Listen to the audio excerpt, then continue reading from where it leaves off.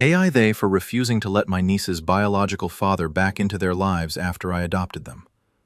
I, 32F, adopted my late sister's twin daughters, now 8, 3 years ago after she died in a car accident.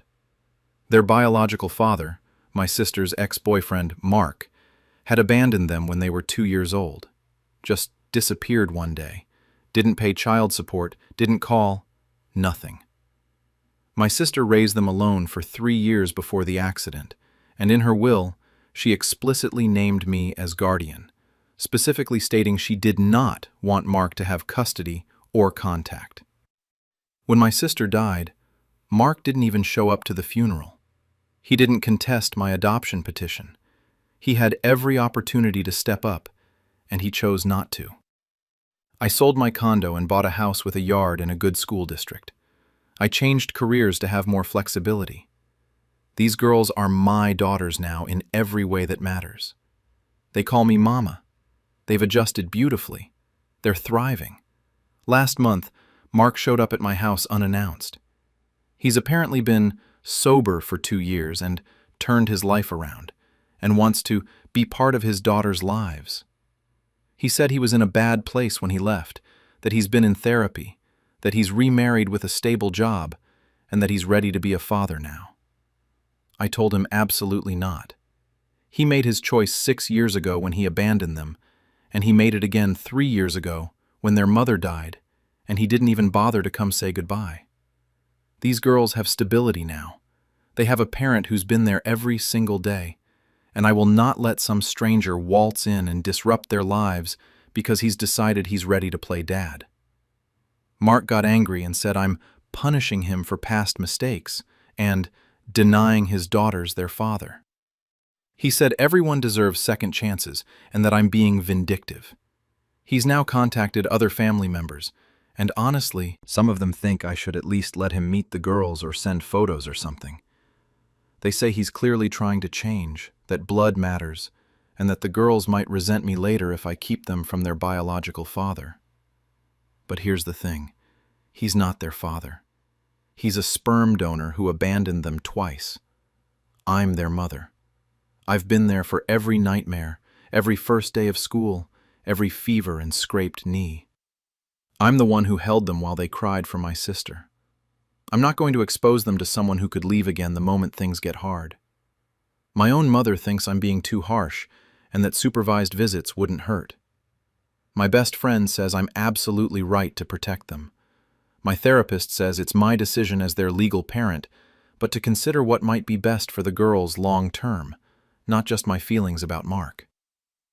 I don't think I'm wrong, but the pushback from family is making me second-guess myself. These girls have been through enough loss and instability. Why should I risk their emotional well-being for someone who's proven he can't be counted on? Am I the for refusing to let Mark back into their lives? Update. Mark showed up at their school. I posted a few weeks ago about refusing to let my adopted daughter's biological father back into their lives. I got a lot of supportive responses, but also a lot of people saying I should at least consider supervised visits or therapy to determine what's best for the girls. I was actually starting to think maybe I should consult a family therapist about it. Not to facilitate contact necessarily, but to figure out the right approach. Then, Mark showed up at their school yesterday. I got a call from the principal saying a man claiming to be the girl's father had come to the office during lunch asking to see them. The school obviously didn't release them. I'm the only authorized guardian on file. But he apparently stood in the parking lot during afternoon recess, trying to wave at them through the fence. The girls didn't even notice him. They were playing on the far side of the playground. But other parents did, and the school had to call security to remove him. I'm furious. I immediately called my lawyer and filed for a restraining order. I also sent Mark a cease and desist letter and updated the school's security protocols with his photo and explicit instructions that he is never to be given access to my children. Mark has been texting me non-stop since yesterday, saying he just wanted to see them and that I'm being unreasonable. He claims he has rights as their biological father and that showing up at their school isn't a crime. He said if I don't agree to supervised visits, he's going to petition the court for visitation rights or partial custody. Here's where it gets more complicated. I talked to my lawyer, and while I have full legal custody and my sister's will supports no contact, Mark technically could try to petition for visitation in our state. It's unlikely he'd succeed given the abandonment and my sister's explicit wishes, but it's possible, especially if he can prove he's genuinely reformed and that contact would be in the children's best interest. My family is now completely divided. My mother is furious at Mark for the school incident and has completely reversed her position. She's now saying I was right all along and that he's clearly unstable. But my aunt, my sister's mom's sister, is actually defending him, saying he's desperate to connect with his children and that I've backed him into a corner by being so rigid. She thinks the school visit, while inappropriate, shows how much he cares. I cannot believe I'm hearing this. He showed up at their elementary school unannounced and tried to approach children who don't know him. That's not love. That's stalking. The girls could have seen him and been terrified. What if he'd tried to take them? What if he'd approached them on the playground and confused or scared them? I've explained to my aunt that this is exactly why I won't allow contact. Because Mark has shown zero respect for boundaries, zero consideration for what's actually best for the girls, and zero understanding that being a parent means putting your children's needs before your own wants. A man who genuinely wanted what was best for them would have reached out through proper legal channels, would have respected my boundaries as their legal guardian, and would never have shown up at their school. The girls asked me last night why there were extra security people at school. I told them the school was just being extra careful about safety. I hate lying to them, but I also don't want to introduce fear or confusion into their lives about a man they don't remember and don't need to know about. My lawyer says the restraining order should be granted given the school incident, but that I need to be prepared for Mark to fight this legally. He's already sent an email through his lawyer saying he's going to pursue visitation rights, and that my hostility and gatekeeping is harming his children's welfare by denying them a relationship with their father. I'm exhausted. I'm angry. And honestly, I'm scared. Not physically, but scared that somehow the legal system might force me to allow contact with someone who's proven he can't be trusted to respect basic boundaries. Some family members are now saying I should have just agreed to supervised visits when he first asked, and then none of this would have happened. They're acting like I caused this escalation by being too rigid.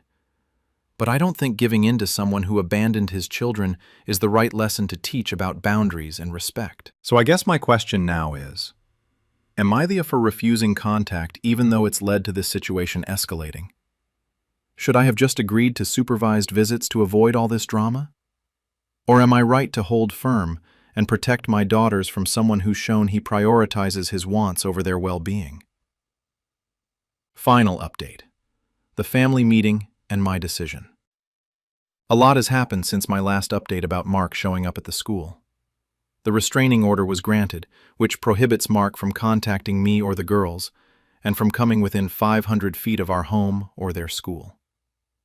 But Mark's lawyer has indeed filed a petition for visitation rights, so this is going to court.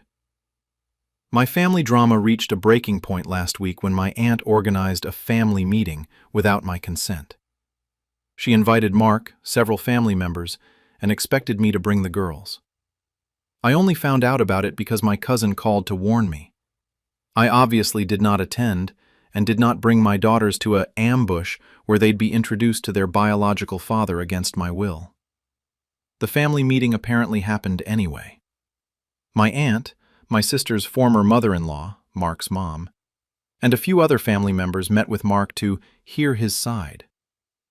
According to my mother, who attended out of concern, Mark presented himself as a reformed man who made terrible mistakes and now wants to make amends. He cried. He showed photos of a nursery he's apparently set up in his house for the girls. He talked about how much he's changed. Several family members came away from that meeting thinking I'm being unreasonable. My aunt actually called me afterward and said I was denying these children their heritage and playing God with other people's relationships. She said Mark seemed genuinely remorseful and that supervised visits wouldn't hurt anything. I was so angry I could barely speak. I told her that she had no right to organize a meeting about my children without my involvement, that meeting with Mark behind my back was a complete betrayal of trust, and that if she continues to advocate for him having access to my daughters, she will also lose access to them. She was shocked. She said I was being controlling and using the girls as weapons. She said family is supposed to support each other through difficult situations, not issue ultimatums. I told her that supporting me would have meant respecting my decision as these children's legal mother. Supporting me would have meant trusting that I know what's best for my own daughters. Instead, she organized a secret meeting with a man who abandoned his children and showed up at their school like a stalker, and she's acting like I'm the problem. We haven't spoken since. My mother is caught in the middle. She supports my decision now, especially after the school incident, but she's also trying to keep peace with her sister, my aunt. She asked if I would consider writing Mark a letter explaining my boundaries and offering some kind of compromise.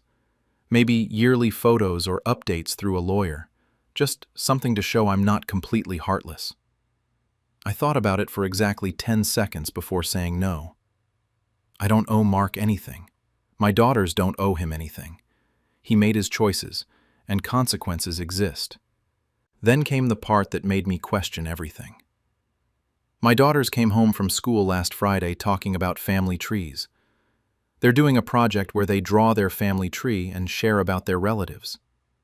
One of my daughters asked me about her first dad, meaning my sister's husband, who was never biologically related, but who helped raise her for the first 2 years before he and my sister separated amicably. He's still in our lives as Uncle James.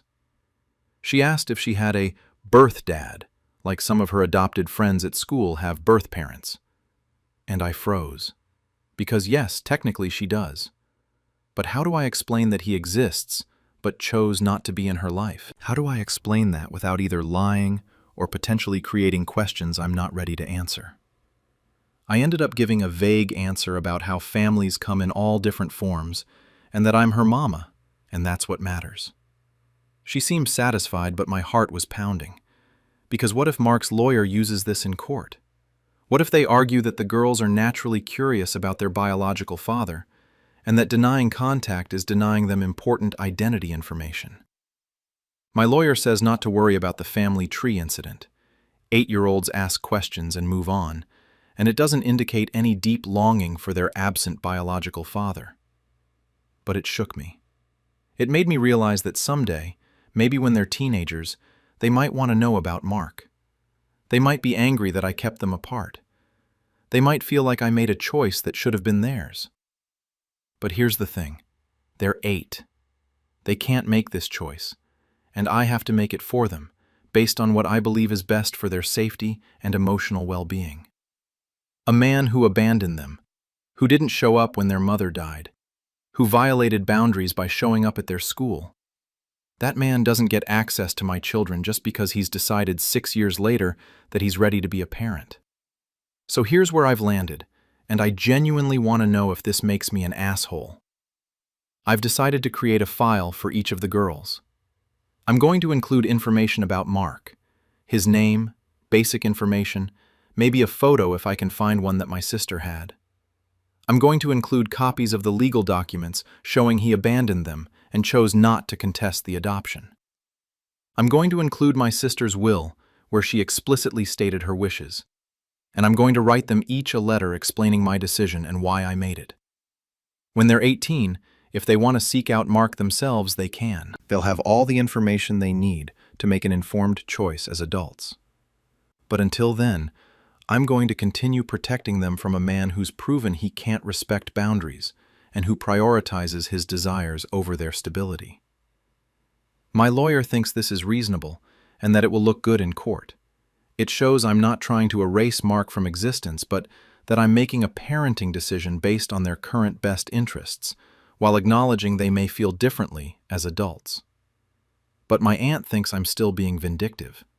She says 18 is too long to wait, that I'm essentially ensuring they'll never have a relationship with their father during their childhood, and that I'm making this decision based on my anger at Mark, rather than what's actually best for the girls. So, AITA? Am I doing the right thing by waiting until they're adults? Or should I be considering some form of contact now, despite everything that's happened? I don't think I'm wrong, but I also can't shake the fear that someday my daughters will be angry at me for this choice. And I need to know, am I making this decision as their protective mother? Or am I letting my justified anger at Mark cloud my judgment about what they might actually need? Am I they for telling a stranger my daughter has been catfishing them for 2 years? I, 42 years Ethel, discovered last month that my daughter, Zoe, 16 years Femel, has been catfishing someone online for over 2 years. I only found out because the person she was catfishing, a 17-year-old boy named Ryan, showed up at our house asking for her. Here's the background. Zoe has always been shy and struggled with social anxiety. During the pandemic, she started spending a lot of time online, which I thought was normal for teenagers. She seemed happier, more confident, and talked about her online friends often. What I didn't know was that Zoe had created a completely fake identity. She told someone named Ryan that her name was Emma, that she was 17 and she used photos of a friend, who gave permission thinking it was for a private account, to create this persona. She and Ryan developed an intense emotional relationship over 2 years. Daily video chats, where Zoe would claim her camera was broken, constant messaging, late-night calls, and what Ryan believed was genuine romantic connection. Ryan lives 3 states away. He'd been planning for months to surprise Emma on her 18th birthday by visiting in person. He'd saved money from his part-time job, told his parents he was visiting a friend, and drove 9 hours to our town. He showed up at our house because Zoe had told him Emma lived here, using our address but claiming she lived in the apartment above us, which doesn't exist. When I answered the door, Ryan asked if Emma was home. I was confused and said no one named Emma lived here. Ryan showed me messages, photos, and explained the whole situation. He showed me the pictures Emma had sent, photos of Zoe's friend. He showed me conversations where Emma had shared details about her life that were clearly pulled from our actual family life. Our dog's name, the color of our house, local landmarks. I realized immediately what had happened. I told Ryan to wait, went inside, and confronted Zoe.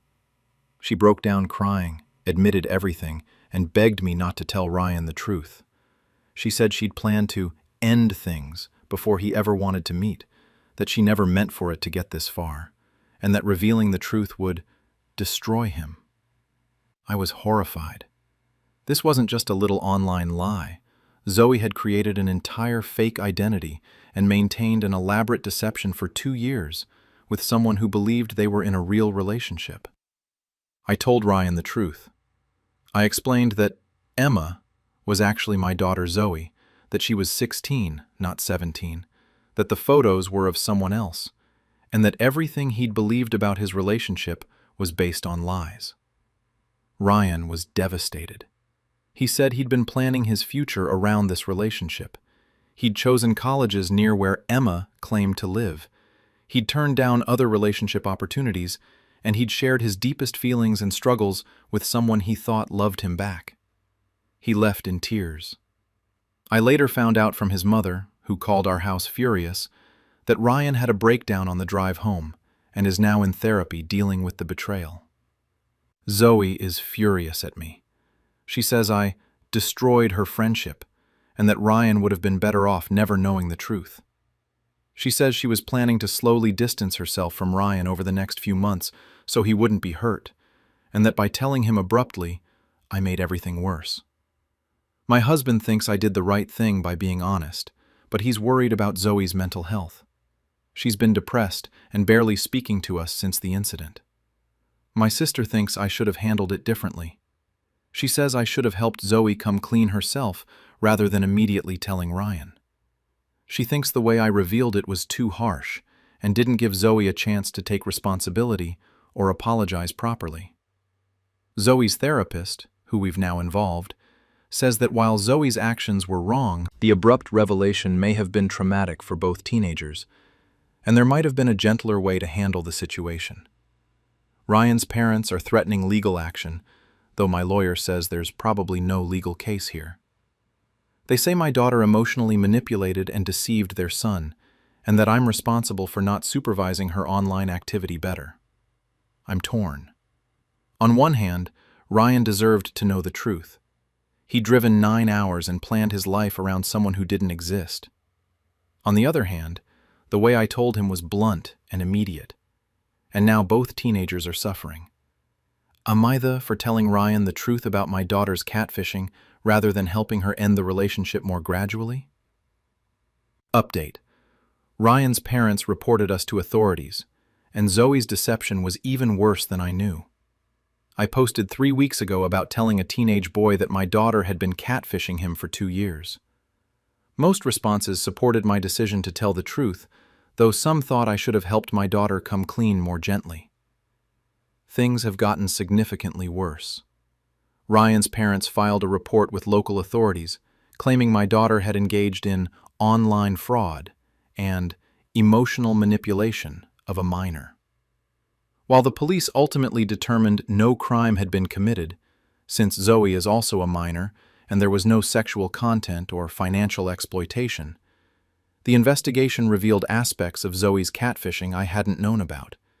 Investigators went through Zoe's devices and discovered she wasn't just catfishing Ryan. She had created multiple fake identities and was maintaining relationships with at least 5 other people, 3 teenage boys and 2 girls, all using different personas, different photos, some of friends, some stolen from social media, and different life stories. She'd been running these multiple fake relationships simultaneously for 1 to 3 years each.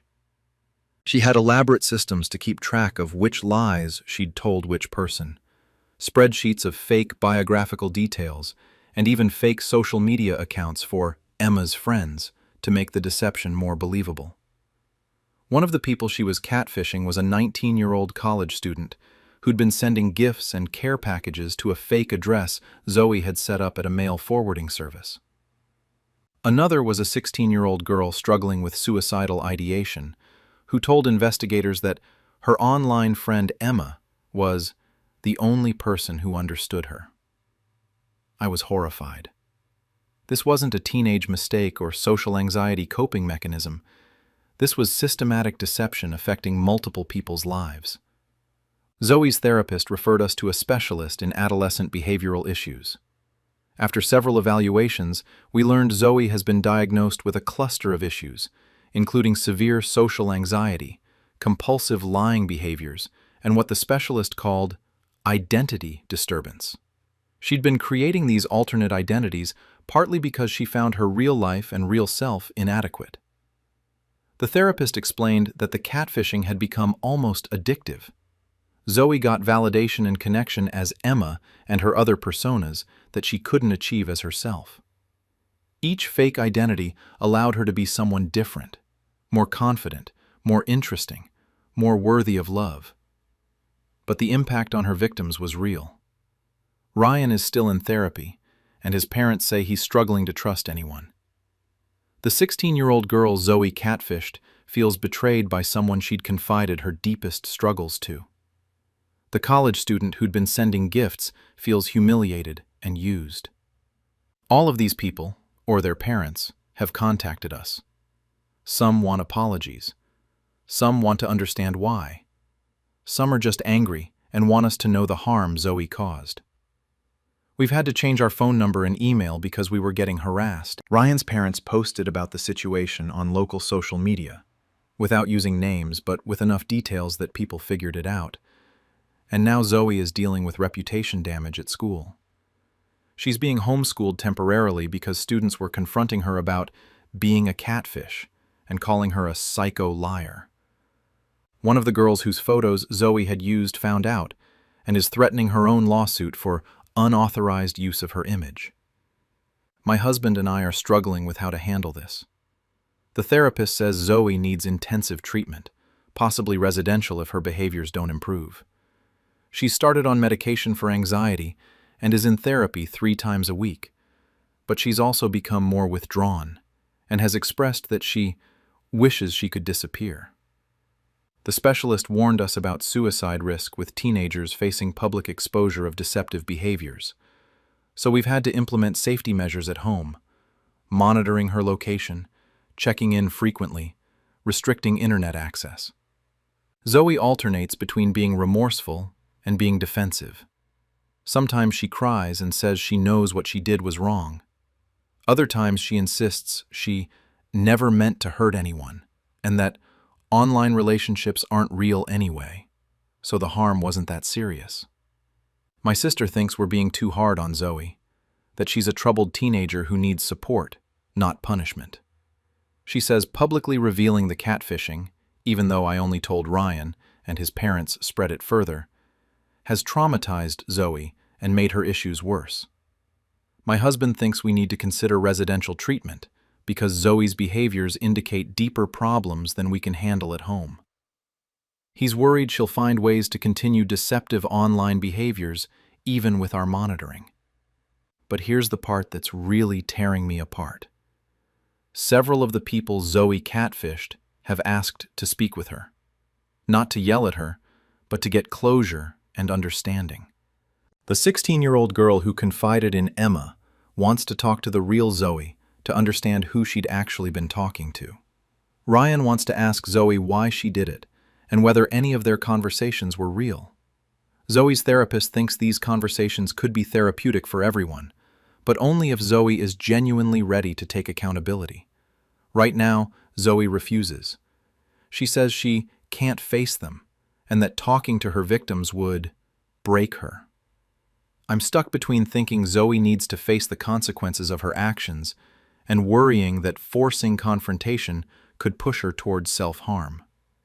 Am I for thinking Zoe should have to speak with at least some of the people she catfished, even though her therapist says she's not ready yet? Final update. Zoe attempted suicide, and I learned the devastating reason she started catfishing. It's been 2 months since my last update about discovering my daughter Zoe had been catfishing multiple people online. The situation reached a crisis point that changed my entire understanding of what had been happening. 3 weeks ago, Zoe attempted suicide. She took a bottle of pills from our medicine cabinet while we thought she was asleep. Thankfully, my husband found her in time, and we got her to the hospital. She survived, but spent a week in inpatient psychiatric care. During her hospitalization, Zoe finally revealed the real reason she'd started catfishing, and it's destroyed me. When Zoe was 13, she'd been sexually assaulted by a family friend at a party. She never told anyone because she blamed herself for being at the party and felt ashamed. The assault left her with severe trauma. She couldn't stand being herself, couldn't look at herself in mirrors, and felt like she was contaminated and unworthy of real relationships. The catfishing started as escapism. By creating Emma, she could be a different person, someone who hadn't been assaulted, someone clean and worthy of love. The validation she got as Emma was the only time she felt valuable. Each additional fake identity served similar purposes, different versions of who she wished she could be, all without the trauma she carried in her real identity. I was devastated. Zoe had been suffering for 3 years with assault trauma while I'd thought she just had social anxiety. All the signs were there: the withdrawal, the online escapism, the identity issues, but I'd missed what was really happening. The specialist explained that catfishing can be a maladaptive coping mechanism for trauma survivors. Creating new identities allows them to escape the self they associate with victimization. While it doesn't excuse the harm Zoe caused others, it provides context for behavior that seemed incomprehensible. Ryan and the others Zoe catfished have been informed, through their parents and therapists, about Zoe's assault disclosure. Most have responded with more compassion, though they're still hurt. Ryan's mother sent a message saying, while it doesn't undo the pain Ryan experienced, understanding the context helps him process the betrayal differently. The 16-year-old girl Zoe catfished asked if she could write Zoe a letter. In it, she explained that she also is a sexual assault survivor and that Emma had helped her through dark times. She said that while the deception hurt, the support she'd received, even from a fake person, had kept her alive. She said she forgave Zoe and hoped Zoe would forgive herself. That letter made Zoe sob for hours. But her therapist says it was a turning point in her accepting that healing is possible. Zoe is now in a residential treatment program specializing in trauma and compulsive behaviors. She'll be there for 3 to 6 months. The program includes trauma processing, DBT therapy, and helping her develop healthy coping mechanisms and a stable sense of identity. She's written apology letters to everyone she catfished, taking full responsibility without expecting forgiveness. Some have responded kindly, some haven't responded, and that's okay. The therapist says the apologies were for Zoe's healing process, not to make the victims feel obligated to absolve her. My husband and I are in our own therapy dealing with guilt. How did we miss that our daughter had been assaulted? How did we not see the signs? The family friend who assaulted her is being investigated, though Zoe struggles with whether she wants to pursue charges. My sister has apologized for suggesting I was too hard on Zoe. She says if she'd known about the assault, she would have understood the situation differently. As for whether I'm TA for telling Ryan the truth when I did, I've made peace with it.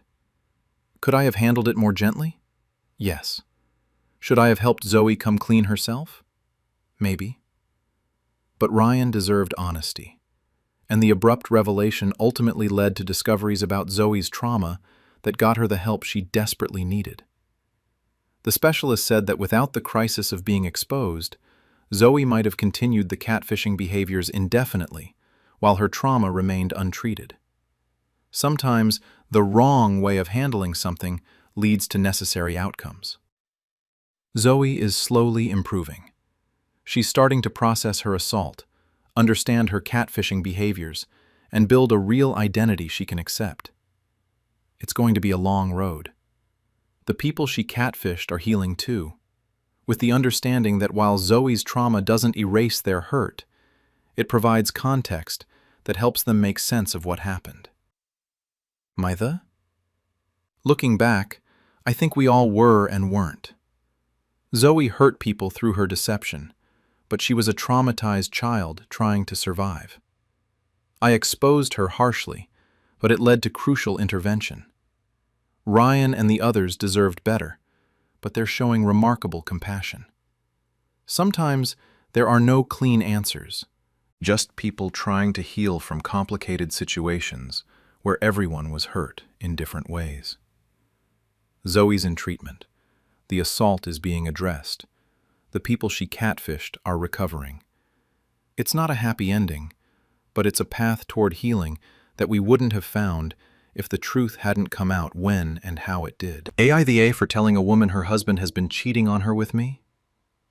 I, 28-F, have been dating Matt, 35 millim, for the past 6 months.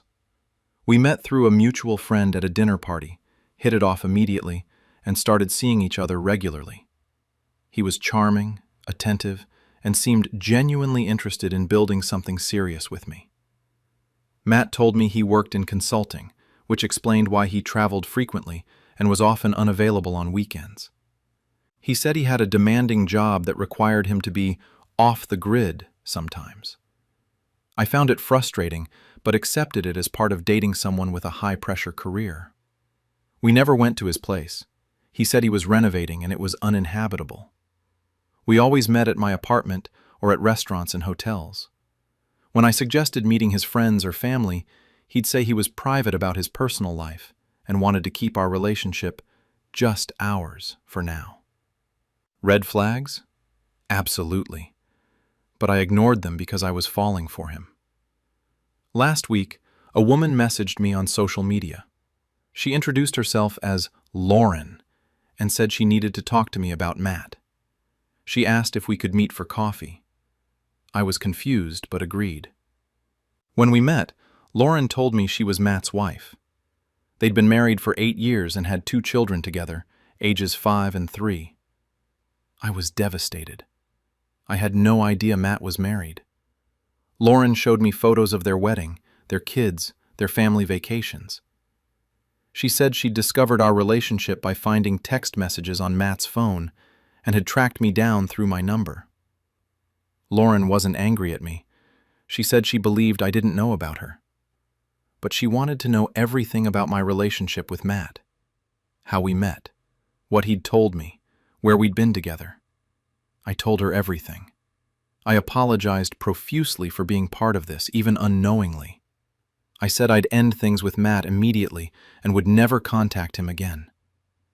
But Lauren asked me to do something else. She wanted me to continue the relationship temporarily and help her gather evidence for a divorce.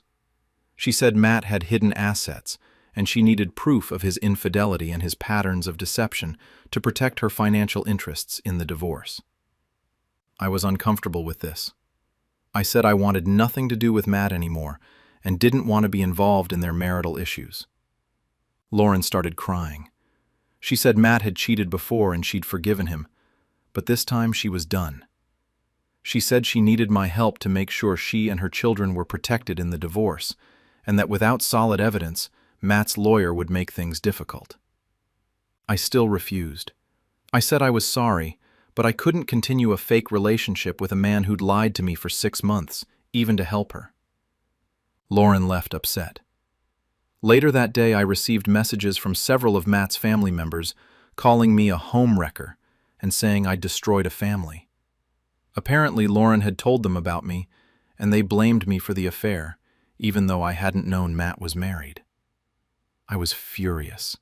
I'd been deceived just like Lauren had, but somehow I was being painted as the villain. So I decided to tell Matt's employer about the affair.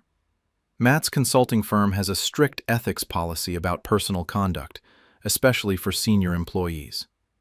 I sent an anonymous tip to their HR department detailing Matt's affair, his pattern of deception, and the fact that he'd been using company travel as cover for seeing me. Matt was fired. He'd apparently been lying to his employer too, claiming client meetings that were actually dates with me, expensing dinners we'd had together as business meals. Now Matt's family is even more furious. They say I've destroyed not just his marriage, but his career, and that his children will suffer because of my vindictiveness. Lauren herself sent me an angry message saying I'd made everything worse. Matt losing his job means less money for child support and alimony. My friends are split.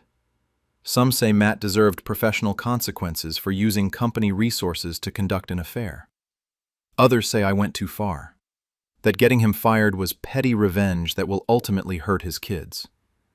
Matt has tried contacting me saying I've ruined his life and that he loved me but was confused about what to do about his marriage. He says getting him fired was cruel and unnecessary.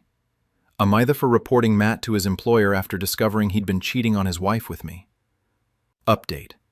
Matt's wife revealed their marriage was actually open. I posted 2 weeks ago about reporting my ex, Matt, to his employer after discovering he was married and had been cheating on his wife with me. Most responses were split on whether getting him fired was justified. The situation has taken a turn I never expected. After Matt was fired, his wife, Lauren, contacted me again. She was apologetic about her previous angry message and said we needed to talk in person about something important. We met at the same coffee shop. Lauren seemed nervous and said she needed to tell me the truth about her marriage with Matt. Their marriage was open. They'd had an open relationship arrangement for the past 3 years. I was stunned. I asked why she'd confronted me as the betrayed wife if their marriage was open. She said Matt had violated the terms of their arrangement. According to Lauren, their open marriage had specific rules. They could see other people, but had to be honest about it, use protection, never see the same person for more than a few months to avoid emotional attachment, and never let outside relationships interfere with family time or finances. Matt had broken all of these rules with me. He'd been seeing me for 6 months, twice as long as their agreement allowed. He'd lied to Lauren about where he was going and who he was seeing. He'd been using family money for our dates, and based on his texts, he'd developed genuine feelings for me. Lauren said she'd confronted me not because Matt was cheating in the traditional sense, but because he'd violated their agreement so severely that it was essentially cheating on their open marriage arrangement. I didn't know what to say. I asked why she'd asked me to help her gather evidence for divorce if they had an open marriage. She said that when she'd discovered how seriously Matt had violated their rules, she'd realized the open marriage wasn't working and wanted out. She'd needed evidence that Matt was violating their prenuptial agreement, which had clauses about honesty and financial fidelity. Then Lauren said something that made me question everything. She'd never told Matt's family that their marriage was open. His parents, siblings, and extended family all believed they had a traditional monogamous marriage. When Lauren had told them about the affair, they'd assumed it was standard cheating, not a violation of an open marriage agreement. I was furious. I said, "So you let Matt's family attack me and call me a homewrecker when you knew you had an open marriage? You let them think I destroyed a faithful marriage when that's not even what your marriage was?" Lauren said she couldn't tell Matt's family about the open marriage because they're very religious and conservative. If they knew about the arrangement, they'd judge her harshly and potentially cut her and the children off from family support. She said I'd been collateral damage in her need to maintain appearances with Matt's family while still holding Matt accountable for violating their agreement. I asked about Matt losing his job. Lauren said that was unfortunate, but that Matt had actually been committing expense fraud by billing our dates as business expenses, so he'd deserved professional consequences. But here's what really bothered me.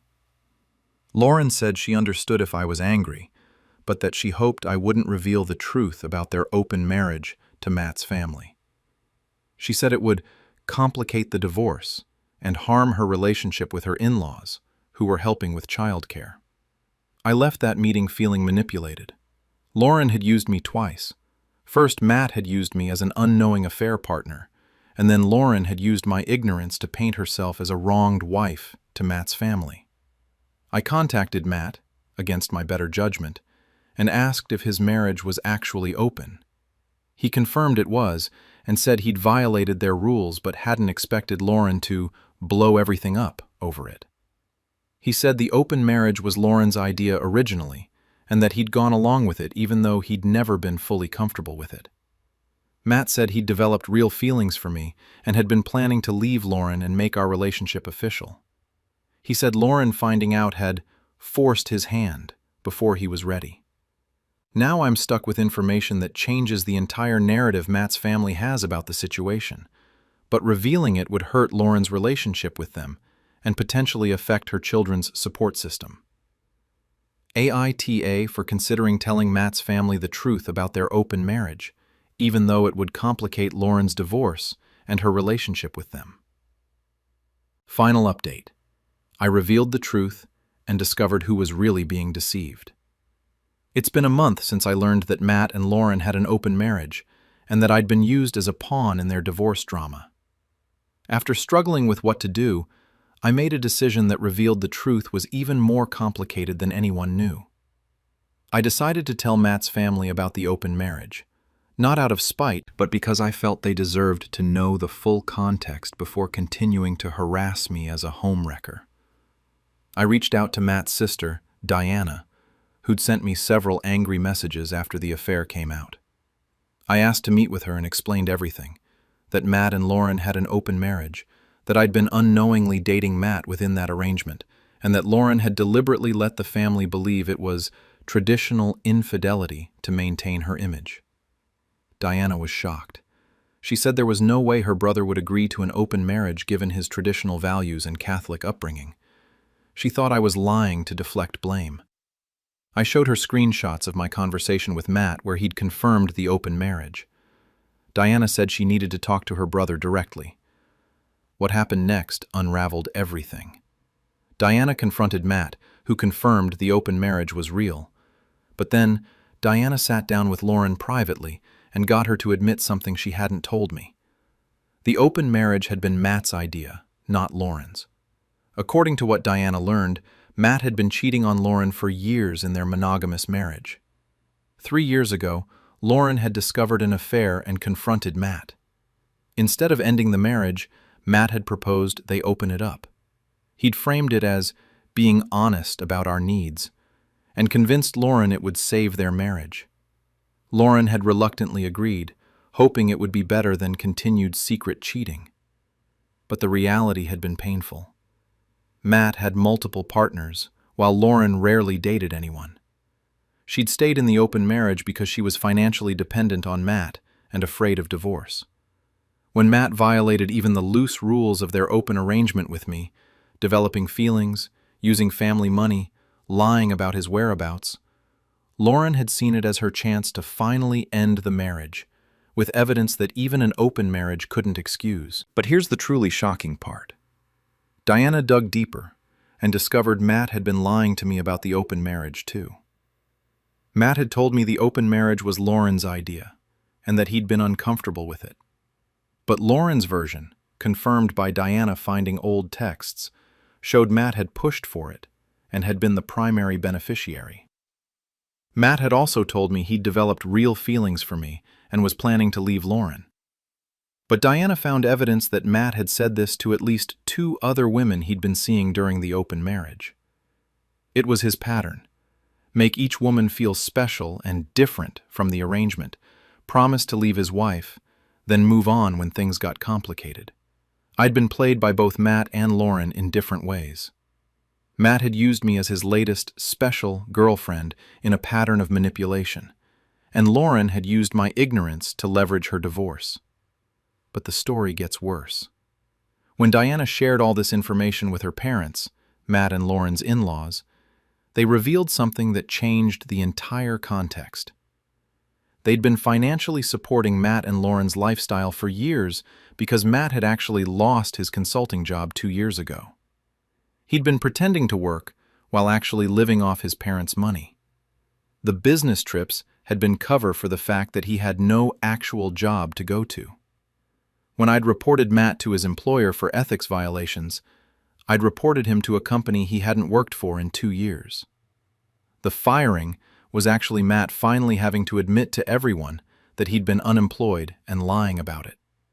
His parents had been sending money for their grandchildren, believing Matt was employed and just needed temporary help.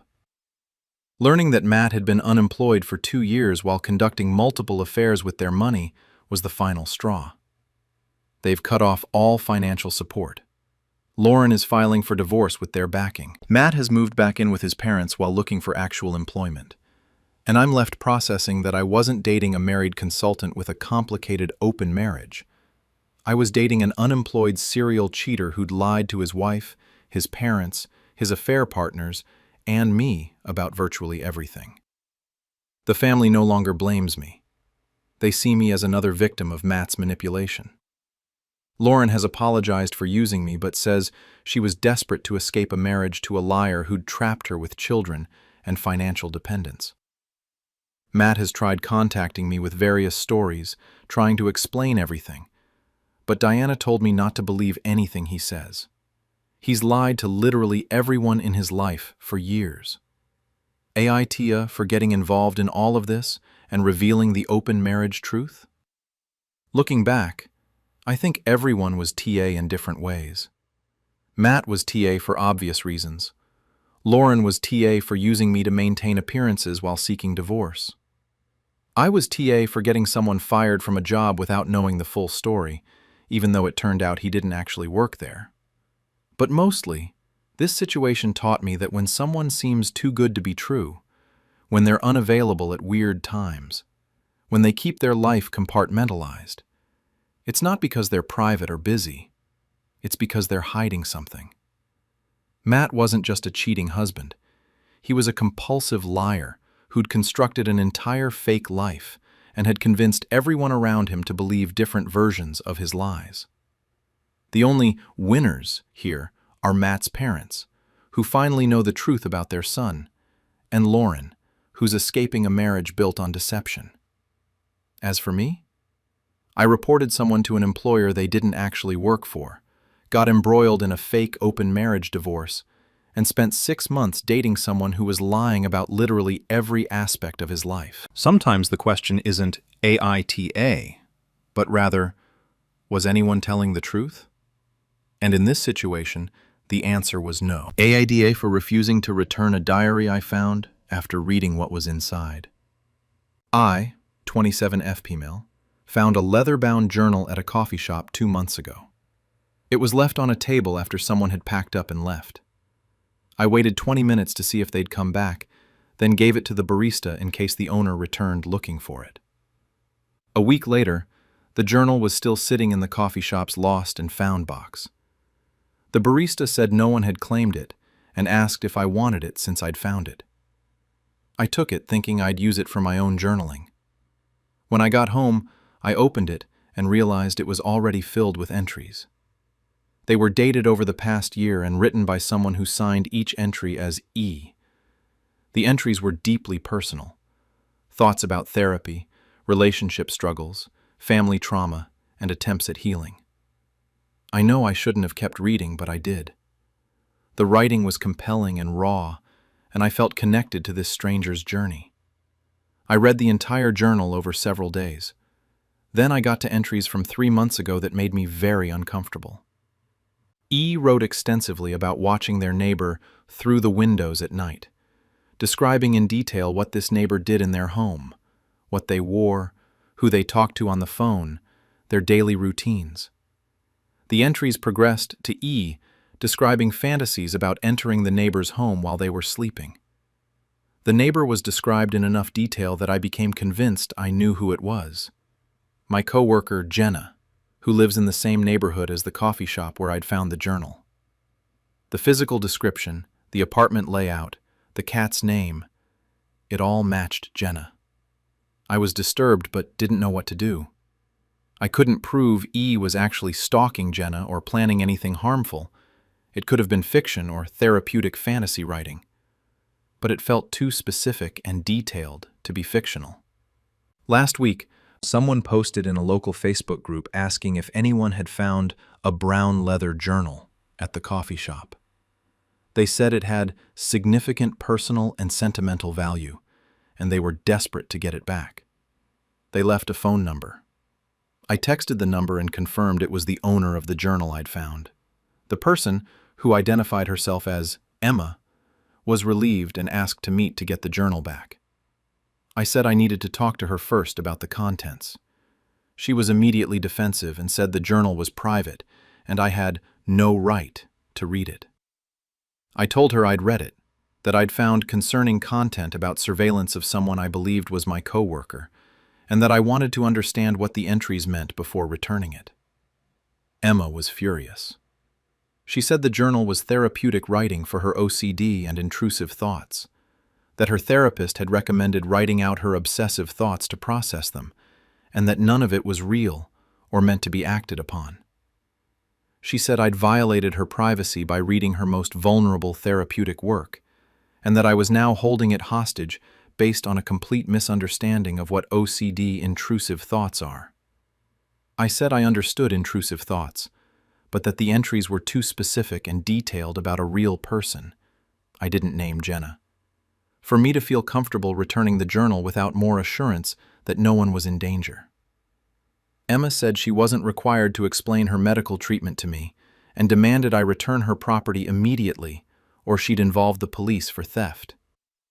I refused and said if she involved police, I'd share the journal contents with them and let them determine if it warranted investigation. Emma has now posted in multiple local groups that I stole her personal medical journal and am refusing to return it and threatening her with false police reports. Several people have commented that I'm completely in the wrong for reading someone's private journal and then holding it hostage.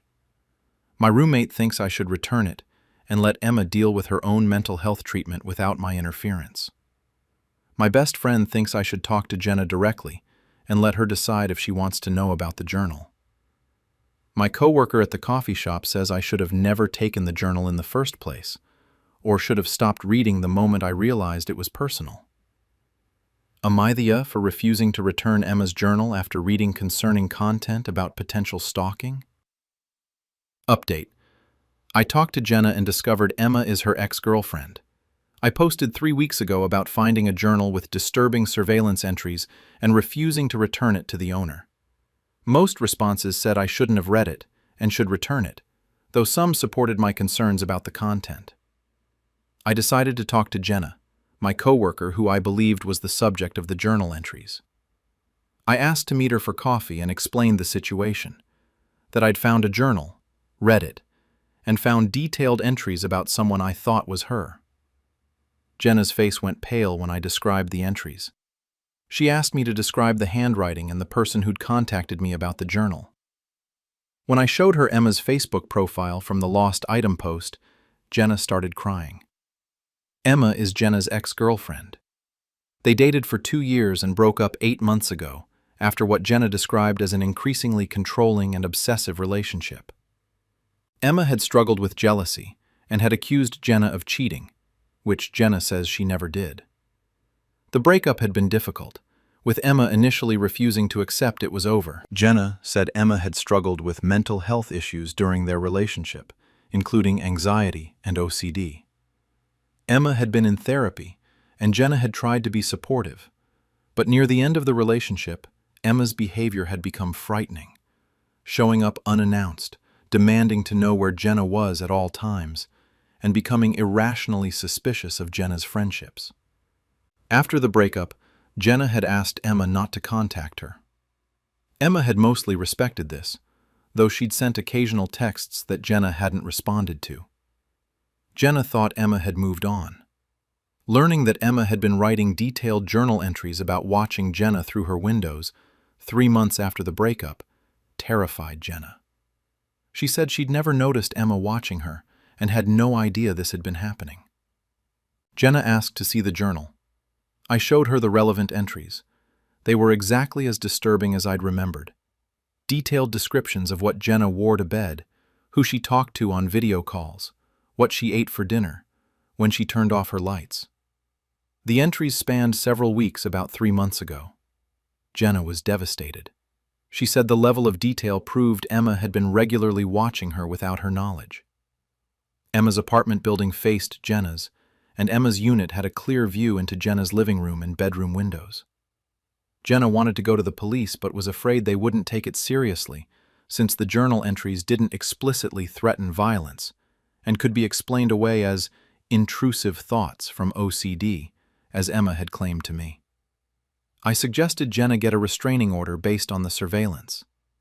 Jenna contacted a lawyer who said the journal entries could potentially support a stalking claim, but they'd need more evidence of Emma's ongoing behavior. Then Emma escalated. She'd apparently figured out that I'd talked to Jenna, and she sent me a threatening message saying I'd destroyed her life by sharing her private medical documentation with her ex. She said she was suing me for invasion of privacy and for interfering in her mental health treatment.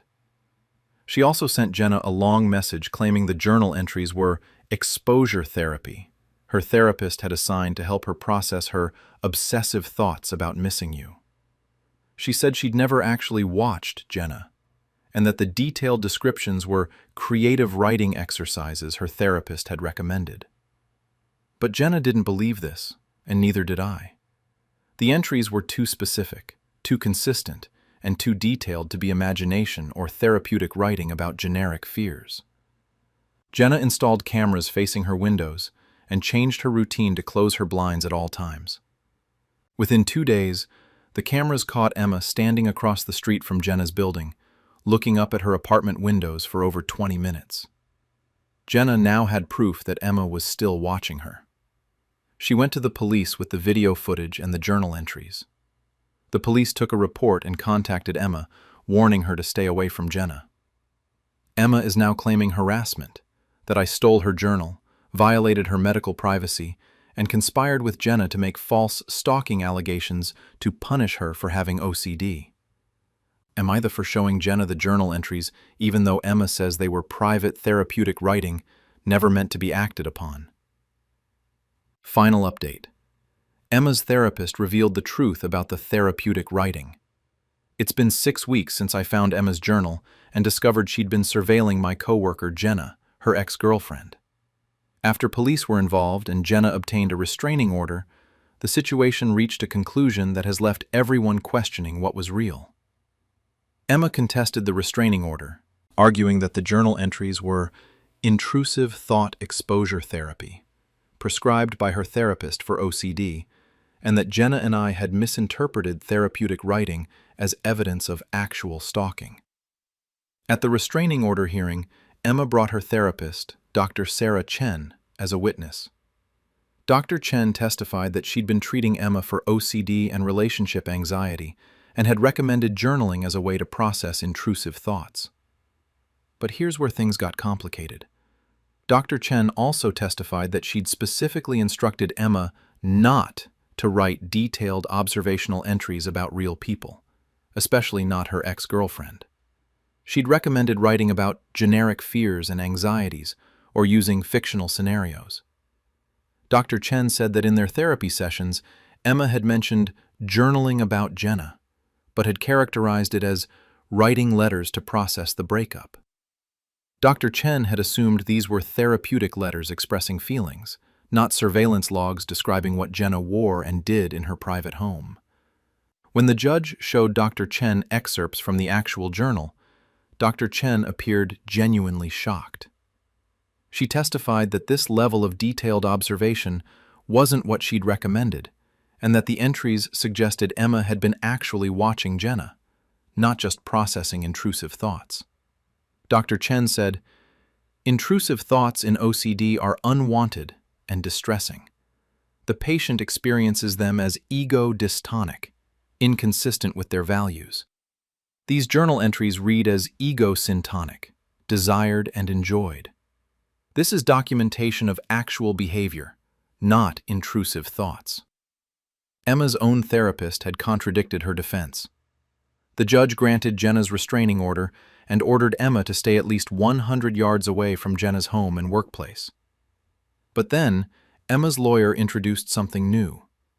Text messages between Emma and another ex-girlfriend from a year before Emma had dated Jenna. The messages showed Emma had engaged in similar surveillance behavior with that ex, watching from a distance, documenting their routines, showing up places coincidentally. That ex-girlfriend, Kara, was subpoenaed to testify. Kara confirmed that Emma had stalked her after their breakup, including showing up at her gym, her workplace, and outside her apartment. Kara had eventually moved to a different city partly to get away from Emma's behavior. Kara said Emma had used the same "it's just OCD intrusive thoughts" excuse when confronted, and Kara had believed her at the time and felt guilty for being afraid of someone struggling with mental health issues. Learning there was a pattern, that Emma had stalked multiple ex-girlfriends and had used her OCD diagnosis to explain away her behavior, was devastating for Emma. Her lawyer tried to argue this showed Emma had a genuine mental health condition that required treatment, not legal punishment. But Dr. Chen testified that while Emma did have OCD, she was also exhibiting stalking behaviors that weren't explained by the OCD diagnosis. She said Emma had been misusing therapy concepts to justify behavior that went beyond intrusive thoughts. The judge ordered Emma to undergo a mental health evaluation and to have no contact with Jenna or Kara. Emma was also required to find a new therapist, since her relationship with Dr. Chen had been compromised by the legal proceedings. As for me and the journal, the judge ruled that while I shouldn't have read Emma's private journal, once I'd found concerning content about someone I knew, I'd had a responsibility to inform that person, especially given the specific and detailed nature of the entries. Emma was ordered to stop claiming I'd stolen her journal, since it had been legitimately abandoned and then claimed from Lost and Found, and to stop posting about me online. But Emma's life has fallen apart. She lost her job after her employer learned about the stalking restraining order. Her mutual friends with Jenna have cut her off. Her own therapist had testified against her characterization of her behavior. Emma sent me one final message before the no-contact order was finalized. "You ruined my life over a journal. I was trying to get better. I was trying to process my thoughts in a healthy way, and you decided my private healing was evidence of a crime. I'll never forgive you." I still struggle with this. Emma did have OCD. She was in therapy trying to manage it. The journaling was supposed to help her. But she'd also used her mental health diagnosis as a shield to engage in stalking behavior that she'd previously done to another ex. She'd claimed the detailed surveillance entries were intrusive thoughts, when they were actually records of actual watching and following. Am I AITA for reading the journal and showing it to Jenna? The therapist said I'd done the right thing by alerting Jenna. The judge said I'd acted appropriately once I'd discovered concerning content. Jenna said I'd potentially saved her from escalating stalking. But Emma's life is destroyed. She's now in intensive therapy for both OCD and what her new therapist is calling relationship obsession patterns. She has a stalking record that will affect her employment and housing. She's lost her community. Some people say Emma brought this on herself by misusing her mental health diagnosis to excuse stalking. Others say I violated her privacy and turned therapeutic writing into evidence of crime when it should have stayed confidential. I think the truth is that mental illness and harmful behavior can coexist. Emma genuinely has OCD. Emma also genuinely stalked her ex-girlfriends. Both things are true. The intrusive thoughts from her OCD might have contributed to her obsessive focus on her exes. But at some point, she'd crossed from experiencing unwanted thoughts to actively engaging in surveillance and documenting it. I found a journal that documented that crossing point, and I made a choice to share it rather than return it unopened. Emma says that choice destroyed her life. Jenna says that choice protected hers. Dr. Chen says the journal revealed behavior that needed intervention, regardless of how it came to light. I still don't know if I'm TA. I just know that I found something disturbing, I told the person being watched, and that person was able to protect themselves from someone who'd stalked multiple partners. If that makes me TA for violating Emma's privacy, then I accept that judgment. Because the alternative was returning a journal full of surveillance logs to someone who was using therapy language to disguise stalking behavior. Emma needed help, but Jenna needed protection. And sometimes those two needs are in direct conflict, and someone has to choose which one takes priority. I chose Jenna's safety over Emma's privacy. I'd make the same choice again, even knowing what it cost Emma. AITA for revealing to my brother that he's adopted after doing a DNA test for fun. I, 33F, recently did one of those ancestry DNA tests as a Christmas gift from my husband. I've always been interested in genealogy and thought it would be fun to see my ethnic breakdown and maybe connect with distant relatives. When my results came back, I was excited to explore the family connections. That's when I noticed something strange. My brother, Marcus, 28 Elm, who had done the same DNA test 2 years ago, was showing up in my matches, but not as a sibling. He was listed as a close relative, with about 25% shared DNA, the amount you'd share with a half-sibling, aunt, uncle, or grandparent. I assumed it was an error and contacted the company. They explained that their analysis was accurate. Marcus and I share approximately 25% of our DNA, not the 50% full siblings would share. This meant we had only one parent in common. I was shocked. My parents have been married for 35 years. I couldn't understand how this was possible. I did more research and learned that either Marcus was my half-brother, meaning one of our parents had an affair, or one of us was adopted. I confronted my parents privately. My mother broke down crying immediately. She admitted that Marcus was adopted when he was 3 days old. I was 5 years old at the time, but they told me Marcus was a gift from God, and I apparently just accepted he was my baby brother. They'd decided never to tell Marcus he was adopted because they didn't want him to feel different, or search for his biological parents instead of loving us. I was stunned. Marcus is 28 years old and has no idea he's adopted. I asked my parents if they ever planned to tell him, and they said no. They'd decided it was better for everyone if he never knew. I strongly disagreed. I told them Marcus had a right to know his biological origins, especially for medical history reasons.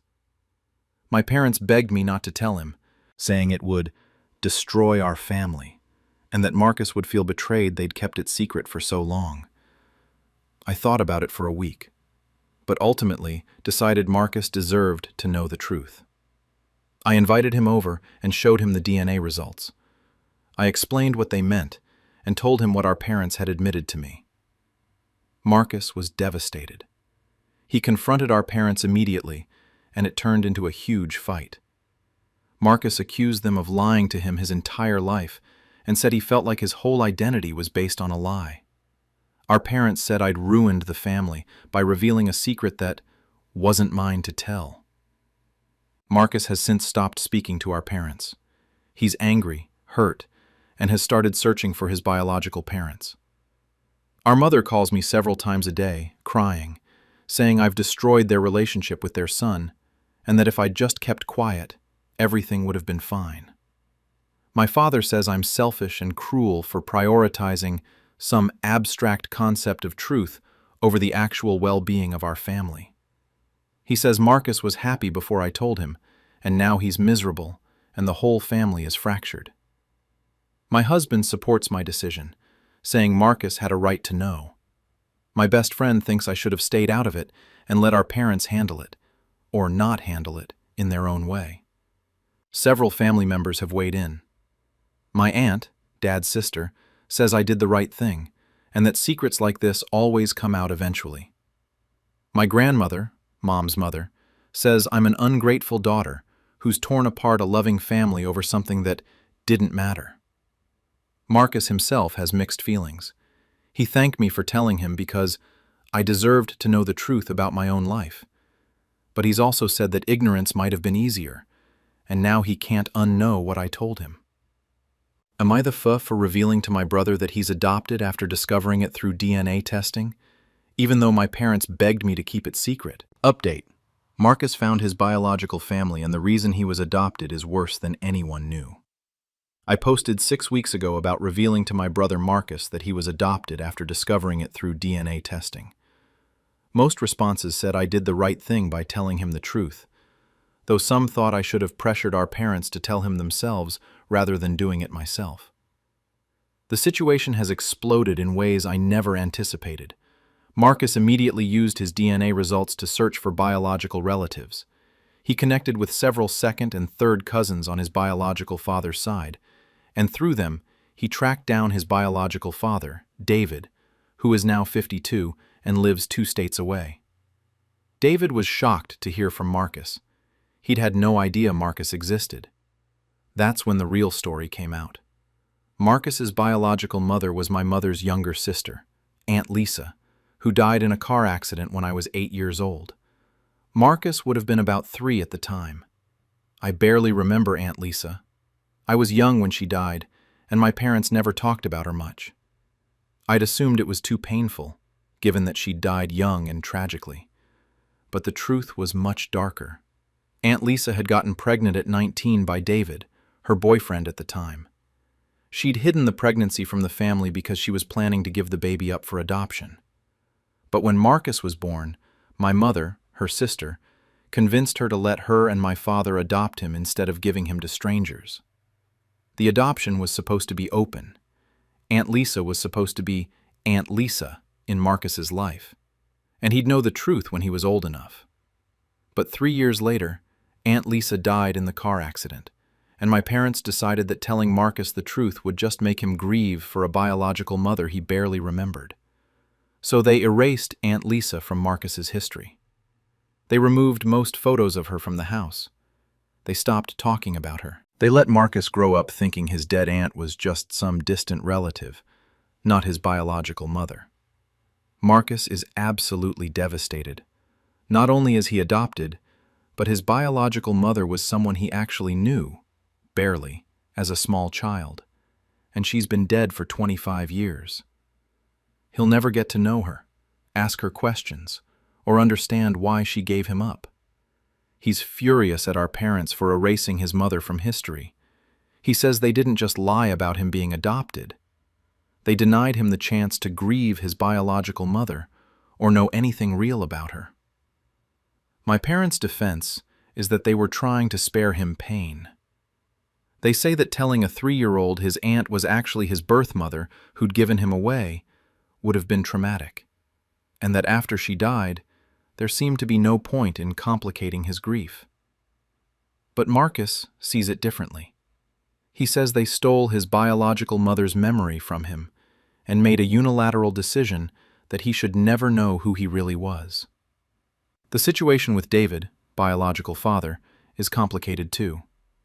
David says he'd broken up with Lisa before she told him she was pregnant. She'd contacted him once to tell him about the baby and the adoption plan, then cut off contact. He'd respected her wishes and never tried to find the child, assuming the baby had been adopted by strangers and had a good life.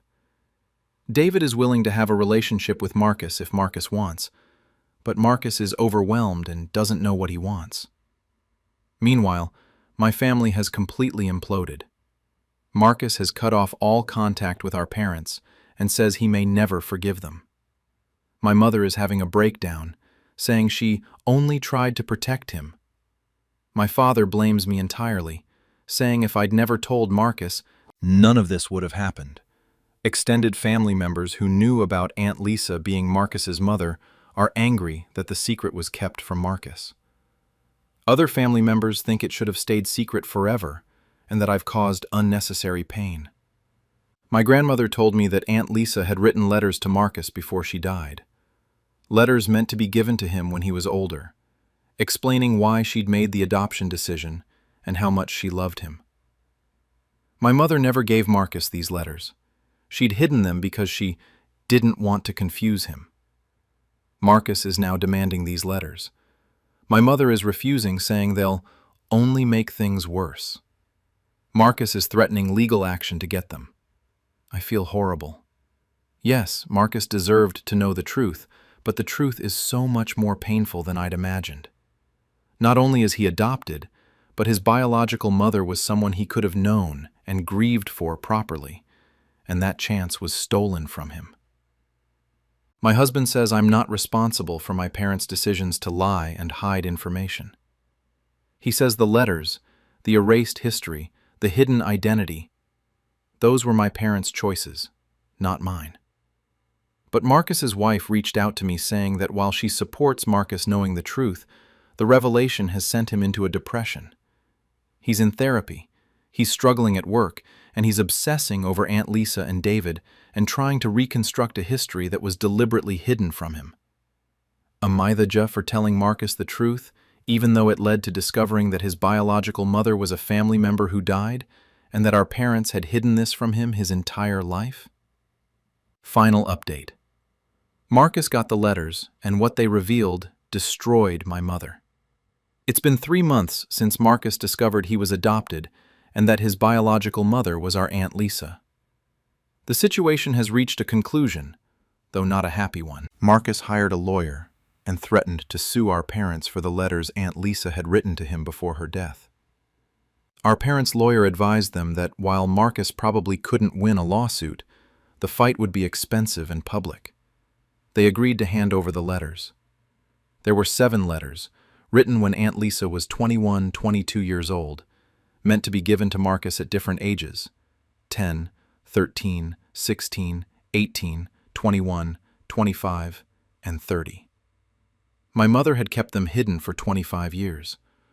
Marcus read all of them in one sitting.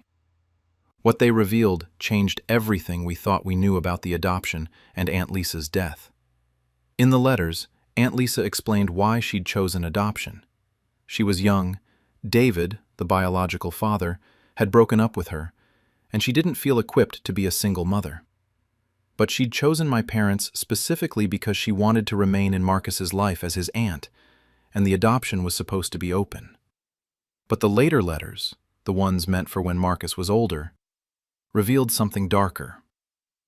Aunt Lisa had become increasingly unhappy with the adoption arrangement.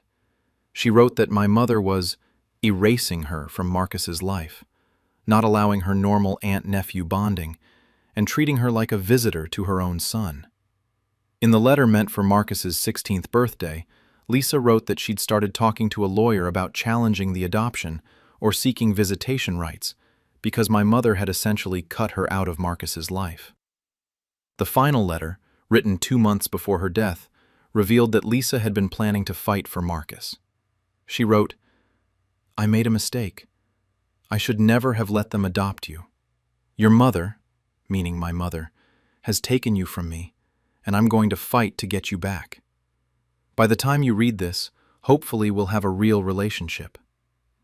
Marcus took these letters to David, his biological father. David revealed something he'd never mentioned before. The day before Aunt Lisa died in the car accident, she'd called him crying, asking if he'd support her in challenging the adoption. She'd said she wanted Marcus back and was willing to fight my parents in court. The car accident happened the next day. The police report said Aunt Lisa had been driving in bad weather and lost control of her vehicle. It was ruled an accident. But Marcus started asking questions. He pulled the police report, the witness statements, everything. He became convinced that Aunt Lisa's death wasn't random, that the stress my mother had put her under about Marcus had contributed to her emotional state, and that she'd been driving in dangerous weather because she was distressed about the custody situation. He confronted our mother with this theory. He accused her of stealing him from Lisa and driving Lisa to such desperation that she died trying to get him back. My mother had a complete breakdown. She admitted that yes, she'd been cutting Lisa out of Marcus's life because she was afraid Lisa would change her mind about the adoption. She said she'd been terrified of losing Marcus and had convinced herself that limiting Lisa's contact was protecting the family. She denied having anything to do with Lisa's death, but Marcus doesn't believe her. He's convinced that my mother's actions, cutting Lisa out, refusing to honor the open adoption agreement, threatening Lisa when she talked about challenging the adoption, led directly to Lisa's death. David has told Marcus that Lisa was extremely distressed in the days before her death and had been crying about losing her baby and being erased from his life. The family has completely fractured. Marcus has permanently cut off our parents and says he'll never speak to them again. He's pursuing a relationship with David and has started calling him Dad. He's changed his last name legally to match David's surname instead of our parents' surname. My mother has had to start taking medication for anxiety and depression and barely leaves the house. My father is furious at me, saying I destroyed everything by telling Marcus the truth. Extended family is split between those who think my mother acted horribly and those who think she was just trying to protect her family. Marcus and his wife just had their first baby, my parents' first biological grandchild, and Marcus's first child. They weren't told about the pregnancy and weren't invited to meet the baby. Marcus says he'll never let them near his child because he won't let them lie to another generation. My relationship with Marcus is strained. He doesn't blame me for telling him the truth, but being around me reminds him of our parents and the life he thought he had. We talk occasionally, but we'll never be as close as we were before. My relationship with our parents is destroyed. My mother sobs every time she sees me, saying I took her son away. My father has told other family members that I'm dead to him for revealing the adoption. My husband thinks we should move away and start fresh somewhere else, away from the family drama. My therapist says I need to accept that I made a choice, telling Marcus, that had consequences I couldn't have predicted, and that I'm not responsible for my parents' decades of lies. Am I the duh for telling Marcus he was adopted, even though it led to discovering that my parents had essentially stolen him from his biological mother and driven her to desperation? I don't know anymore. Marcus deserved the truth, but the truth destroyed our family, cost my mother her relationship with her son, and revealed that Aunt Lisa died trying to get Marcus back from people who'd cut her out of his life. Sometimes the truth doesn't set you free. It just shows you that the foundations everything was built on were rotten all along. Marcus has the letters now. He knows his biological mother wanted him back. He knows she died fighting for him. And he knows that the people who raised him were the same people who kept him from her. Was telling the truth worth all this destruction? I did what I thought was right, but right doesn't feel like enough when you look at the rubble of what used to be your family. AITA for refusing to donate bone marrow to my estranged brother even though I'm his only match? I, 30F female, was recently contacted by my mother asking me to get tested as a potential bone marrow donor for my older brother, Trevor, 35 male. Trevor was diagnosed with acute leukemia 3 months ago and needs a bone marrow transplant to survive. I haven't spoken to Trevor in 8 years. We've been estranged since I was 22, and the reason for our estrangement is significant. When I was 15, I confided in Trevor that my boyfriend at the time had sexually assaulted me. I was traumatized, confused, and scared to tell our parents. Trevor was 20, in college, and I looked up to him. I begged him to help me figure out what to do. Instead of supporting me, Trevor told me I was probably misremembering what happened, that I'd probably given mixed signals, and that reporting it would ruin a guy's life over a misunderstanding. He said if I told our parents, he'd tell them I was lying for attention because I'd been boy crazy lately. I was devastated. I never reported the assault. I spiraled into depression, started self-harming, and struggled through the rest of high school. I eventually got therapy in college and worked through the trauma, but I never forgave Trevor for his response when I needed him most. When I was 22, I finally told Trevor exactly how much his dismissal had hurt me, and how his refusal to believe or support me had damaged my healing. He doubled down, saying he'd been trying to protect me from making a false accusation, and that I was being dramatic about the whole thing 8 years later. I cut him off completely. I didn't attend his wedding. We don't speak at family gatherings. My parents know we're estranged, but don't know the full reason. I've never told them about the assault or Trevor's response. Now Trevor has leukemia and needs bone marrow. I got tested because my mother begged me to, and I'm a perfect match. Trevor's doctors say I'm his best chance for survival. The public registry hasn't yielded any close matches, and time is critical. My mother called me crying, saying I need to donate to save Trevor's life. She says whatever happened between us can't be more important than his survival, and that I'd regret it forever if my brother died and I could have saved him. I told her I won't donate. I said Trevor and I are estranged for serious reasons, and I'm not obligated to undergo a painful medical procedure for someone who wasn't there for me when I needed him. My mother is furious. She says I'm holding a grudge and playing God with Trevor's life. She's told extended family that I'm refusing to help my brother, and now I'm getting calls and messages from aunts, uncles, and cousins saying I'm selfish and cruel. My father has been quieter but told me that whatever Trevor did can't be worth letting him die over. He says family forgives family, and that I'll have to live with myself if Trevor doesn't survive. Trevor's wife contacted me directly, crying and begging. She said their 2 kids, 6 and 4, need their father, and that I'm condemning them to grow up without a dad over some old argument Trevor doesn't even remember the details of. My therapist says it's my body and my choice, and that I'm not obligated to donate to anyone for any reason, even family. My partner supports whatever I decide, but is concerned about the family fallout and the guilt I might carry. My best friend thinks I should donate because it's life and death, regardless of our history. She says I can donate the marrow and still never speak to Trevor again, but at least I'd know I didn't let him die. But I keep thinking, Trevor didn't save me when I needed saving. He dismissed my trauma and made my healing harder. Why should I save him now?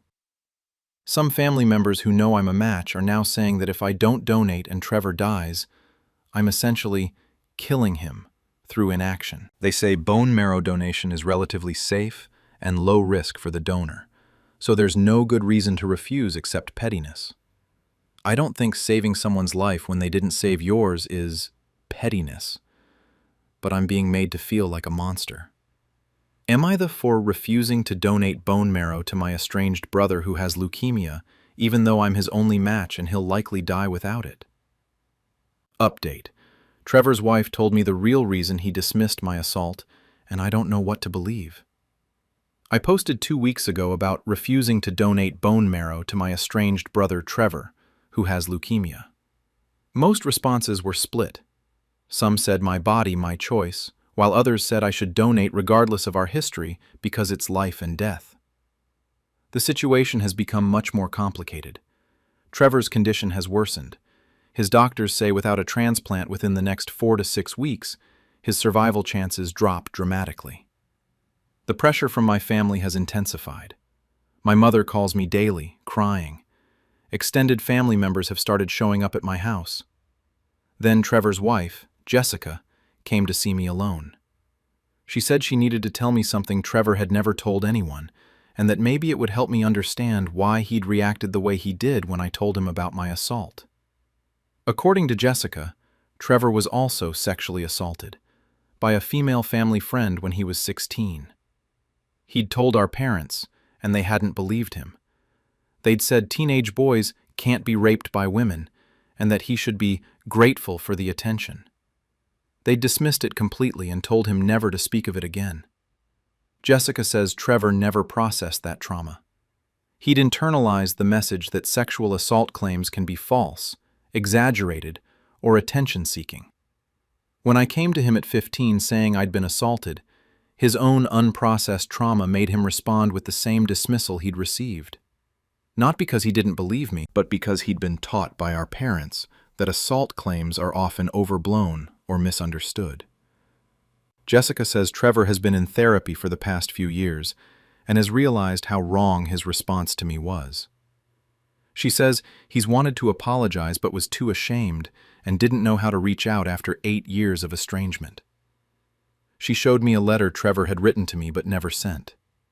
In it, he apologized for dismissing my assault, explained his own trauma and how it had distorted his response, and said he understood if I never forgave him, but wanted me to know he was sorry and that he believed me. I was completely blindsided. I'd spent 8 years thinking Trevor was just a misogynist who dismissed assault victims. Learning he'd been a victim himself, and that our parents had failed him the same way he'd failed me, changed the entire context. But I'm also angry. His trauma doesn't excuse what he did to me. Even if he was operating from his own pain, he still left me alone when I needed help. His unprocessed trauma became my secondary trauma. I asked Jessica why she was telling me this now. She admitted that Trevor didn't want her to. He said if I chose not to donate, he'd accept that as the consequence of his actions. But Jessica was desperate and thought knowing the full context might change my mind. I've been struggling with this information for 3 days. My therapist says it's important context, but doesn't obligate me to donate. She says Trevor's trauma explains his behavior, but doesn't erase the harm he caused me. But now I can't stop thinking, if Trevor was also a victim, and if our parents failed both of us, is it right to let him die for responding to my trauma from within his own unhealed trauma? My mother still doesn't know either of us was assaulted. She doesn't know why we're estranged or why I'm refusing to donate. Jessica has urged me not to tell her, saying it would destroy her to know she dismissed Trevor's assault and indirectly caused him to dismiss mine. My partner thinks Jessica manipulated me with this information to guilt me into donating. He says even if Trevor's story is true, it doesn't change that I have autonomy over my body and don't owe anyone my bone marrow. But several family members who now know about Trevor's assault, Jessica told some of them to gather support, are saying I should have compassion for Trevor as a fellow survivor, and that we should heal together, rather than let old pain lead to his death. I agreed to meet with Trevor in the hospital. He looked terrible, gaunt, weak, clearly very sick. He said Jessica shouldn't have told me about his assault, that he didn't want me to donate out of guilt or pity. He apologized directly for how he'd responded when I was 15. He said his own trauma had made him react defensively, but that it wasn't an excuse, and he'd spent years regretting it. He said he believed me, he was sorry, and he understood if I couldn't forgive him. Then he said something that broke me. I failed you when we were kids, You don't have to save me now. I don't deserve it." I left the hospital in tears, more confused than ever.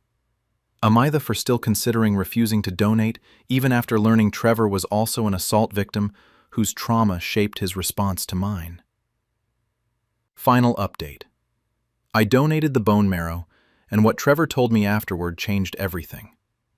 It's been 6 weeks since my last update about my brother Trevor's leukemia and my decision about donating bone marrow. After struggling with the revelation that Trevor had also been sexually assaulted and that our parents had dismissed his trauma, I made my choice. I donated the bone marrow. The procedure was painful, and the recovery has been difficult, but Trevor's transplant was successful. He's responding well to treatment, and his doctors are optimistic about his long-term survival. But what happened after the donation has completely shattered my understanding of my family. 3 days after the transplant, when Trevor was stable enough to have visitors, I went to see him. He thanked me for donating despite our history, and then he said he needed to tell me something he'd never told anyone, not even Jessica. Trevor said that our parents didn't just dismiss his assault. They knew who had assaulted him. It was our mother's sister, our Aunt Diane, who was in her mid-30s at the time. When Trevor, 16, told our parents that Diane had assaulted him during a family gathering, our mother called him a liar. Our father said Trevor was fantasizing and needed to stop disrespecting family. They threatened to punish him if he ever mentioned it again. But it got worse. Trevor said that after he told our parents, Diane started attending more family events. Our parents would leave Trevor alone with her deliberately, as if to prove nothing had happened. Diane would make comments to Trevor about keeping family secrets, and would touch him inappropriately in front of our parents, who would ignore it. Trevor said he'd spent his teenage years being gaslit by our parents while being continuously victimized by Diane. He'd left for college at 18 and minimal contact with the family until Diane moved away when he was in his 20s.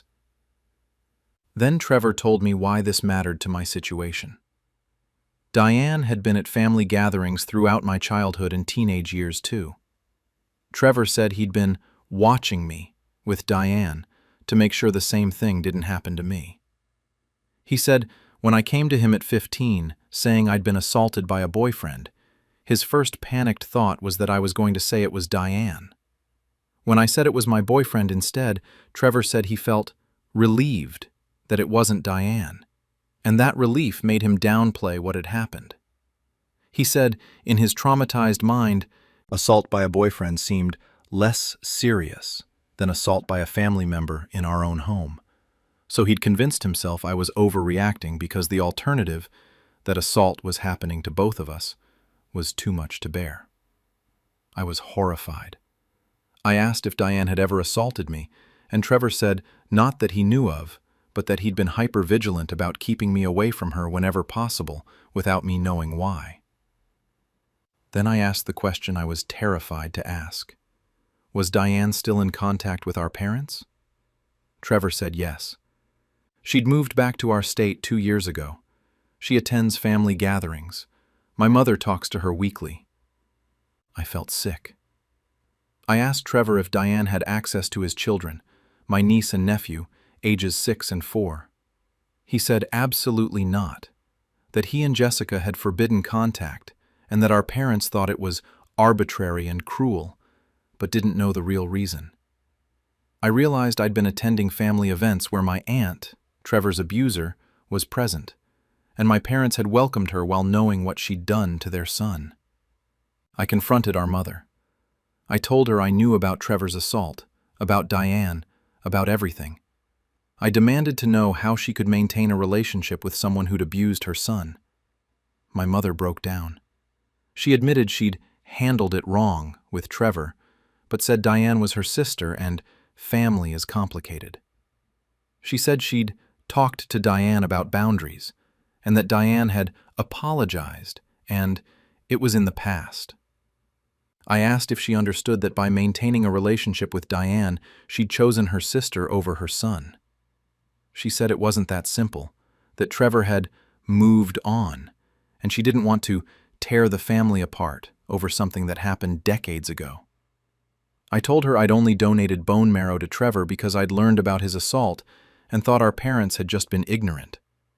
Learning they'd actively protected his abuser while dismissing his trauma was unforgivable. My father's response was even worse. He said Trevor's assault wasn't violent, and that Diane was going through a divorce at the time and made a mistake. He said I was being hysterical and ungrateful after they'd raised me. I asked if they understood they'd created an environment where Trevor dismissed my assault because they'd dismissed his. My mother said I was blaming them for Trevor's choices and that they did their best. I've cut off contact with my parents entirely. Trevor and I are now in family therapy together, processing both our assaults and how our parents' failures created our estrangement. Jessica has been supportive and is horrified that my parents still have contact with Diane. Extended family is divided. Some relatives have cut off Diane after learning the truth. Others think I'm dredging up old pain and destroying the family over something that happened years ago. Diane herself sent me a message saying I was spreading lies about her and that she never touched Trevor inappropriately. She said Trevor's memories were distorted by illness and trauma, and that I was believing a sick person's delusions. My mother is devastated that I've cut her off, but she refuses to end her relationship with Diane. She says she's my mother and she shouldn't have to choose. I told her she already chose. She chose Diane over Trevor 19 years ago, and she's choosing Diane over both of us now. Trevor is recovering physically from the transplant.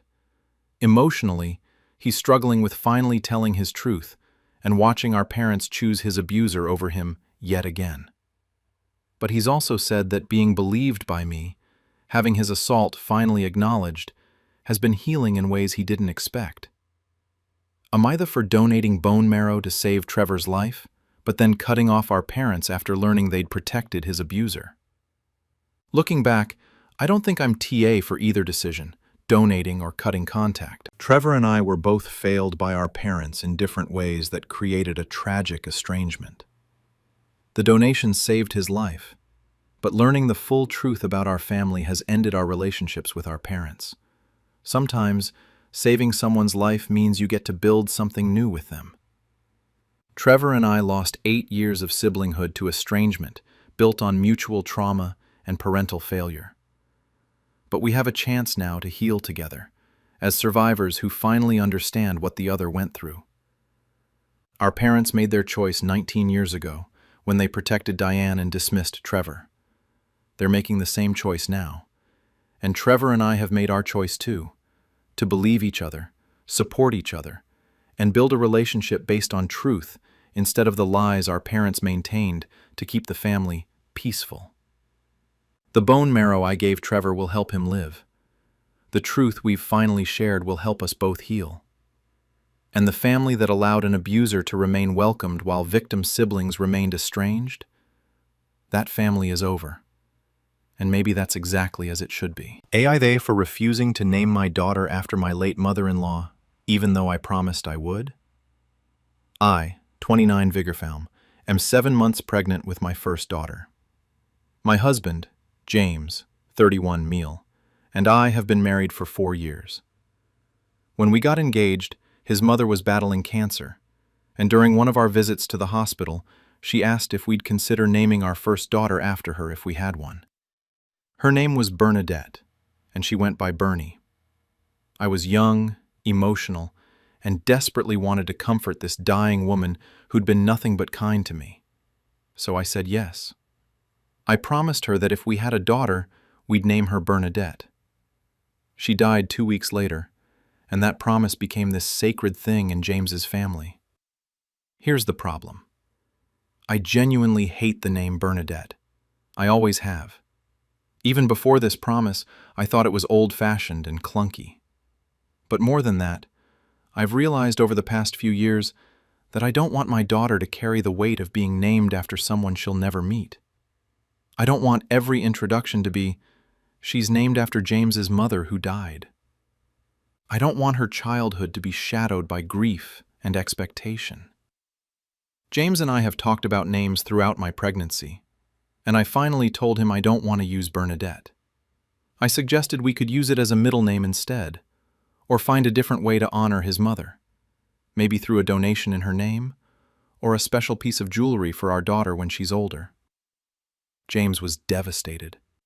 He said I made a promise to his dying mother and that breaking it is unforgivable. He's barely speaking to me. His father called me selfish and said I'm disrespecting Bernie's memory. His sister said I showed my true colors by making a promise I never intended to keep. But here's the thing. I did intend to keep it when I made it. I was 25 years old, watching a woman I cared about die, and I wanted to give her peace. I didn't think about how I'd actually feel naming a real baby, my baby, 7 years later. I didn't consider that I might want my daughter to have her own identity separate from family grief. My own parents think I'm right to choose a name I actually love. My best friend says promises to dying people are sacred, and I shouldn't have made it if I wasn't sure. My sister says that using it as a middle name is a reasonable compromise.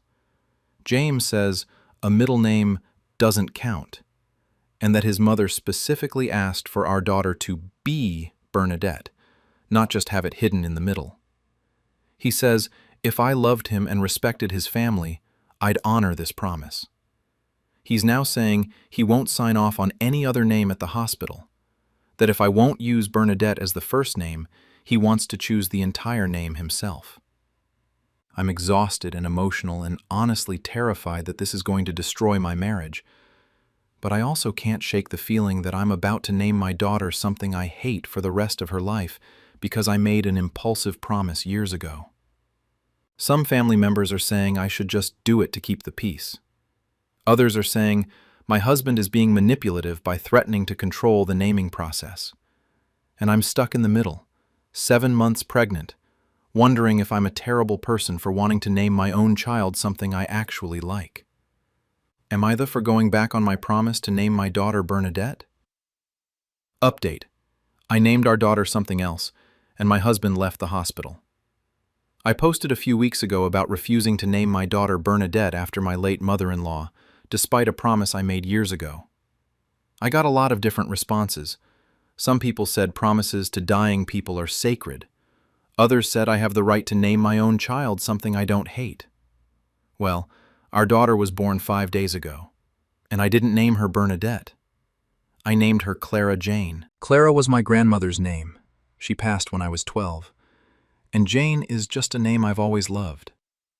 I put Bernadette as her second middle name, so her full name is Clara Jane Bernadette, last name. I thought this was a reasonable compromise.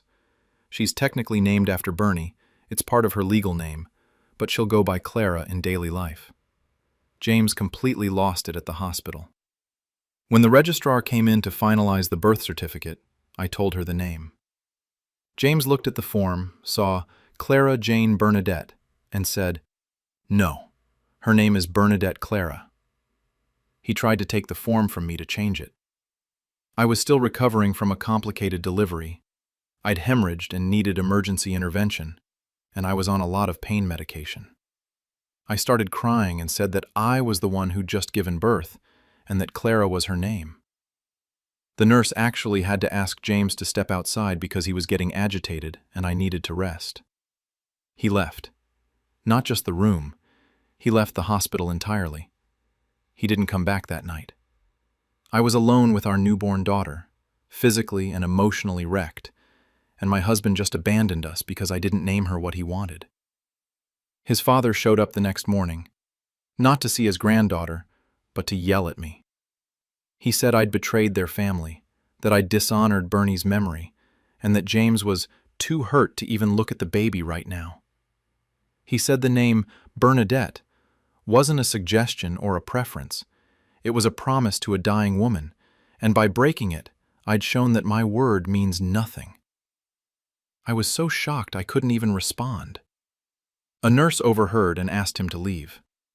Hospital security actually had to escort him out because he was causing a scene. James finally came back on day 3. He held Clara for the first time, and I thought, maybe we could work through this. But then he said, I'm going to call her Bernie anyway. I don't care what's on the birth certificate. I told him, absolutely not. Her name is Clara, and that's what she'll be called. He said I'd forced his hand by making this decision unilaterally, so he was making his own decision about what to call his daughter. We got into a huge fight. I was still in the hospital, still recovering, holding our 3-day-old baby, and we were screaming at each other about her name. Another nurse came in and said if we couldn't keep our voices down, she'd have to call security again. James left again. I haven't seen him since we came home from the hospital yesterday. His sister has been texting me non-stop, saying I'm tearing the family apart. She says their mother's dying wish was for her granddaughter to be named Bernadette, and by refusing, I'm essentially saying Bernie's memory doesn't matter to me. She said I should have just sucked it up, because it's just a name, and it's not worth destroying my marriage over. But that's exactly my point. If it's just a name, then why is James willing to abandon his wife and newborn over it? Why is his family harassing me in the hospital instead of celebrating their new grandchild? My parents came to stay with me after I got home. My mom thinks I should consider changing Clara's name legally to keep the peace, at least using Bernadette as the first name even if we call her by a nickname. My dad thinks James is being abusive and that this is a massive red flag about our marriage. I'm exhausted. I'm scared. I'm alone with a newborn, and my husband is at his father's house, refusing to come home until I fix this. His family is acting like I committed some unforgivable sin, and I'm starting to wonder if I did. But also, I look at my daughter, my Clara, and I can't imagine calling her anything else. I can't imagine her being Bernadette. And I don't think I should have to spend the next 18 years calling my child by a name I hate just because I made an emotional promise 7 years ago. James texted me this morning saying we need to go to couples counseling and that the name issue is non-negotiable. Either I change it to Bernadette or he can't be in this marriage anymore. So now I'm facing the possibility of divorce over a name. My husband would rather leave me and our 5-day-old daughter than accept that she's called Clara instead of Bernadette. Am I the? Should I just change her name to save my marriage? Or am I right to stand firm on this? Final update. The family gathering and my final decision. It's been 3 weeks since Clara was born, and I need to update because everything came to a head at what was supposed to be a small family gathering to meet the baby. After my last post, James agreed to come back home on the condition that we go to couples counseling. I agreed, desperate to save our marriage. We had our first session last week, and honestly, it was eye-opening in ways I didn't expect. The therapist asked James to explain why the name Bernadette was so important to him. He talked about his mother's death, about the promise I made, about feeling like I'd betrayed not just him, but his entire family. But then the therapist asked a question that stopped him cold. If your mother were alive today and knew this name was causing this much pain in your marriage, what do you think she'd want? James couldn't answer. He just sat there, and then he started crying. Really crying, for the first time since this whole thing started. He admitted that he didn't know if his mother would want this conflict, but that the promise had become this symbol of honoring her memory. And he felt like if we didn't use the name, we were forgetting her. The therapist helped us talk through a lot of complicated grief stuff. James admitted he'd never really processed his mother's death, that planning our wedding and then trying to get pregnant had distracted him from grieving, and that the name had become this way of keeping her alive. The therapist pointed out that I'd become a kind of scapegoat for his unresolved grief. That it was easier to be angry at me for breaking a promise than to confront the reality that his mother is gone, and naming our daughter Bernadette wouldn't bring her back. It was a breakthrough session, and I thought we were making real progress. James apologized for leaving the hospital. He said he could see how his reaction had been extreme, and that he needed to work on separating his grief from our marriage.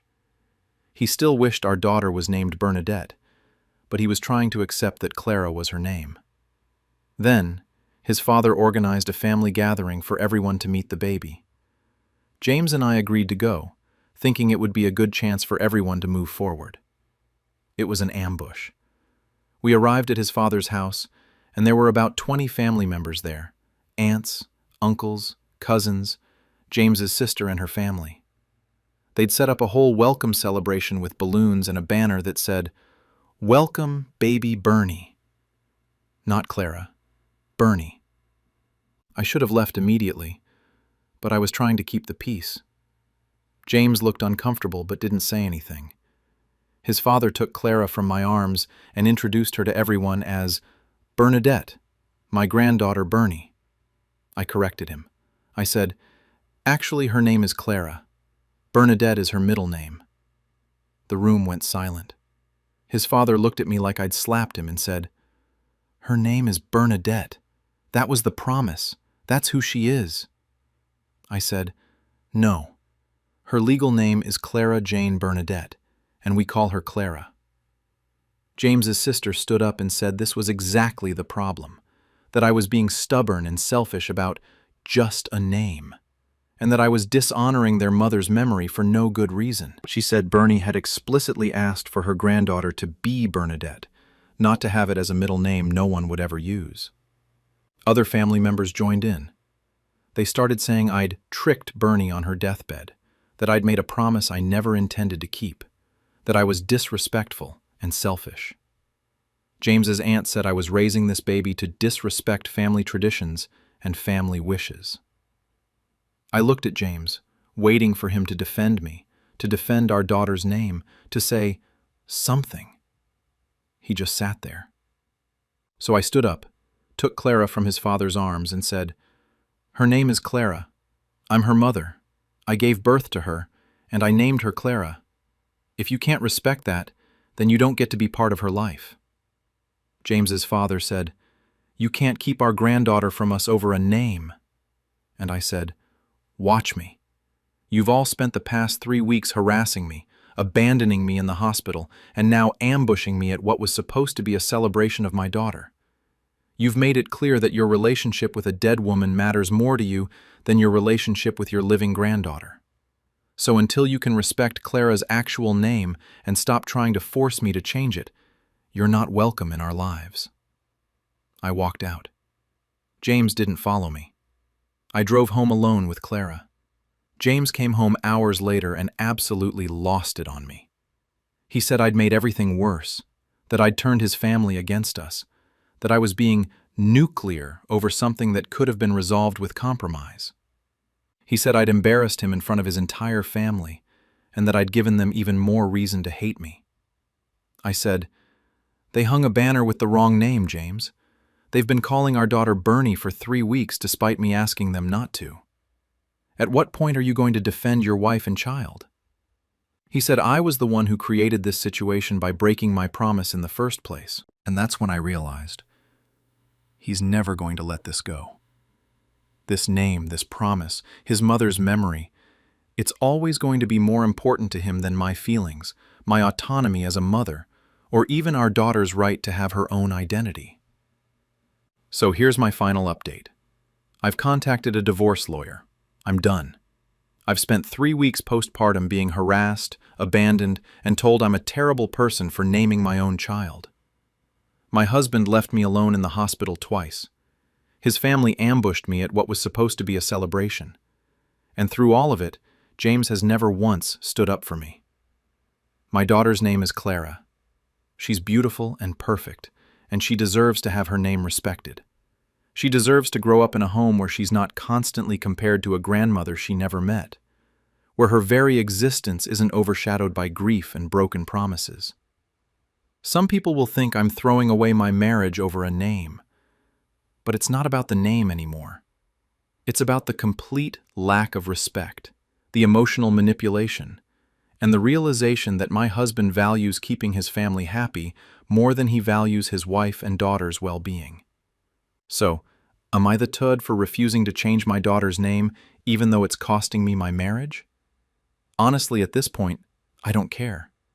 My daughter is Clara, and I'd rather be a single mother to Clara than stay married to a man who abandoned us at the hospital and won't defend us to his family. I'm heartbroken, I'm exhausted, and I'm scared of being a single parent. But I'm also relieved, because I look at Clara and I know I made the right choice.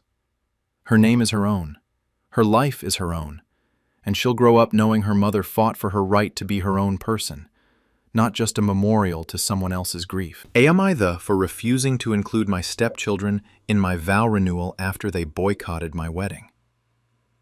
I, 38 from the F, married my husband, Tom, 42 from the male, 5 years ago. Tom has 3 children from his first marriage: Jake, now 19, Sophie, now 17, and Emma, now 15. When Tom and I started dating 7 years ago, his kids were initially welcoming, but once we got engaged, everything changed. Tom's ex-wife, Linda, had apparently been telling the kids that their parents would eventually get back together, even though they'd been divorced for 3 years when Tom and I met. When we announced our engagement, Linda ramped up her campaign against me.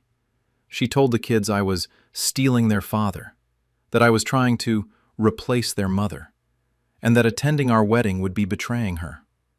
All 3 kids boycotted our wedding. They refused to come. Tom was devastated, but they were firm. They said attending would mean accepting that their parents would never reconcile, and they weren't ready for that. Tom's parents tried to convince them. My own family tried to reassure them they weren't betraying anyone, but they wouldn't budge. So we got married without them. It was beautiful, but heartbreaking. There were 3 empty seats in the front row. Tom cried during the ceremony. Our wedding photos have this obvious absence. Over the past 5 years, things have slowly gotten better. The kids eventually accepted our marriage, started spending time at our house, and developed a civil relationship with me. I wouldn't say we're close, but we're friendly. Emma even asked me to help her with college essay editing last year, which felt like a breakthrough. Now Tom and I are planning a vow renewal for our 10th anniversary, 5 years from now, and Tom wants to include the kids in the ceremony. He wants Jake to be his best man, wants the girls to be bridesmaids, wants them to do readings and be part of the whole event. He says it would be healing and would symbolize our family coming together properly. I said absolutely not. I told Tom they made their choice 5 years ago. They chose to boycott our wedding, to leave those seats empty, to break his heart on what should have been one of the happiest days of his life. I'm not giving them a do-over. I'm not pretending like that didn't happen. Tom says I'm holding a grudge against children who were manipulated by their mother. He says they were 14, 12, and 10 years old when they boycotted the wedding. They were kids acting on their mother's influence, not making informed adult choices. He says they've grown up since then and deserve a chance to be part of our marriage celebration. But here's what I can't get past. They weren't that young. Jake was 14, old enough to understand what a wedding means and that choosing not to come would hurt his father. And Sophie, at 12, definitely understood. They made a choice that devastated Tom, and now they want to be included like nothing happened? Tom's parents think I should let it go. They say the kids have matured and that including them would be good for our blended family. My own parents are split. My mom thinks I'm being too harsh, while my dad says I have every right to protect the sanctity of our celebration from people who rejected it the first time. Tom says if I won't include the kids, he doesn't want a vow renewal at all. He says the whole point would be to celebrate our family as it is now, not recreate the past. But I don't see why we should miss out on celebrating our love just because I won't reward people who boycotted our wedding. My best friend says I'm letting past hurt poison potential future healing. But I think I'm just protecting myself from people who've proven they'll prioritize their mother's feelings over their father's happiness. Am I for refusing to include Tom's kids in our vow renewal ceremony? Update. Tom gave the kids honorary roles without telling me. I posted a few weeks ago about refusing to include my stepchildren in our vow renewal ceremony after they boycotted our original wedding. I got a lot of responses telling me I was being too harsh on kids who were manipulated by their mother, and some telling me I had every right to set boundaries. Well, the situation has exploded because Tom went behind my back. We had agreed to table the discussion about the kids' involvement until after the holidays, since the vow renewal isn't until our actual 10th anniversary 5 years from now, and we had time to work through it. Or so I thought. Last weekend we had a family dinner, me, Tom, all 3 kids, and Tom's parents.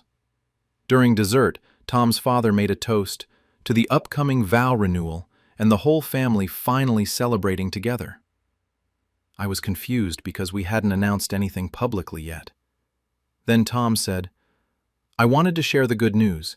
Jake, Sophie, and Emma have agreed to participate in our vow renewal ceremony.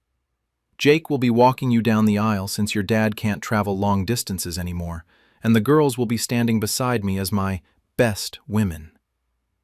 I sat there in complete shock. The kids were smiling, Tom's parents were getting emotional, and I realized Tom had planned this whole thing without ever discussing it with me again. I excused myself to the bathroom and texted Tom, "What the hell are you doing? We agreed to discuss this later." He texted back, "You were never going to agree. I made a decision about my own vow renewal." I went back to the table and said, very calmly, "I think there's been a misunderstanding. Tom and I haven't finalized any roles for the ceremony yet. We're still discussing the details." Tom said, "There's nothing to discuss. These are my children, this is our family, and they're going to be part of our celebration." I said, "This is something we should have agreed on together, privately, not announced at a family dinner." Sophie said, "Are you serious right now? Dad's trying to include us and you're still holding a grudge from 5 years ago?" I looked at her and said, "You boycotted our wedding. You left empty seats and broke your father's heart. Why should you get to be part of a vow renewal celebrating a marriage you refused to acknowledge?" Emma started crying. Jake said I was being cruel to his sisters. Tom's mother said I was creating drama when Tom was trying to bring the family together. I stood up and left. I drove to my sister's house and I've been staying there for 3 days. Tom has been calling and texting, saying I embarrassed him in front of his family and that I'm being unreasonable. But here's what's really bothering me. Tom made this decision unilaterally. He knew I wasn't comfortable with it, so instead of working through it with me like partners should, he ambushed me with a public announcement so I'd be the bad guy if I objected. His parents are now calling me, saying I'm tearing the family apart over old wounds that should be healed by now. His ex-wife apparently heard about it, because of course the kids told her, and is now telling people I'm excluding her children from family events. Tom texted me this morning, "The kids are going to be part of the vow renewal. This isn't negotiable. If you can't handle that, then maybe we shouldn't renew our vows at all." So now I'm being given an ultimatum. Include the kids who hurt us, or there's no ceremony at all. My sister thinks Tom massively crossed a line by making this decision without me. She says the fact that he ambushed me publicly shows he knew I wouldn't agree and was trying to manipulate me into accepting it. She thinks this is a huge red flag about how he handles disagreement in our marriage. My mom, who initially thought I should forgive the kids, now agrees that Tom's approach was wrong. She says even if including the kids is the right thing to do, making that decision without my input and announcing it publicly was disrespectful to me as his wife. But Tom's family is unified in thinking I'm the problem. They say I'm being vindictive, that I'm punishing children for their mother's manipulation, and that I'm preventing the family from healing. I don't know what to do. I'm hurt that Tom went behind my back. I'm angry that he prioritized avoiding conflict with his kids over respecting my feelings. But I'm also questioning myself. Am I holding on to this grudge for too long?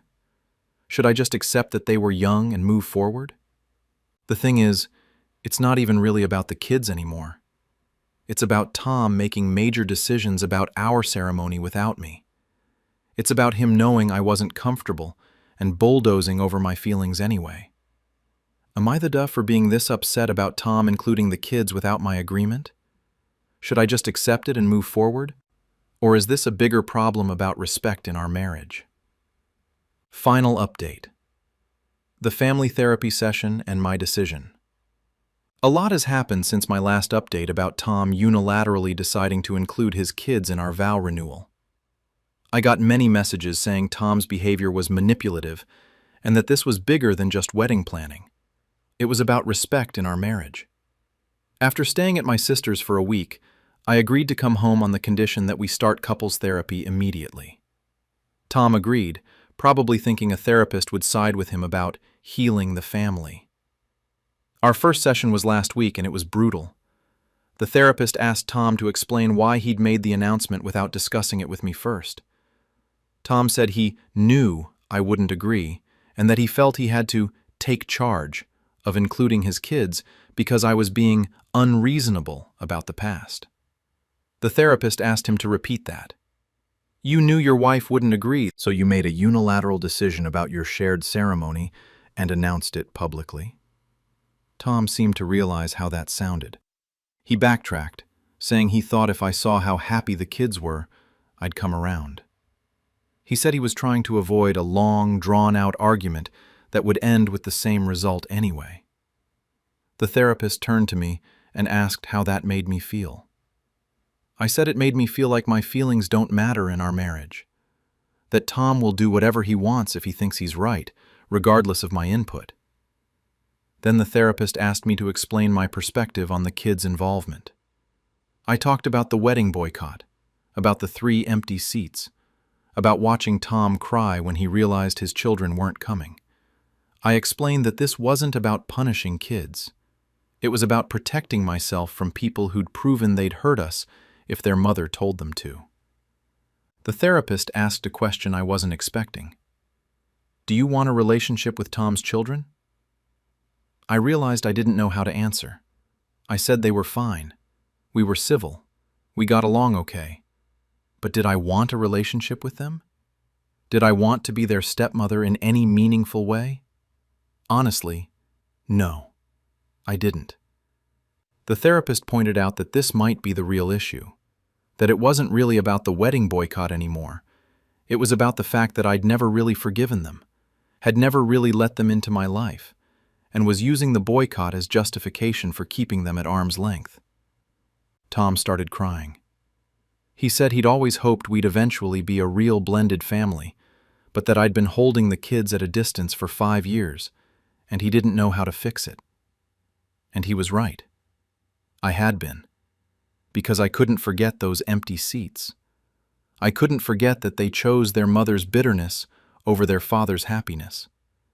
And I'd never really wanted to try to get past it. The therapist asked if I'd be willing to do family therapy with the kids. I said I'd think about it. Then came the session that changed everything. Tom wanted to do a joint session with the kids present. The therapist agreed, and last night we all met. Me, Tom, Jake, Sophie, and Emma. The therapist asked the kids to talk about the wedding boycott, and for the first time, I heard their actual perspective. Jake said their mother had told them I was pregnant and trapping their dad. I've never been pregnant. We don't want kids together. She'd said I was after their dad's money. Tom is comfortable but not wealthy. And that I'd eventually try to cut them out of his life. She'd said if they went to the wedding, they'd be choosing me over her, and she'd be heartbroken. Sophie said she was terrified that if she went to the wedding, her mom would stop loving her. That Linda had explicitly said, I don't know if I can have a relationship with children who betray me like that.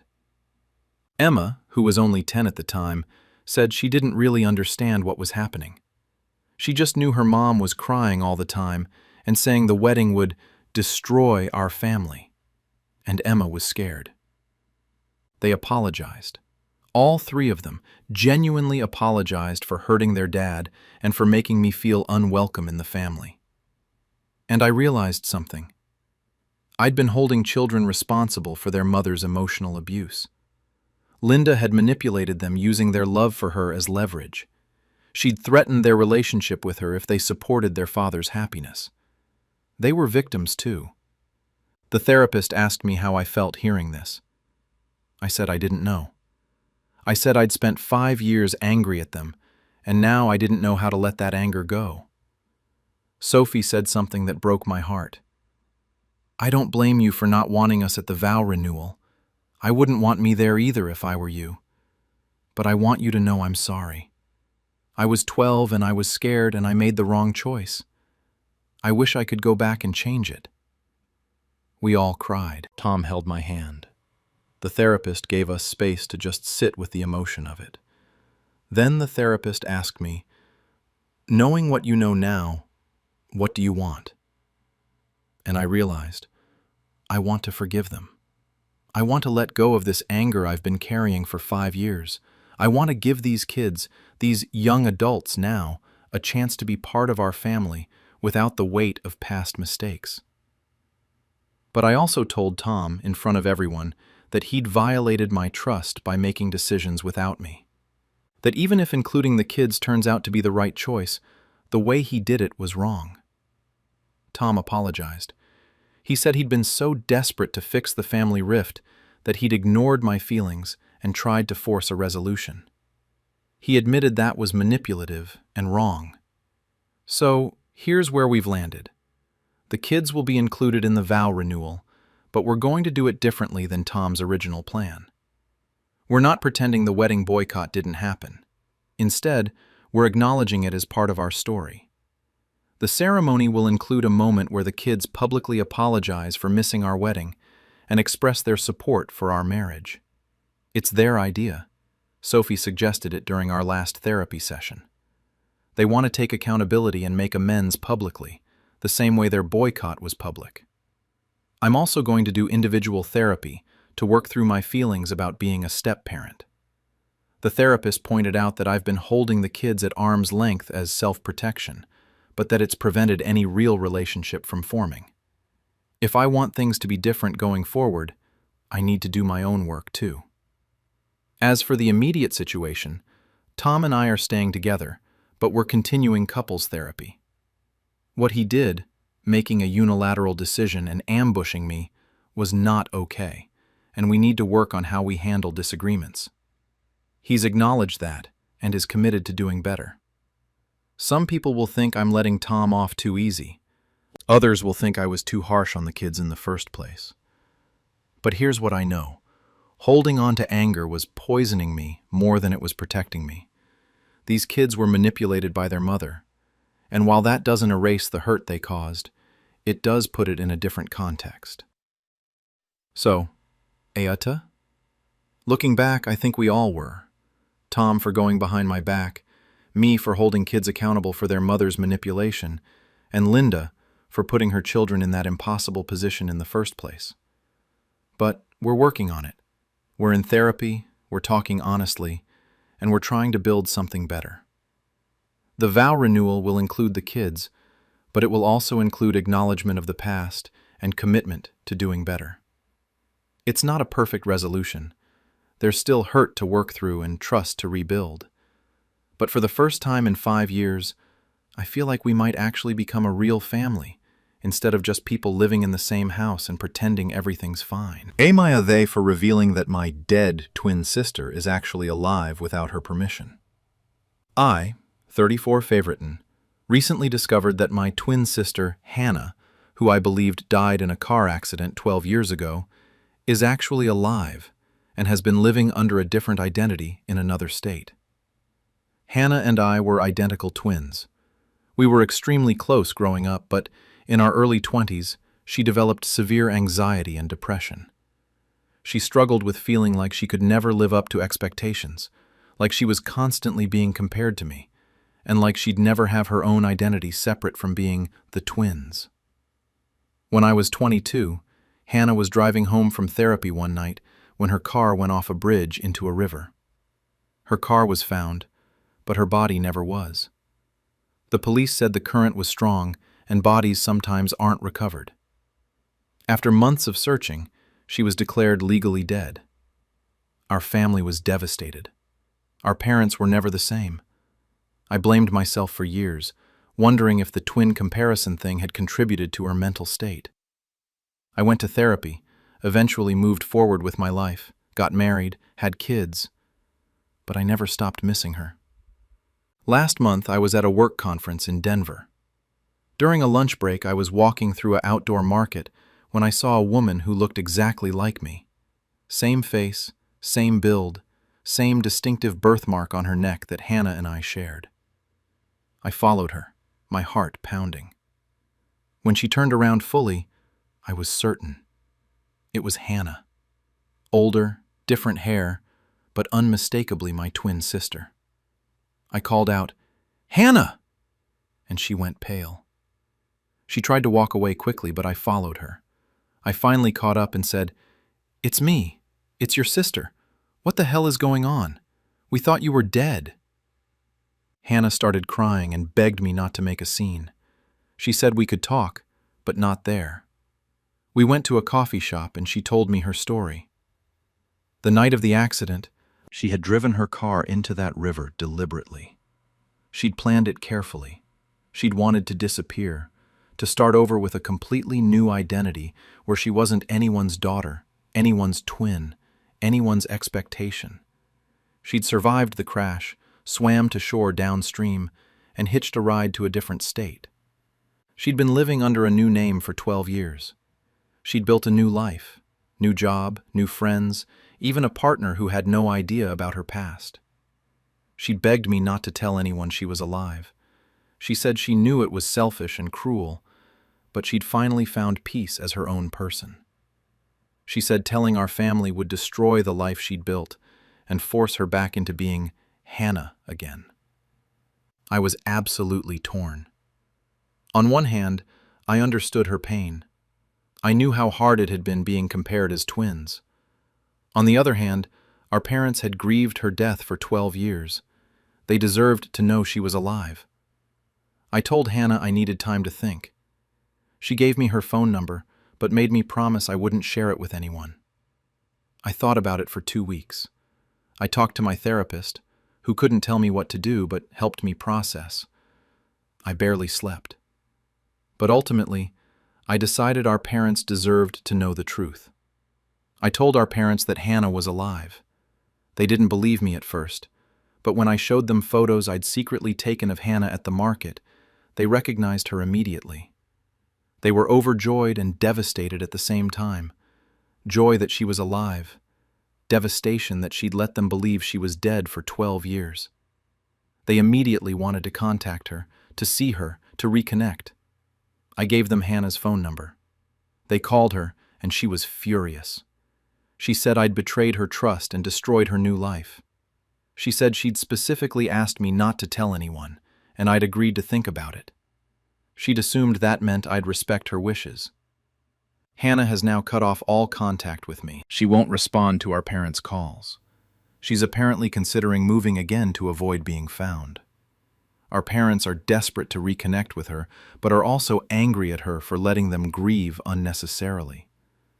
They keep saying they understand she was struggling, but can't believe she'd put them through that pain. My siblings, we have 2 younger brothers, are split. One thinks I did the right thing because our parents deserve to know. The other thinks I violated Hannah's autonomy, and that if she wanted to be dead, that was her choice. My husband thinks I should have kept the secret and let Hannah make her own choice about whether to reconnect. He says I took away her agency and potentially destroyed her mental health recovery. But I keep thinking about our parents. 12 years of grief, of visiting an empty grave, of blaming themselves for her death. How could I let that continue when I knew she was alive? Am I the for telling our parents that Hannah is alive even though she specifically asked me not to? Update. Hannah contacted our parents and revealed why she really disappeared. I posted 3 weeks ago about revealing to my parents that my twin sister Hannah, who we'd believed was dead for 12 years, was actually alive and living under a new identity. Most responses were mixed. Some supported my decision to tell our parents. Others said I should have respected Hannah's wishes. Hannah has now broken her silence, and what she told our parents has changed everything I thought I knew about our family. After I gave our parents Hannah's contact information, they tried calling and texting her repeatedly for days. Hannah blocked their numbers. They even tried to find her address to visit in person, but she'd apparently moved immediately after I'd revealed she was alive. Then, last week, Hannah sent our parents a detailed letter. Not because she wanted to reconcile, but because she wanted them to understand exactly why she'd chosen to die and why my revelation was so damaging. Our parents shared the letter with me, and I'm still processing what it contained. Hannah wrote that her disappearance wasn't primarily about twin comparison issues or anxiety about expectations. Those were real struggles, but they weren't the main reason she'd faked her death. The real reason was our father. Hannah wrote that our father had been sexually abusing her since we were 14 years old. It had started with inappropriate touching and escalated over the years. By the time we were in our early 20s, Hannah was living in constant fear and trauma. She'd never told anyone, not me, not our mother, not therapists, because our father had convinced her no one would believe her. He'd told her that since I, her identical twin, hadn't been abused, people would think she was making it up or seeking attention. He'd said that twins were supposed to share everything, and if it was really happening, it would have happened to both of us. Hannah wrote that the night she drove into the river, she'd been coming from a therapy appointment where she'd almost told her therapist about the abuse, but couldn't bring herself to do it. She'd decided in that moment that the only way to escape our father was to disappear completely. I was absolutely destroyed reading this. My twin sister had been suffering abuse for years while I had no idea. And I'd been used as the reason she couldn't speak up. The fact that I hadn't been abused was turned into evidence that she was lying. I confronted our father immediately. He denied everything. He said Hannah was mentally ill and making up stories to justify her cruel decision to fake her death. He said the fact that she'd lied about being dead for 12 years proved she was capable of lying about anything. Our mother was in shock. She kept saying she didn't know what to believe. On one hand, Hannah had lied about being dead for over a decade. On the other hand, why would she come forward with abuse allegations now, when she'd successfully escaped and had no reason to subject herself to this pain? My younger brothers had different reactions. One immediately believed Hannah and cut off contact with our father. The other thinks Hannah is lying to justify abandoning the family and to punish our father for some perceived childhood slight. I believe Hannah completely. Suddenly, so many things from our childhood make sense. Why she was anxious around our father, why she avoided being alone with him, why she'd had such severe mental health struggles while I'd been relatively okay. I'm horrified that I didn't see it. We were identical twins. We shared a room growing up. We were together constantly. How did I miss that our father was abusing her? Hannah sent me a separate message saying she doesn't blame me for not knowing, but that my decision to reveal she was alive has now forced her to either share her abuse story, which she'd never wanted to do, or let everyone think she's just cruel and mentally ill for faking her death. She said, "I built a life where I was safe from him. You brought me back to his attention. Now he knows I'm alive, knows where I was living, and I've had to move and start over again. I told you what I told our parents because I needed you to understand what you've done." Our parents are now in crisis. Our mother doesn't know whether to believe Hannah or support our father. Our father is threatening to sue Hannah for defamation and emotional distress for the abuse allegations. Extended family is completely divided. Some relatives believe Hannah and are cutting off our father. Others think the abuse allegations are a convenient excuse Hannah invented to justify her fake death now that she's been caught. My husband thinks Hannah's abuse disclosure explains everything and that he was wrong. He now thinks I did the right thing by telling our parents, because abuse should never be protected by secrecy. But he's also devastated for Hannah that she's had to relive her trauma publicly. Am I the for revealing Hannah was alive even though it's now forced her to either disclose abuse or be seen as unstable and cruel? Was keeping her secret more important than our parents' right to know? Final update. DNA testing revealed the truth about Hannah's abuse allegations and our family. It's been 6 weeks since my last update about my twin sister Hannah, revealing she'd faked her death to escape our father's abuse. The situation has reached a conclusion that no one anticipated, and that's destroyed what remained of my family. After Hannah's abuse disclosure, my father vehemently denied everything and threatened legal action. He insisted Hannah was fabricating the abuse story to justify her cruel decision to fake her death. He demanded that if Hannah was going to make such serious allegations, she should report them to police and prove it. Hannah did exactly that. She filed a police report and gave a detailed statement about years of abuse. She also agreed to a polygraph test, which she passed. The police investigation couldn't move forward with criminal charges due to statute of limitations issues, but they did interview family members and people who'd known us growing up. Several people reported that they'd noticed concerning behavior from our father around Hannah specifically. Inappropriate comments, touching that seemed too familiar, insistence on being alone with her. My mother was forced to confront evidence she'd apparently been avoiding for years.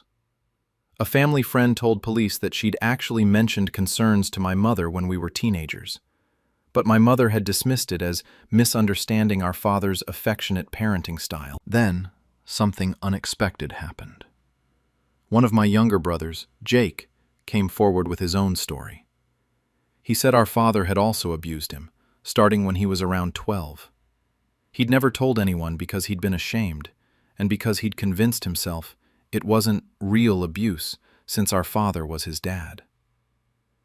Jake's disclosure broke open a pattern.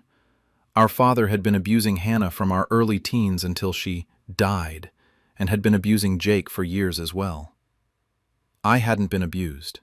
Our other brother hadn't been abused, but 2 of the 4 children had been victimized, and they'd both suffered in silence. My mother collapsed under the weight of this information. She admitted she'd had suspicions over the years, but had convinced herself she was being paranoid or overprotective.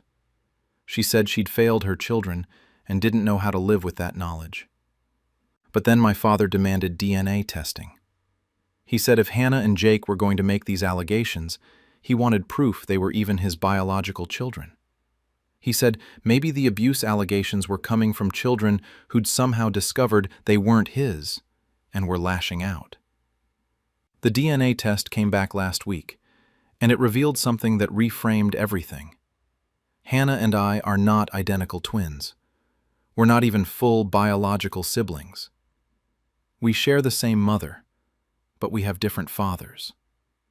Our mother had been having an affair around the time she got pregnant with us, and apparently were fraternal twins from different fathers. Heteropaternal superfecundation, rare but possible. I'm our father's biological child. Hannah is not. Our mother admitted she'd known this since we were born. She'd been having an affair, got pregnant with twins, and DNA testing shortly after birth had revealed we had different fathers. She'd hidden this information for 34 years. Our father, the man who raised Hannah, who we'd all called Dad, was not her biological father, and he'd apparently known this since we were born. According to our mother's tearful confession, our father had agreed to raise Hannah as his own, but he'd resented her.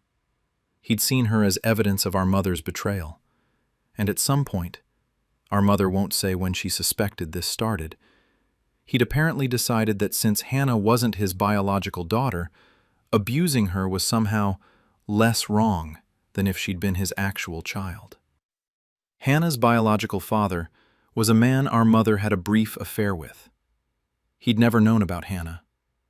Our mother had cut off contact with him before she even knew she was pregnant. I cannot adequately describe the devastation this has caused. Hannah has now learned that 1. The man who abused her wasn't even her biological father. 2. Her mother knew this and never told her. 3. She and I are only half-siblings, not identical twins. 4. Her entire identity as a twin was based on a lie. Our mother has now admitted she'd enabled abuse by keeping the paternity secret, because telling the truth would have exposed her affair. Our father, my biological father, not Hannah's, has said the abuse allegations are still false, that Hannah is fabricating, and that the DNA results don't prove anything about abuse. But his anger at our mother for the affair and his resentment of Hannah for existing is now obvious to everyone. Jake's abuse is also explained by a pattern. Our father apparently viewed the children who were really his, me and Jake's full biological brother, differently than Jake, who our mother has now admitted was also from an affair, just a different one. Our father had raised 3 children who weren't biologically his, Hannah, Jake, and our other brother. He'd abused 2 of them and treated the 3rd okay. The only child he'd never abused was me, his only biological child.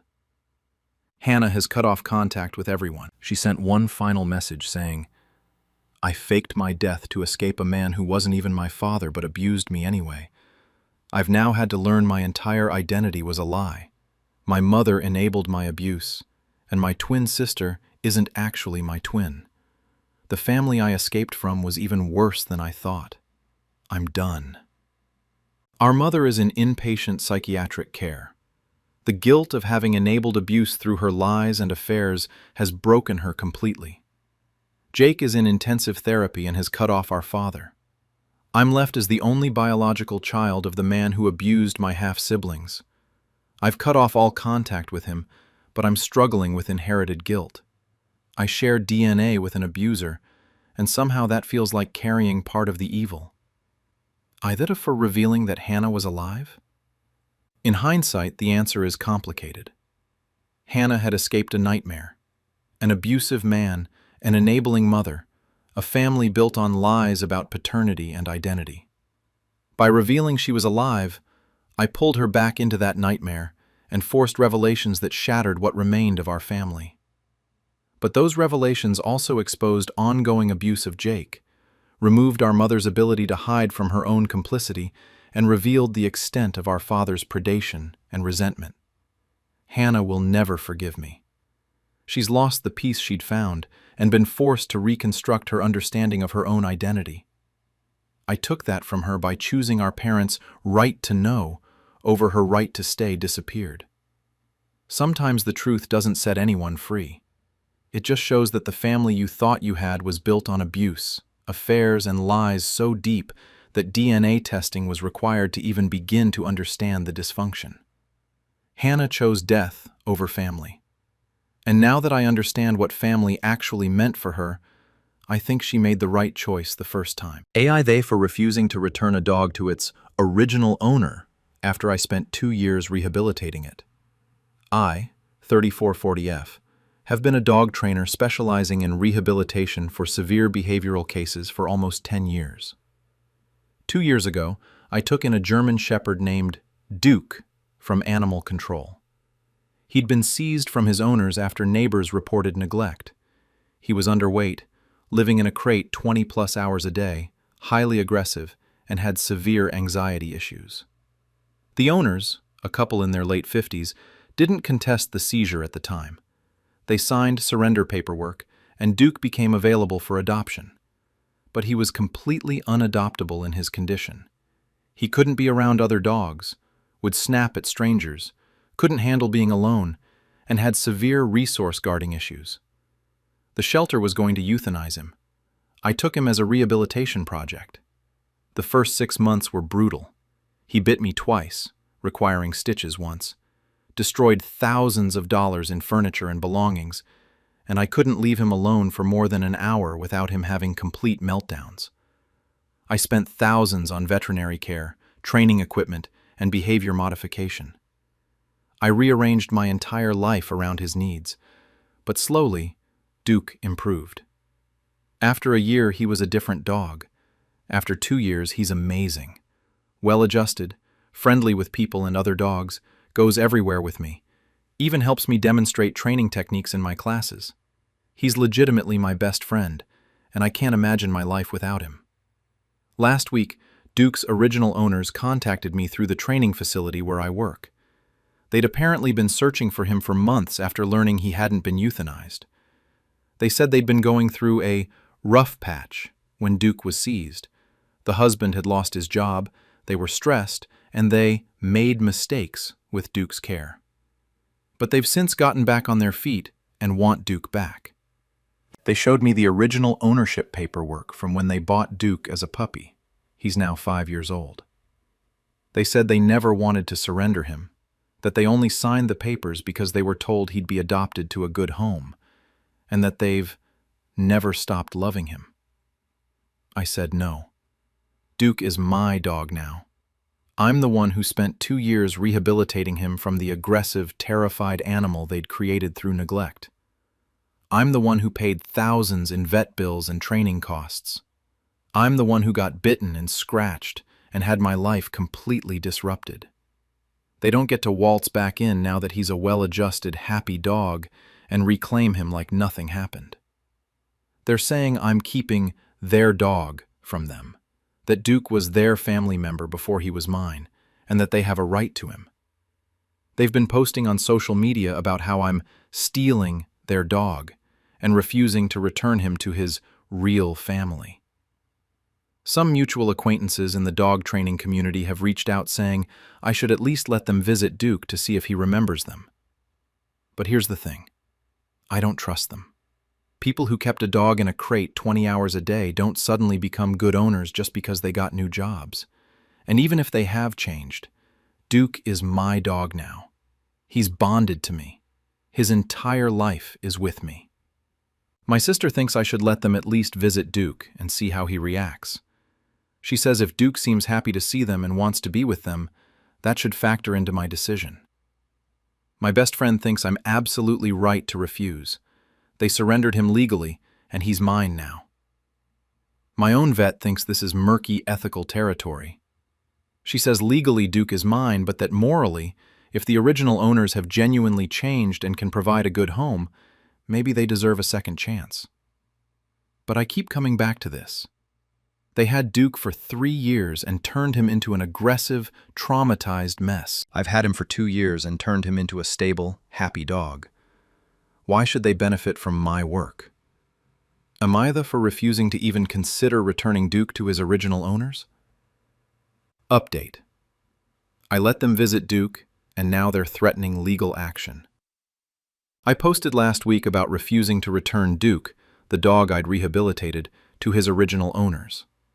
A lot of people said I should at least let them visit to see how Duke reacts, that it wasn't fair to make the decision without knowing if Duke would even want to be with them. So I agreed to a supervised visit at my training facility, with my lawyer present as a witness and with clear boundaries. They could meet Duke, see how he reacted, but this was not an agreement to return him. The visit was complicated. When Duke first saw them, he did recognize them. His tail started wagging and he approached them willingly. The wife started crying and saying, "He remembers us, he remembers us." Duke let them pet him, even did a play bow like he wanted to engage. For about 5 minutes I thought, maybe I was wrong. Maybe Duke did want to be with them. Maybe I was projecting my own attachment onto this situation. But then, things shifted. Duke played with them for a few minutes, but then he came back to me. He stayed at my side, checking in with me, looking to me for guidance. When the husband tried to put a leash on Duke to walk him around, Duke pulled away and came back to me. When the wife called him, he looked at me first before going to her, and even then, he only went for a few seconds before returning to my side. The behaviors were clear to anyone who understands dogs. Duke was friendly with them the way he's friendly with lots of people now, but his bond is with me. I'm his person. He was polite to them, even happy to see familiar faces, but he made it very clear through his body language and choices that I'm his security. I pointed this out. I said, "Look, he's friendly with you, but his bond is with me. He chooses to stay with me. He's my dog now." The wife completely broke down. She said I'd stolen his love from them, that he would have stayed bonded to them if I hadn't interfered, and that I deliberately turned him against them. The husband said Duke's choice didn't matter because he's a dog, not a custody decision. My lawyer stepped in and said that legally, Duke is my property. They surrendered him, and I adopted him. Their claim to him has no legal standing. That's when the husband lost it. He said they'd signed surrender paperwork under duress, that they were told Duke would be euthanized if they didn't surrender, which isn't true. They were told he'd be adopted out or euthanized if unadoptable, which is different, and that the surrender should be considered invalid. He said they're going to sue me for the return of their property. He said Duke is worth thousands of dollars as a purebred German Shepherd, and that I've stolen that value from them by rehabilitating him and keeping him. They left threatening legal action and saying they'd get their dog back one way or another. Since then, things have escalated. They've been posting on social media with old photos of Duke as a puppy, saying I'm keeping their beloved family member from them. They framed it as me being a cruel person who won't reunite a dog with his original family. They've left out the part about the neglect, the aggression, the 2 years of rehabilitation. Several of their friends and family members have been leaving negative reviews on my training business, saying I steal dogs and manipulate owners. My business phone has been ringing constantly with people calling to harass me. They showed up at my house 2 days ago. I wasn't home, but my neighbor said they were walking around my yard calling for Duke and looking in my windows. My neighbor called the police, but they were gone by the time officers arrived. My lawyer has sent them a cease and desist, but he's also warned me that while their legal claim is weak, it's not impossible. If they can prove the surrender was coerced or that they didn't understand what they were signing, a judge might side with them. It's unlikely, but it's possible. I'm terrified, not just of losing Duke legally, but of what they might do. The showing up at my house scared me. What if they try to take Duke when I'm out with him? What if they break in when I'm not home? I've installed security cameras and changed my routine so they can't predict when Duke will be outside. I'm considering moving, which seems insane, but I don't feel safe. My family is divided. My sister says I should just give Duke back to avoid all this drama and potential danger. She says he's just a dog, and that my safety and peace of mind matter more than keeping him. My parents think I should stand my firm, but that I shouldn't have agreed to the visit in the first place because it gave them hope. My best friend thinks they're showing their true colors, that people who would harass me, tank my business, and show up at my house uninvited are exactly the kind of people who shouldn't have Duke back. The dog training community is split too. Some trainers think I should return Duke because original owners have rights too, and because the visit showed he recognized them. Others think the original owners are being manipulative, and that Duke's choice to stay with me should be respected. But I can't stop thinking. What if they do get him back somehow? What if a judge sides with them? Duke would go from a stable, happy life with me back to people who neglected him once and are now harassing his current owner. What would that do to him? My lawyer says to prepare for a legal battle. He thinks we'll win, but he can't guarantee it. He's advised me to document everything. Duke's training progress, vet records, the harassment, all of it. Am I the for not backing down even though it's causing all this chaos? Should I just return Duke to keep the peace? Or am I right to fight for him? Final update. The court hearing and what Duke chose. It's been a month since my last update about Duke's original owners threatening legal action. A lot of people told me to stand firm, that Duke was legally mine, and that his clear bond with me should be what matters. Some told me to give him back to avoid the harassment and legal costs. Well, it went to court. Not a full trial, but a hearing to determine ownership. Here's what happened. Duke's original owners filed a lawsuit claiming the surrender was invalid because they were told Duke would be euthanized if they didn't sign, which animal control records proved was false. They were told he'd be adopted if possible, euthanized only if unadoptable due to aggression. They claimed emotional distress and that I'd alienated Duke from them. My lawyer presented evidence: the original surrender paperwork with their signatures, animal control's documentation of Duke's condition when seized, underweight, severe behavioral issues, living in neglectful conditions. My vet records showing the extensive medical and behavioral treatment I'd provided, and witness statements from the shelter about Duke's aggressive behavior that made him unadoptable before my intervention. But then the judge did something unexpected. She said that while the legal argument clearly favored me, she wanted to see Duke herself before making a final ruling. She ordered both parties to bring Duke to her chambers for what she called an informal observation. It felt insane, like a custody hearing for a dog, but we complied. Yesterday, we all met in the judge's chambers. Me, Duke, the original owners, both lawyers, and the judge. The judge explained that while animals are legally property, she wanted to observe Duke's behavior and demeanor with both parties before making her ruling. First, she had me interact with Duke normally. Duke was calm, attentive, responsive to my commands, and clearly bonded. He stayed close to me, made eye contact, and displayed all the behaviors of a well-trained dog who trusts his handler. Then she asked the original owners to interact with Duke. Duke approached them willingly when called.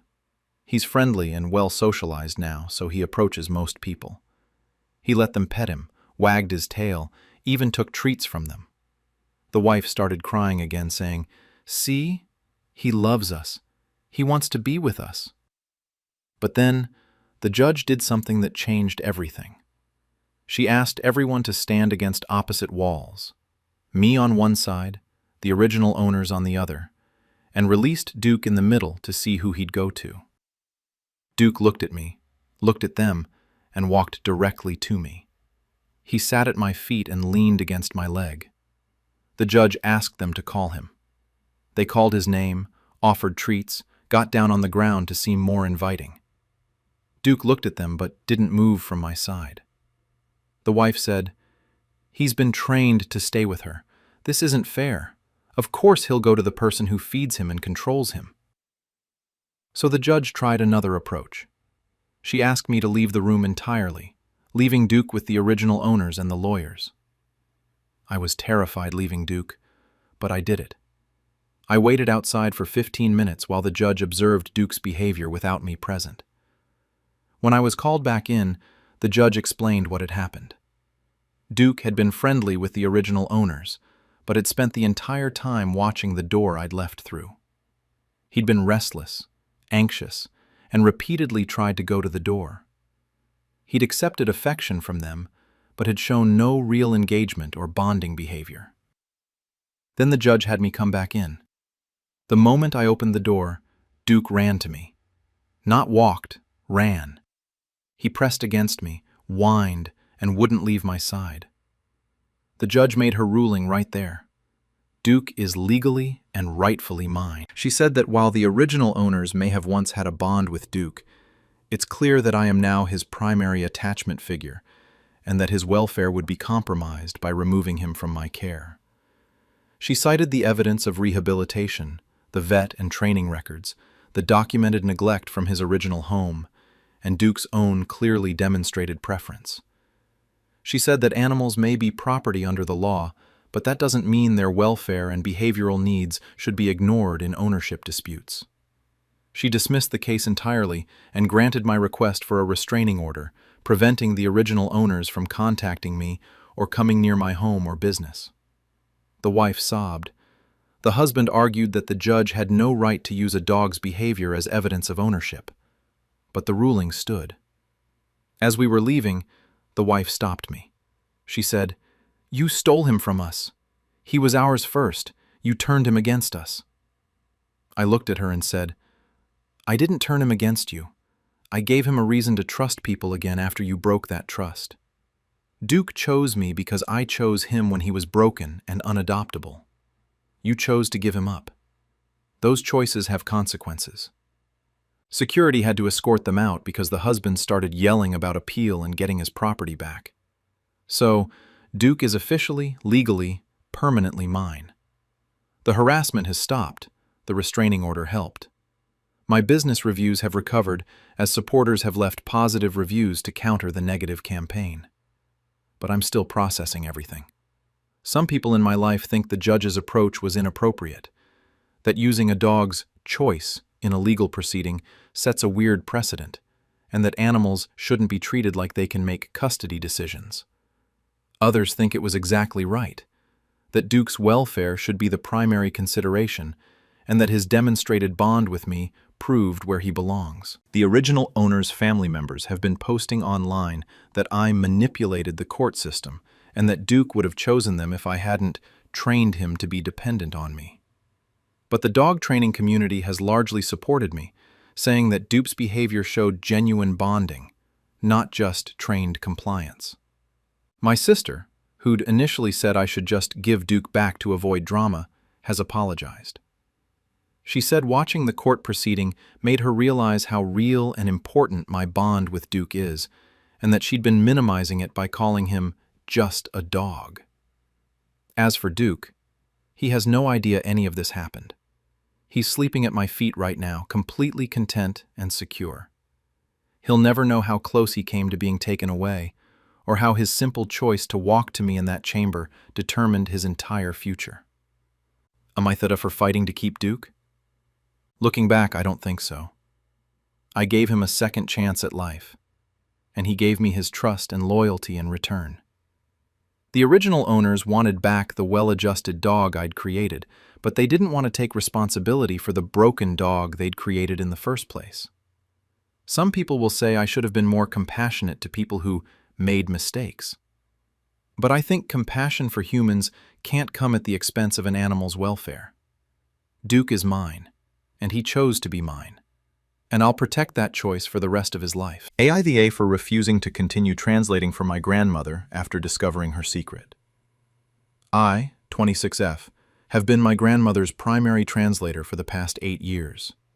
My grandmother, Rosa, 73F, immigrated from Mexico 40 years ago, but never fully learned English. She understands basic conversational English, but struggles with medical terminology, legal documents, and complex discussions. I'm fluent in both Spanish and English, so I've always accompanied her to doctor appointments, helped with paperwork, made phone calls for her, and generally served as her bridge to navigating American systems. It's time-consuming, but I've done it willingly because I love her and want her to get proper care. Last month, I took my grandmother to a routine cardiology appointment. During the exam, the doctor asked about her medication compliance. Through me translating, my grandmother said she'd been taking all her medications as prescribed. But then the doctor showed her lab results and said her levels indicated she hadn't been taking her blood pressure medication for at least several months. He asked if she was having trouble affording the medication, or if she was experiencing side effects. My grandmother told me to tell the doctor she'd been taking it regularly, and there must be a mistake with the labs. But I'd just heard the doctor say the levels clearly showed non-compliance. I was confused. The doctor stepped out to take a call, and I asked my grandmother in Spanish if she'd actually been taking her blood pressure medication. She admitted she'd stopped taking it 6 months ago because she didn't like how it made her feel, and because she'd been seeing a curandera, traditional healer, who told her the medication was poisoning her. I was shocked. High blood pressure runs in our family. My grandfather died of a stroke related to uncontrolled hypertension. My grandmother's doctor had been very clear that her blood pressure medication was critical for preventing stroke and heart attack. When the doctor returned, I was faced with a choice. Translate what my grandmother had told me to say, that she'd been compliant, or tell the doctor the truth, that she'd stopped taking the medication months ago. I told the doctor the truth. I explained that my grandmother had admitted to me she'd stopped taking the medication because of side effects, and because she was seeing a traditional healer instead. The doctor was able to switch her to a different medication with fewer side effects, and had a serious conversation, which I translated, about the dangers of stopping blood pressure medication without medical supervision. My grandmother was furious with me. She said I'd betrayed her trust and made her look bad in front of the doctor. She said when she tells me what to say, I should say it, that my job is to translate her words, not to correct her or add my own information. I said I couldn't translate information I knew was false, especially about something that could kill her. I said if she'd been honest with the doctor, I would have translated honestly, but I wasn't going to help her lie about something that affected her health. Since then, my grandmother has refused to let me accompany her to appointments. She's been asking my cousin, Maria, 19 female, to translate instead. Maria speaks Spanish, but her English isn't as strong, and she's missing a lot of medical terminology and translations. My family is divided.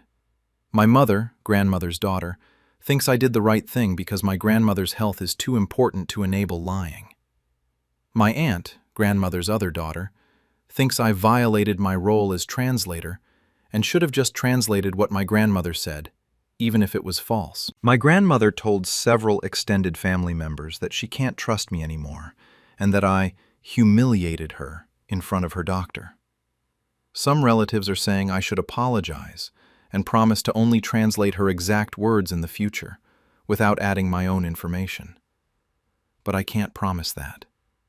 If my grandmother tells me to tell a doctor she's taking medications she's not taking, or to hide symptoms, or to lie about her health, I can't participate in that. I feel like I'd be complicit in endangering her. My cousin Maria has now been translating for my grandmother for 3 weeks. At the last appointment, Maria didn't understand the term arrhythmia and translated it as arthritis, leading to confusion about my grandmother's heart condition. My mother is worried my grandmother isn't getting proper care because of the translation gaps.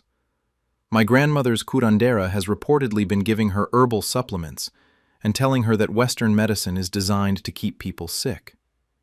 My mother is terrified my grandmother will have a stroke or heart attack because she's not being honest with her doctors about what she's actually taking.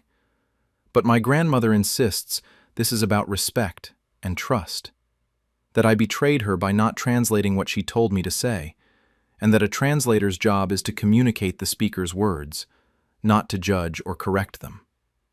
AITA for refusing to translate false information about my grandmother's medication compliance, even though it ended my role as her trusted translator?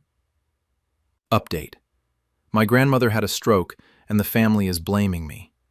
I posted 3 weeks ago about refusing to translate false information for my grandmother after she admitted to not taking her blood pressure medication. Most responses said I did the right thing by being honest with her doctor, though some said I should have found a gentler way to handle it. 2 days ago, my grandmother had a stroke. She'd been continuing to see her curandera instead of following her doctor's treatment plan. My cousin Maria had been translating at appointments, but Maria didn't understand enough medical terminology to realize my grandmother was still not being honest about her medications and alternative treatments. At her last cardiology appointment, the doctor asked if she was experiencing any new symptoms.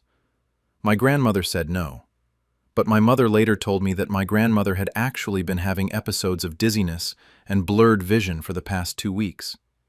Classic warning signs of stroke that she'd hidden from her doctor. Maria didn't know these were symptoms my grandmother was experiencing, so she couldn't tell the doctor even if she'd wanted to.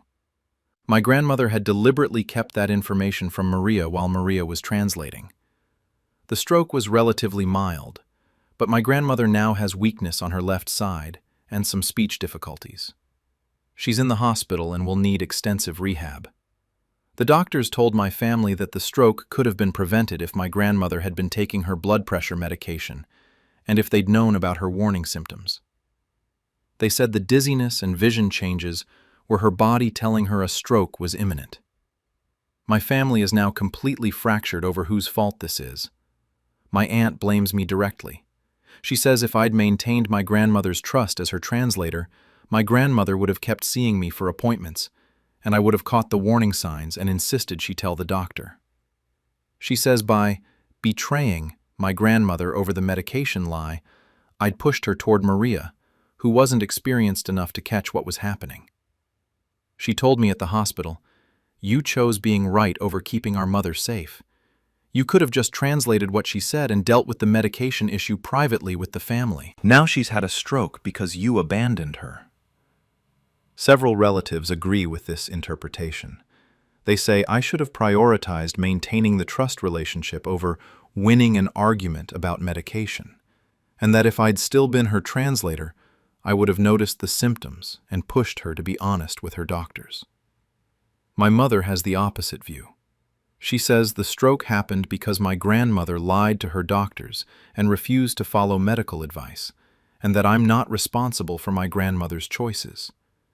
She's furious at the curandera for convincing my grandmother to stop her medications and at my grandmother for hiding critical symptoms. But my mother is also guilt-ridden. She says she should have been more involved in my grandmother's care and shouldn't have relied on me to be the sole bridge between my grandmother and her doctors. My cousin Maria is devastated. She says she didn't realize how much medical knowledge she needed to be an effective translator and that she missed critical information because she didn't understand the terminology. She feels responsible for not catching that my grandmother was hiding symptoms, even though my grandmother deliberately kept information from her. Maria told me tearfully, "I tried to do what you did, but I didn't know enough. I thought I was just supposed to translate words, but you were actually understanding what the doctors needed to know and asking follow-up questions. I didn't know how to do that." My grandmother is now unable to communicate clearly because of the stroke. She has expressive aphasia, which means she knows what she wants to say but can't get the words out properly. Watching her struggle to speak in any language has been heartbreaking. The curandera has disappeared. My mother tried to contact her to let her know what happened to my grandmother, but the woman's phone is disconnected and her shop is closed. It appears she was operating without any real credentials and has moved on to avoid consequences. The hospital needs someone to translate for my grandmother during her recovery and rehab.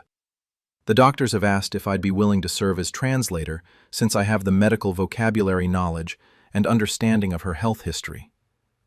I don't know what to do.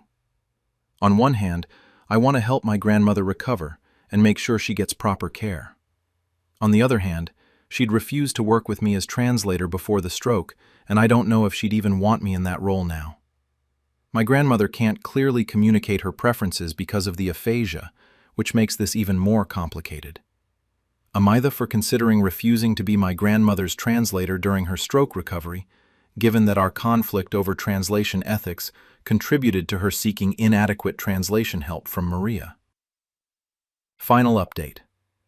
My grandmother's stroke revealed she'd been protecting everyone from a terrible truth. It's been 5 weeks since my grandmother's stroke. She's made significant progress in speech therapy and can now communicate more clearly, though she still struggles with complex sentences. What she's been able to tell us has completely reframed everything that happened. I did agree to serve as my grandmother's translator during her recovery. The hospital staff needed someone who could understand both her limited English and her stroke-affected Spanish, and despite our conflict, I was the best person to help her. During one of her speech therapy sessions, my grandmother became very agitated trying to tell me something. The speech therapist helped her work through it slowly, and what came out was devastating. My grandmother had stopped taking her blood pressure medication because she'd been diagnosed with early-stage Alzheimer's disease 6 months earlier. She'd gone to a neurologist, using a professional interpreter service I didn't know about, after experiencing memory problems and confusion. The neurologist had told her she had early Alzheimer's and prescribed medication to slow progression. But the Alzheimer's medication interacted badly with her blood pressure medication, causing severe side effects, dizziness, nausea, and fatigue that made her unable to function. Her neurologist had recommended switching blood pressure medications, but my grandmother had a different plan.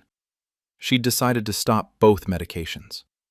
She'd decided she'd rather risk a stroke and die relatively quickly than slowly lose her mind to Alzheimer's and burden her family with her care.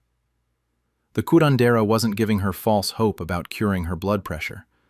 My grandmother had sought her out specifically because she wanted traditional spiritual support, while essentially choosing to let her health decline rather than face Alzheimer's progression. When I'd caught her lying to her cardiologist about taking medication, she'd been protecting a much bigger secret: that she'd been diagnosed with Alzheimer's and had decided she'd rather die than become a burden. I was devastated. I asked why she'd hidden this from all of us. Through slow, difficult speech, she explained that she'd watched her own mother die of Alzheimer's in Mexico. She'd spent years caring for a woman who didn't recognize her, who became frightened and aggressive, who slowly disappeared while her body remained alive.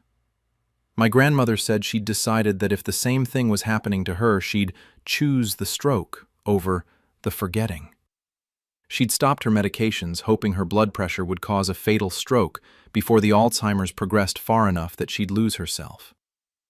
She'd hidden it from me specifically because she knew I'd tell her doctors, and her doctors would try to save her from something she didn't want to be saved from. The stroke did happen, but it wasn't fatal like she'd hoped. Now she's facing both stroke recovery and Alzheimer's progression, which was her worst fear. My family is shattered by this revelation. My mother is grief-stricken that her own mother was facing this diagnosis alone and felt she couldn't trust us with the truth. My aunt feels guilty for blaming me when my grandmother had been operating from a secret none of us knew. Maria feels terrible that she'd been the easier translator because she wouldn't catch lies, which was exactly why my grandmother had chosen her. And I'm struggling with impossible questions. Was my grandmother right to make that choice for herself? Should I have respected her bodily autonomy, even if it meant helping her hide information from her doctors? Or was I right to prioritize her health, even if it meant taking away her agency to choose how she wanted to die? My grandmother's neurologist says the Alzheimer's diagnosis was accurate, and she's now showing more progression. Partly natural progression, partly accelerated by the stroke. She's starting to have trouble with short-term memory and occasionally doesn't recognize where she is. The medication interaction that caused her to stop treatment was real, but there were other options her doctors could have tried if she'd been honest. Her neurologist says stopping all treatment likely accelerated her decline. My grandmother is now on a modified medication plan that manages both her heart health and her Alzheimer's. But she's angry about it. She says we took away her choice, and that she's now facing exactly what she'd tried to avoid: a slow decline into someone she doesn't recognize.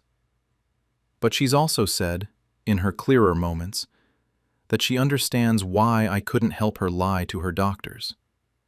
She said she'd put me in an impossible position, and that she's sorry for making me choose between her trust and her safety. Am I for the role I played in this situation? I don't know anymore. I was trying to keep my grandmother safe by being honest with her doctors, but being safe wasn't what she wanted. She wanted autonomy to choose her own death on her own terms, and I took that away from her by refusing to help her hide the truth. Some family members think I should have respected her choice, even if it meant helping her deceive her doctors. They say she had a right to decide how she wanted to face Alzheimer's, and that forcing her into treatment she didn't want was a violation of her autonomy. Others think I did the only thing I could do, that helping a patient lie to their doctors isn't ethical, regardless of their reasoning, and that my grandmother's choice was being made from a place of fear rather than full information about her options. My grandmother's speech therapist says my grandmother is grieving, not just for the life she's losing to Alzheimer's, but for the death she'd chosen that was taken away from her when the stroke wasn't fatal. I'm left translating for a grandmother who's slowly forgetting Spanish, then English, then eventually everything. I'm helping her communicate with doctors about medications she never wanted to take for a condition she'd rather have died than face. I did the right thing by being honest with her doctors, but the right thing meant she's now living her worst fear, becoming the person she watched her own mother become, losing herself piece by piece while everyone around her watches helplessly. Sometimes being TA isn't about making the wrong choice. It's about being in a situation where every choice causes harm, and you just have to live with which harm you chose to cause. I chose her health over her autonomy, and now we all get to watch her slowly disappear, knowing she'd chosen a different ending that I helped prevent. Am I they for refusing to continue as a surrogate after discovering my sister's real reason for wanting a baby? I, 29F, agreed 6 months ago to be a gestational surrogate for my older sister, Rachel, 35F, and her husband, Mark, 37M. Rachel has struggled with infertility for years.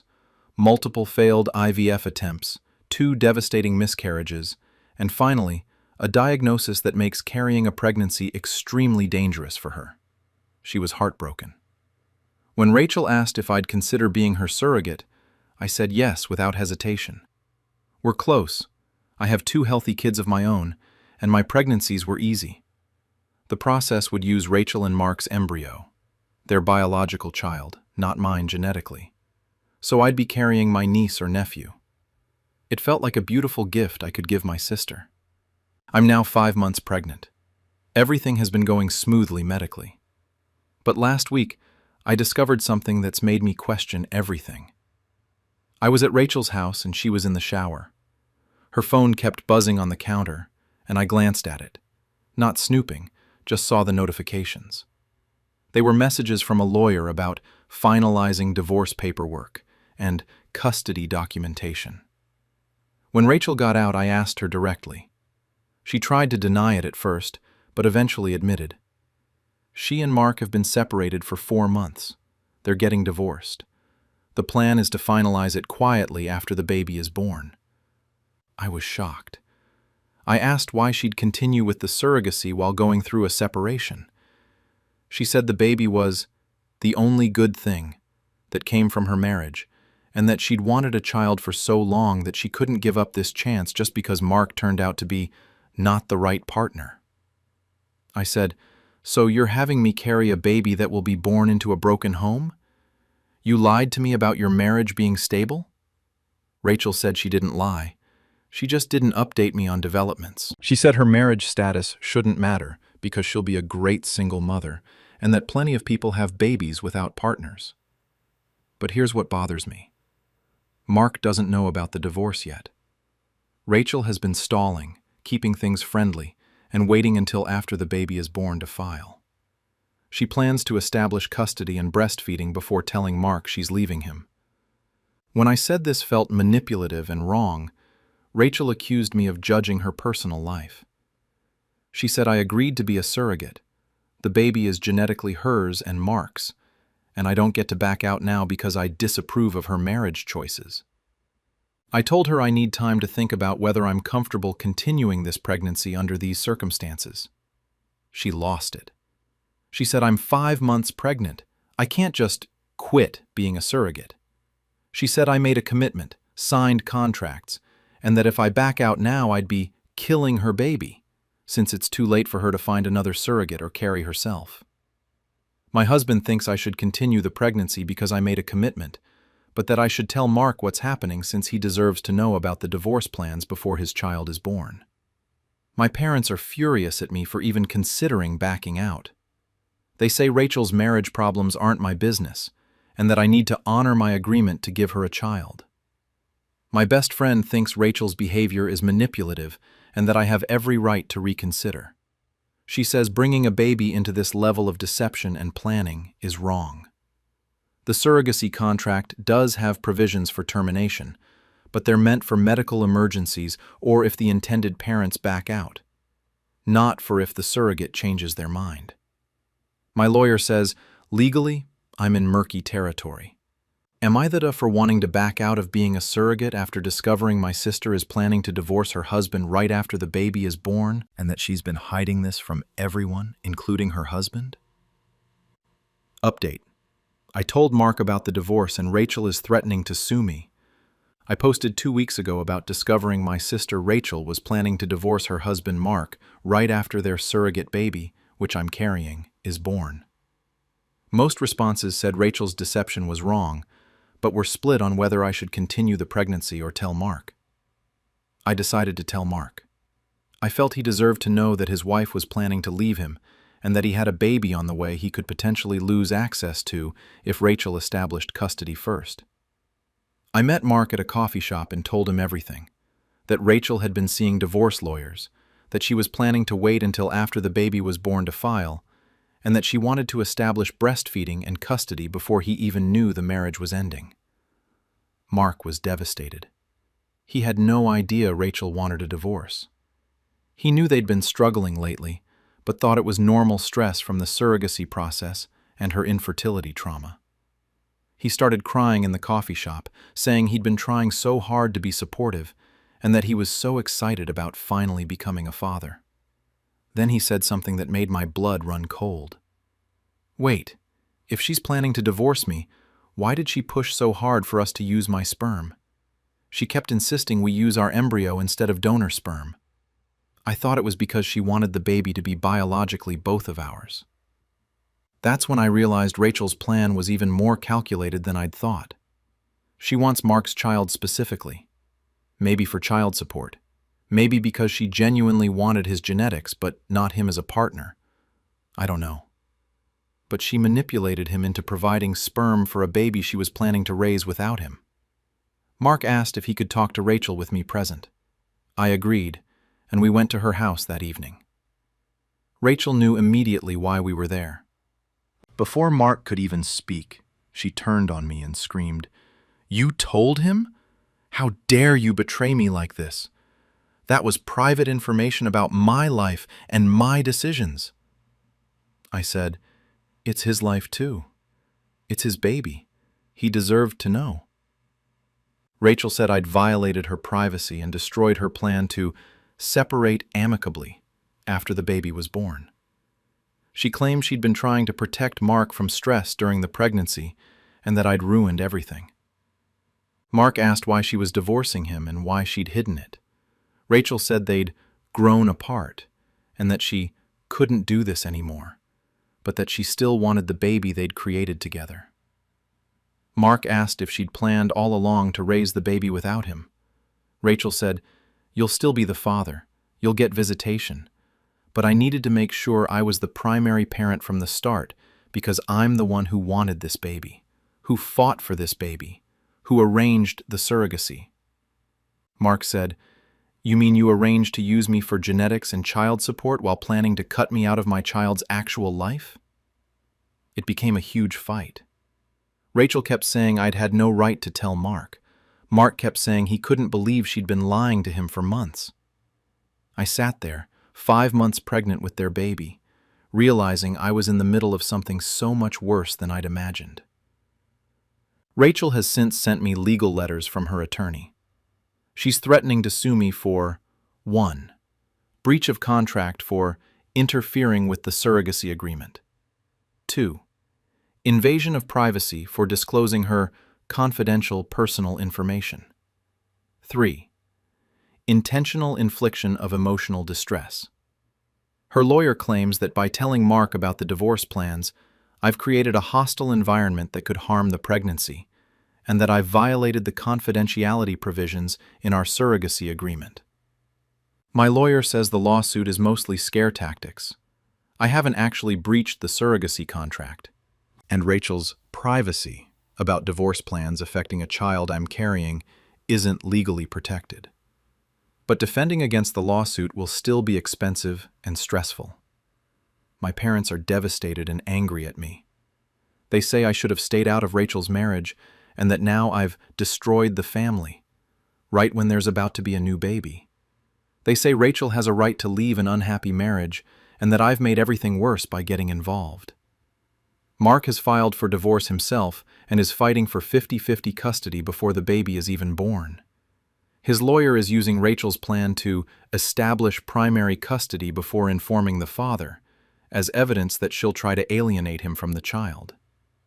Rachel is telling everyone I'm unstable, that pregnancy hormones have made me irrational, and that I'm trying to sabotage her life out of jealousy.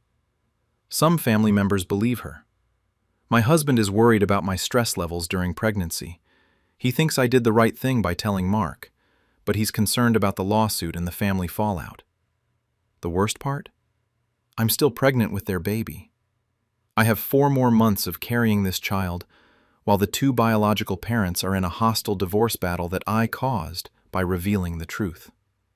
Rachel is demanding I continue the pregnancy and hand over the baby as agreed. Mark is saying he wants to be involved in all medical decisions and wants his name on the birth certificate immediately. Both of them are treating me like an incubator they're fighting over rather than a person. My lawyer says I'm still obligated to complete the pregnancy under the surrogacy contract, unless there's a medical reason not to. But I'm having anxiety attacks about what happens after this baby is born. Will Rachel and Mark fight over custody in the hospital? Will the baby be born into immediate legal chaos? Am I for telling Mark about Rachel's divorce plans, even though it's created this nightmare scenario? Final update. I kept the baby, and now everyone is suing everyone. It's been 3 months since my last update, and 2 weeks since I gave birth. The situation has exploded in ways nobody could have predicted, and I've made a decision that has turned me into the villain in everyone's eyes. After my last update, the pregnancy became unbearable. Rachel and Mark were fighting through their lawyers about custody arrangements for a baby that wasn't even born yet. Rachel served me with the lawsuit for telling Mark about the divorce. Mark was demanding to be at every doctor's appointment, which Rachel tried to block, leading to more legal fights. I was having panic attacks, my blood pressure was elevated, and my OB was concerned about stress affecting the pregnancy. I felt like I was being treated as a vessel for 2 people to fight over, not a person growing a baby. Then, at 7 months pregnant, I learned something else. Rachel had never had infertility issues that made pregnancy dangerous. I found medical records she'd left at my house. Legitimately accidentally, they fell out of a folder. Her fertility issues were real, but there was no medical danger to her carrying a pregnancy. She'd exaggerated the danger to make me feel like surrogacy was her only option. When I confronted her, she admitted she'd wanted a surrogate because pregnancy would ruin her body and interfere with her career. The medical danger story was mostly fabricated to make her request seem more sympathetic. I felt completely used and manipulated. Rachel had lied to get me to carry her baby, hidden her divorce plans, exaggerated her medical condition, and was now suing me for telling her husband the truth. That's when I made my decision. I decided to keep the baby. I know how that sounds. I know legally the baby isn't mine. It's genetically Rachel and Mark's. But here's my reasoning. 1. The surrogacy agreement was based on fraud. Rachel lied about her medical necessity. 2. I never would have agreed to carry a baby for a couple getting divorced. 3. Both Rachel and Mark were treating me terribly and fighting over their child before it was even born. 4. I'd bonded with this baby over 8 months of carrying her. 5. I genuinely believed giving her to 2 hostile people in a bitter divorce would harm her. My lawyer was horrified. He said I was opening myself up to massive legal liability. But I went ahead anyway. When I went into labor 2 weeks ago, I didn't tell Rachel or Mark. I had my husband drive me to a hospital in a different county. I gave birth to a healthy baby girl. I did not put Rachel or Mark's names on the birth certificate. I put my own name as mother and left the father section blank. I took the baby home. I named her. I'm breastfeeding her and taking care of her as if she's mine. Rachel and Mark found out within 48 hours. Both of them are now suing me, separately, for custody of their child. Rachel's lawsuit claims I've kidnapped her biological child and that the surrogacy contract gives her full parental rights. Mark's lawsuit makes similar claims. Weirdly, the divorcing couple is now unified in their hatred of me. My entire family has disowned me. My parents say I've stolen my sister's baby and that I'm mentally unstable. My siblings won't speak to me. Extended family is calling me evil, saying I manipulated my sister into thinking I'd help her just to steal her baby. Mark's family is equally furious, saying I've deprived him of his biological child that he desperately wanted. The legal situation is complex. My lawyer initially told me I'd probably lose custody immediately, but it's turning out to be more complicated. 1. The surrogacy contract may not be enforceable because it was based on fraudulent medical claims. 2. Rachel and Mark are now hostile to each other, making unified custody arguments difficult. 3. I gave birth to the baby and am breastfeeding, which gives me some legal standing in some jurisdictions. 4. Neither Rachel nor Mark's name is on the birth certificate. The court has ordered DNA testing, which will obviously show I'm not the biological mother, and has appointed a guardian ad litem for the baby. There's a hearing next month to determine custody. My lawyer thinks I'll lose. He says the DNA evidence will show the baby is genetically Rachel and Mark's, and that surrogacy contracts generally give biological parents rights regardless of the surrogate's objections. But he also says there's a small chance the court could rule that Rachel's fraud voids the contract, and that my role as birth mother and current caretaker gives me parental rights. It's a long shot, but it's not zero. My husband is standing by me but is terrified of the legal and financial consequences. We could lose our house, our savings, everything. But he understands why I did it. My other 2 children, 10 and 8, have bonded with the baby as their sister. They don't understand why Aunt Rachel is trying to take their sister away. Some online communities have called me a monster. Others say I'm protecting a child from a toxic situation. The truth is probably somewhere in between. I know the baby is genetically Rachel and Mark's. I know I agreed to carry her for them. I know surrogacy is meant to help people have children they can't have otherwise, but I also know Rachel lied about her medical necessity. Rachel hid her divorce plans to manipulate me into carrying the baby. Rachel and Mark are in a hostile divorce that will traumatize this child. I carried this baby for 8 months and gave birth to her. I love her. Am I the for keeping the baby I agreed to carry as a surrogate? Legally, probably yes. Ethically? I don't know anymore. The hearing is in 3 weeks. I might lose my niece, daughter. I might lose my house defending this lawsuit. I've definitely lost my family. But when I look at this baby, who I carried and birthed and am nursing, I can't imagine handing her over to 2 people who were fighting over her before she was even born, one of whom lied to me about why she needed a surrogate in the first place. So I'm fighting. And whatever happens at that hearing, I know I made this choice because I thought it was best for her, even if everyone else thinks I'm a monster. The baby's name is Hope, and I'm hoping, against all legal odds and family opinion, that I get to keep her. Am I for posting a photo that revealed my father's witness protection identity? I, 25-F, recently posted what I thought was a harmless family photo on social media that has completely upended my life and potentially endangered my father. My dad, John, 58-Elm, has always been private about his life before he met my mom. He told us he grew up in foster care, had no family, and started fresh when he moved to our state in his early 30s. We accepted this. Some people have difficult pasts they don't want to discuss. Last month was my wedding. It was beautiful, and I was so happy to have both my parents there. I posted several photos to Instagram, including one of me dancing with my dad with a caption about how grateful I was for him walking me down the aisle.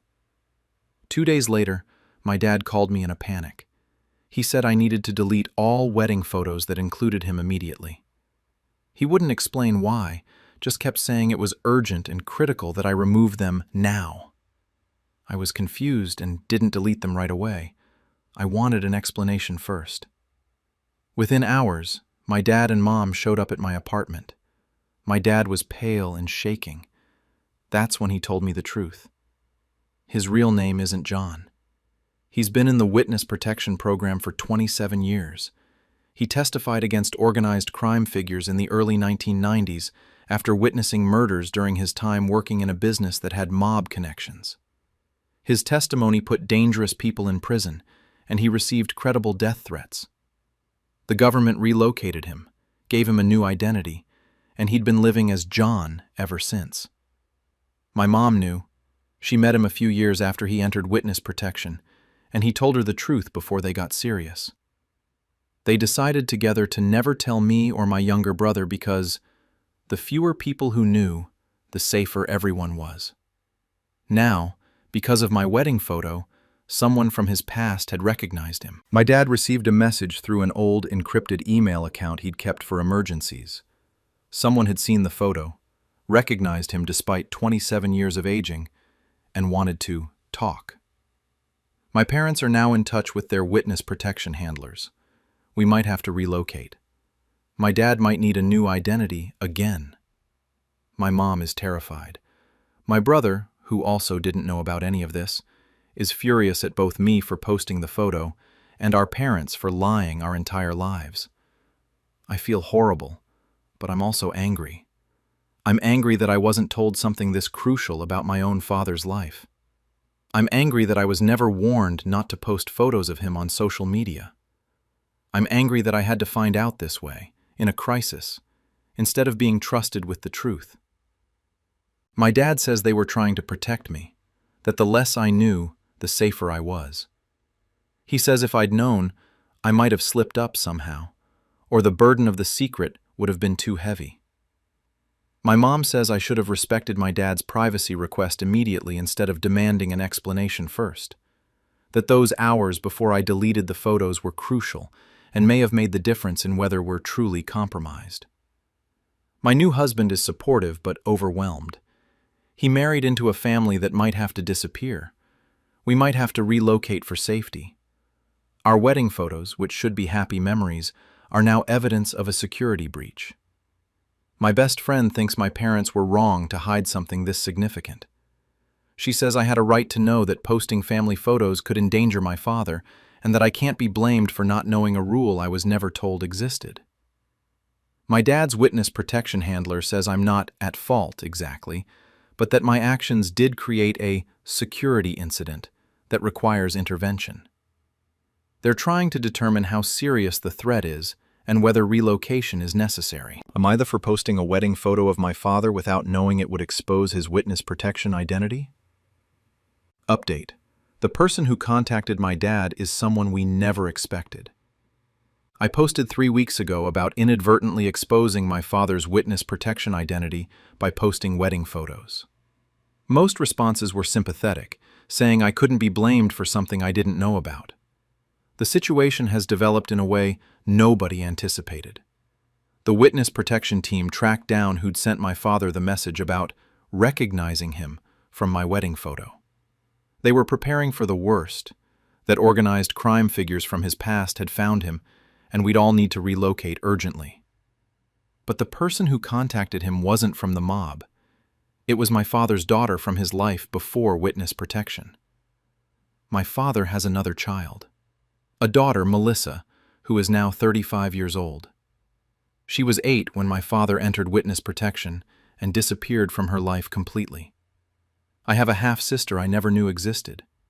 The witness protection program had required my father to completely cut contact with his old life, including his daughter. He'd been married before, something else he never told us. And when he testified and entered protection, he had to abandon his wife and 8-year-old daughter with no explanation, no goodbye, and no way for them to contact him. Melissa has spent 27 years thinking her father abandoned her. She thought he just left one day and never came back. She's been in therapy for abandonment issues. She's had relationship problems because she can't trust people not to leave. Her mother, my dad's first wife, eventually told her that my dad had gotten involved with dangerous people and had to disappear. But Melissa never knew the full truth. When Melissa saw my wedding photo on Instagram, she recognized my dad, despite the decades and the aging. She'd been searching for him periodically over the years, and the photo finally gave her a lead. She'd sent the message because she wanted to know if he was alive and why he'd left her. My father is devastated. He says leaving Melissa was the hardest thing he ever did, but it was non-negotiable. The witness protection program required complete separation from his old life to ensure safety. He said he'd spent 27 years hoping she was okay, but having no way to check on her or contact her. Now Melissa wants to meet him. She wants answers. She wants a relationship with her father after 27 years of absence. But the witness protection team is advising against contact. They say that Melissa, finding my dad through my photo, proves his cover is compromised. They say that having contact with someone from his old life defeats the purpose of witness protection and could put everyone at risk. My dad is torn. He wants to know his daughter, but he's terrified that contact will endanger her, me, my brother, and my mom. Melissa is understandably angry. She sent me a message, she found me through the wedding photos, saying she can't believe her father has been living a new life with a new family while she grew up without him. She said I got to have the father she was denied, and now she's being denied again because of safety protocols. My mom is struggling with this too. She knew my dad had a past, but she didn't know about Melissa. My dad had told her about the witness protection, but had minimized his old life, saying he'd left nothing important behind when he relocated. Finding out he'd abandoned an 8-year-old daughter has changed how my mom sees him. My brother is furious. He says our entire family was built on lies and abandonment, and that our dad is a different person than we thought. I'm caught in the middle. I feel terrible for Melissa. She lost her father through no fault of her own. But I also understand the witness protection constraints and the danger that contact might bring. Melissa has been posting publicly on social media about finding her father after 27 years and being denied a relationship because of bureaucracy. She hasn't named my dad or shared his location, but she's being vocal about her anger and pain. The witness protection team is now extremely concerned. They say Melissa's public posts, combined with my wedding photos, have created an unacceptable security risk. They're recommending that my dad enter protection again with a new identity, meaning he'd have to leave me, my brother, and my mom behind this time, just like he left Melissa 27 years ago. My dad refuses. He says he won't abandon another family. He says if he has to choose between safety with a new identity and staying with us, he'll choose us and just take his chances with any threats from his past. But that means all of us, me, my brother, my mom, my new husband, are potentially at risk if the wrong people figure out where my dad is. Am I for being angry at my dad for never telling me about Melissa, even though I understand why he kept his witness protection secret? Final update. My dad met Melissa, and what she revealed destroyed everything we thought we knew.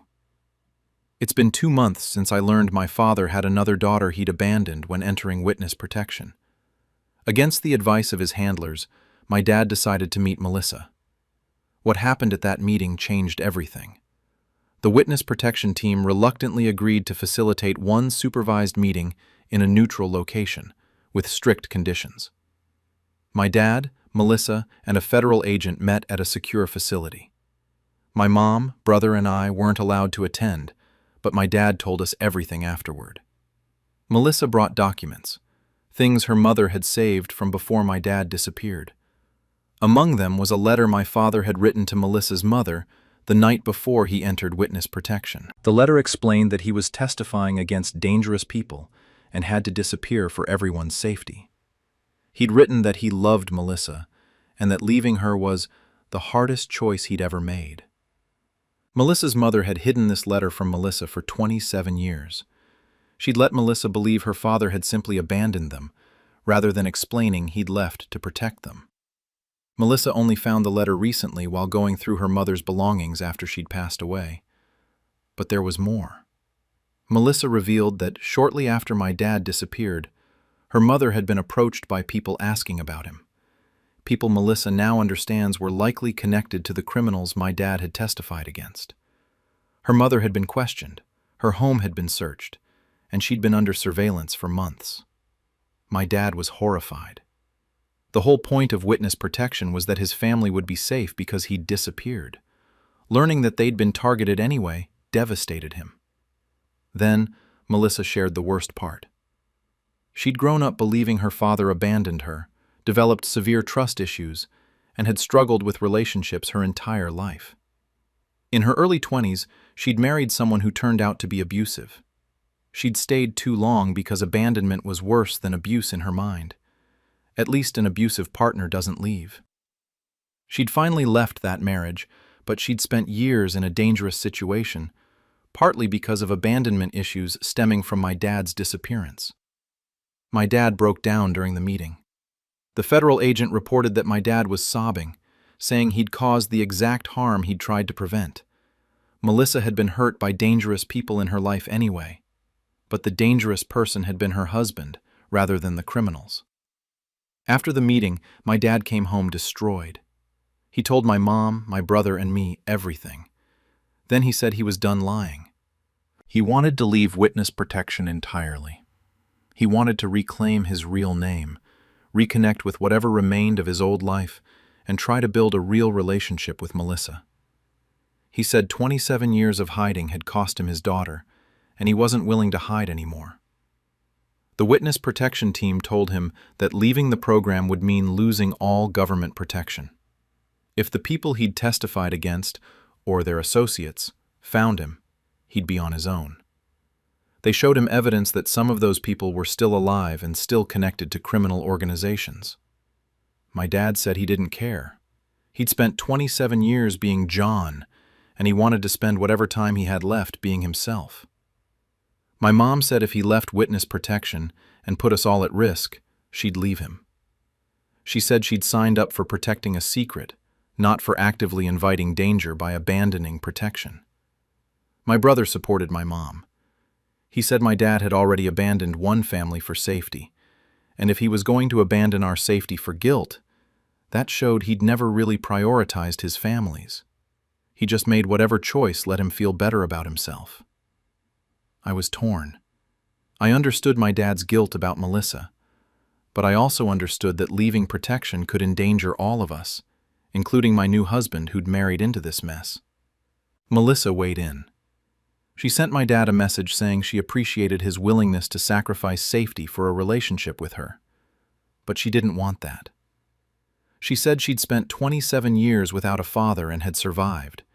She didn't need him to endanger himself and his current family out of guilt. She said what she actually wanted was honesty, some form of contact, even if supervised, and acknowledgement that his absence had harmed her. She didn't want him to blow up his life again.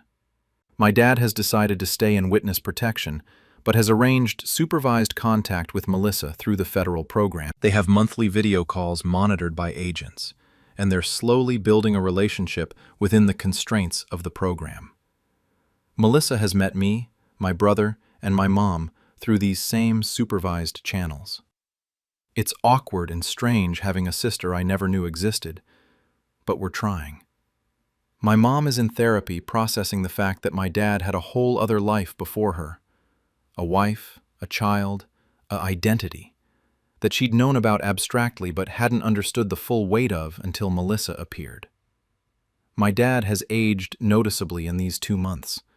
The guilt of what Melissa went through, combined with the constraints of continuing witness protection, has taken a toll. As for me, am I the for posting that wedding photo? Everyone says no, that I couldn't have known. But I can't help thinking, if I'd respected my dad's privacy more, if I'd been less social media focused, if I'd asked before posting, maybe none of this would have happened. But maybe it needed to happen. Melissa deserved to know her father was alive. My dad deserved to face what his choices had cost. My family deserved to know the truth about who we are and where we come from. Sometimes being TA isn't about doing something wrong. It's about doing something that reveals what was already wrong. My wedding photo didn't create the problem. It just exposed it. My dad lost his daughter for 27 years because of choices he made for safety. Now he has a second chance to know her, within limits. It's not the relationship either of them wanted, but it's more than they had before. And our family is different now, built on acknowledged truth instead of hidden lies. It's messier, more complicated, and carries more risk. But at least we know who we are, even if who we are includes a father who had to abandon his first family to keep them safe, and a half-sister who spent decades thinking she wasn't worth staying for. The wedding photo that started all this sits in a private album now, not on social media. My dad is in the photo, smiling, dancing with me, looking happy. He's still in witness protection. He still can't reclaim his real name, but at least now, through supervised calls and careful contact, he has both his daughters. And Melissa finally knows her father didn't abandon her because he didn't love her. He left because he loved her enough to disappear. AITA for exposing that my daughter hasn't been attending college for 3 years. I, 52 years F, recently discovered that my daughter, Sophia, 24 years F, has been lying about attending university for the past 3 years. When I confronted her and told our family the truth, it destroyed her life and relationships. Now I'm being blamed for handling it cruelly. Some background. Sophia started at a prestigious university 3 years ago studying engineering. She'd always been an excellent student, and we were proud when she got accepted. My husband and I have been paying her tuition, rent for her apartment near campus, and living expenses, approximately $45,000 per year. Sophia would come home for holidays and talk about her classes, professors, and campus life. She'd show us her schedule each semester. She'd complain about exams and papers. Everything seemed normal. Last month, I received a letter from the university's billing office saying we had an outstanding balance. I was confused because we'd set up automatic payments. When I called to sort it out, the billing department told me there was no record of Sophia being enrolled for the past 5 semesters. I thought it was a clerical error, but after being transferred to the registrar, I learned that Sophia had withdrawn from all her classes at the end of her first year and had never re-enrolled. She'd dropped out 3 years ago. I was in shock. I called Sophia immediately and demanded an explanation. She admitted she'd been lying. She said she'd struggled academically and socially her first year, had failed most of her classes, and couldn't face telling us. So she'd simply stopped attending but continued to pretend. For 3 years, she'd been taking our tuition money and rent money and living in her apartment doing nothing. She'd gotten a part-time job at a coffee shop, but had told us it was just for extra spending money. When I asked where all the tuition money had gone, she couldn't give me a straight answer. She said she'd spent it on living expenses and things she needed, but couldn't account for tens of thousands of dollars. I told Sophia's father immediately. We were both devastated and furious. We'd sacrificed to pay for her education. We'd delayed retirement savings, hadn't taken vacations, and lived frugally to afford her tuition. Sophia begged us not to tell anyone else in the family. She said she was planning to re-enroll and fix everything, but needed time. She said she'd been depressed and overwhelmed and hadn't known how to get out of the lie once it started. I told her we needed to tell the family. Her younger brother was planning to attend college next year and was talking about following in Sophia's footsteps at the same university. Her grandparents had been boasting about their granddaughter, the engineer. Everyone had been lied to. Sophia cried and said she'd tell everyone herself. Just give her time to figure out how. I gave her 1 week.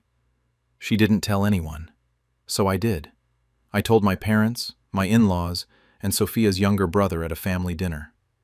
I explained that Sophia had dropped out 3 years ago, had been lying about attending classes, and had spent over $100,000 of our money while pretending to be a student. The family was shocked. Sophia's grandmother started crying. Her grandfather was furious and said Sophia had disgraced the family. Her brother was angry that she'd lied and said he'd looked up to her academic success. Sophia's fiancé, Marcus, who'd been dating her for 2 years, was there. He'd had no idea Sophia wasn't actually a college student. He'd thought he was dating an engineering student about to graduate. He'd made future plans based on Sophia's supposed degree and career prospects. Marcus broke up with Sophia that night. He said their entire relationship had been based on lies, and he couldn't trust her anymore. Since then, Sophia's life has fallen apart. Marcus ended their engagement. Her grandparents have cut her off. They'd been planning to help with her wedding. Her brother barely speaks to her. She's lost several friendships after the truth spread through our social circle. Sophia is now living with us because she can't afford her apartment anymore. She's severely depressed and has told me multiple times that I destroyed her life by exposing her publicly instead of helping her fix it privately. My husband is torn. He agrees Sophia needed to face consequences, but he thinks I was too harsh by telling everyone at once rather than giving her more time to handle it herself. My sister thinks I was cruel and humiliating. She says Sophia clearly had mental health issues that led to the lying, and publicly shaming her wasn't the answer.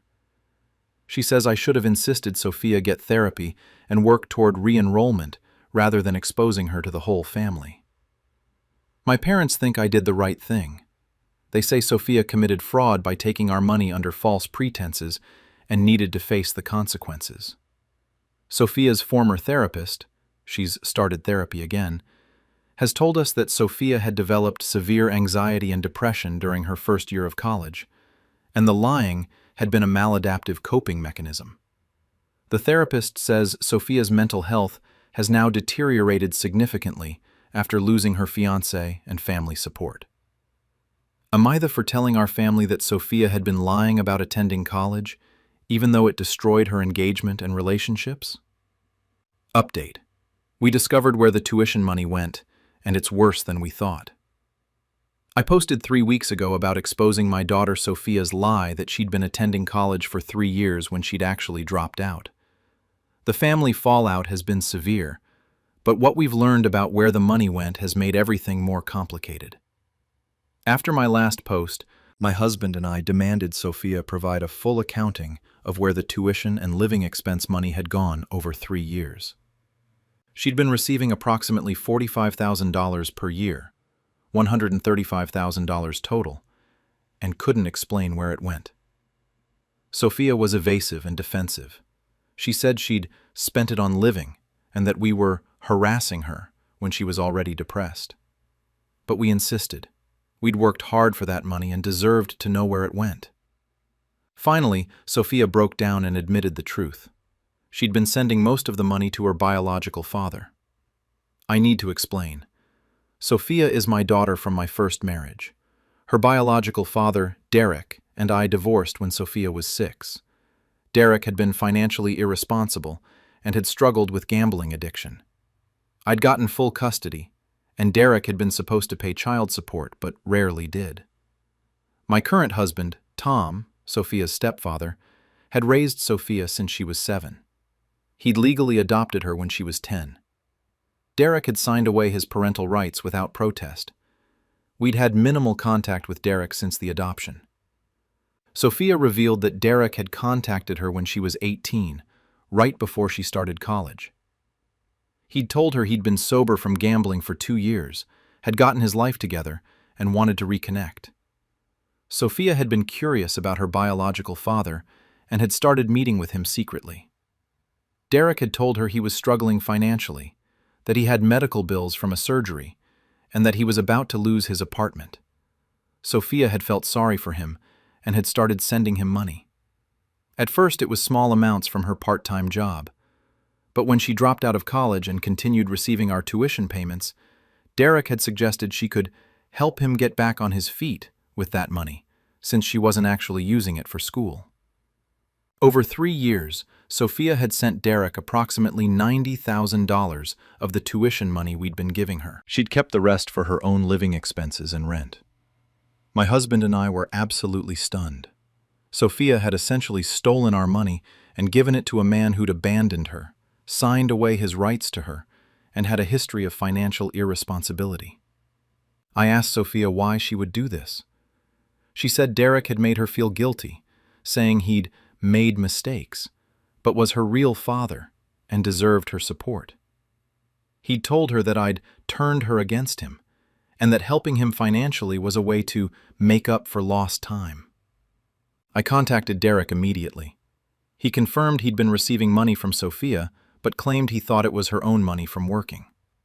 When I told him it was tuition money meant for Sophia's education, He said Sophia was an adult who could choose what to do with money given to her. I threatened to press charges for fraud or theft. Derek said I couldn't prove he'd known the money wasn't Sophia's to give, and that Sophia had sent it willingly. My lawyer says Derek is technically right. Sophia received the money legally from us as gifts for college expenses, and she chose to give it to Derek. Unless we can prove Derek coerced or defrauded Sophia, there's no legal case. But it gets worse. I did more investigating and found out Derek hasn't been sober from gambling at all. He'd lied to Sophia about that. The money she'd been sending him had been going to casinos and online gambling sites. When I showed Sophia the evidence of Derek's continued gambling, she was devastated. She'd believed she was helping him rebuild his life, but she'd actually been funding his addiction. Sophia has now cut off contact with Derek, but the damage is done. The money is gone. Derek has gambled it away, and Sophia's relationship with our family is destroyed. Tom is especially hurt. He raised Sophia as his own daughter, legally adopted her, and paid for what he thought was her education, only to discover she'd been funneling that money to the biological father who'd abandoned her and signed away his rights. Tom has told Sophia he needs space from her, and isn't sure he can forgive this betrayal. Sophia is living with us, but Tom barely speaks to her. My parents are now even more furious than before. My mother said Sophia has brought shame on the entire family by not only lying, but stealing from us to give money to that deadbeat.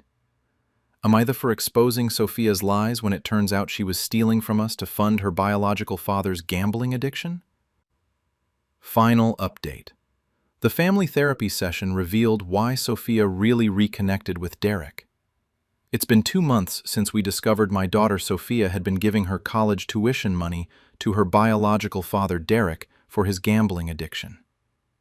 The situation has reached a painful conclusion after a family therapy session revealed the full truth. After my last update, Sophia's mental health deteriorated severely. She was suicidal and had to be hospitalized briefly. Her therapist recommended intensive family therapy to address the multiple betrayals and broken relationships. My husband Tom, Sophia, and I attended family therapy sessions. The early sessions were brutal, Tom expressing his hurt at Sophia choosing Derek over the family who'd actually raised her, me expressing betrayal over the lying and theft, Sophia expressing shame and depression.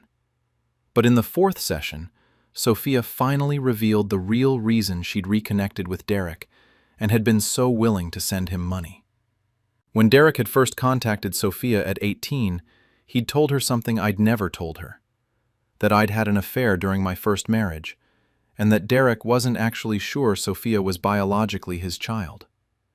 Derek had told Sophia that he'd suspected she might not be his daughter, that I'd refused to do a paternity test, and that the uncertainty had contributed to his gambling spiral and our divorce.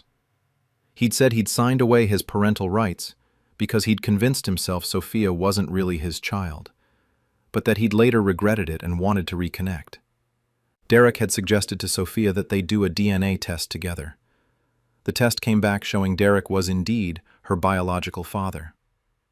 Derek had cried and told Sophia he'd wasted years doubting their connection and abandoning her based on unfounded suspicion. Sophia had felt enormously guilty. She'd believed her father had abandoned her because of my affair and his resulting doubt about paternity. She'd felt responsible for making it up to him for all the years he'd lost based on false suspicions.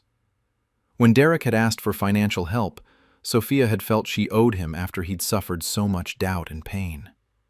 When she'd dropped out of college and continued receiving tuition money, Derek had framed accepting that money as Sophia supporting her real father, after years of him being kept away from her.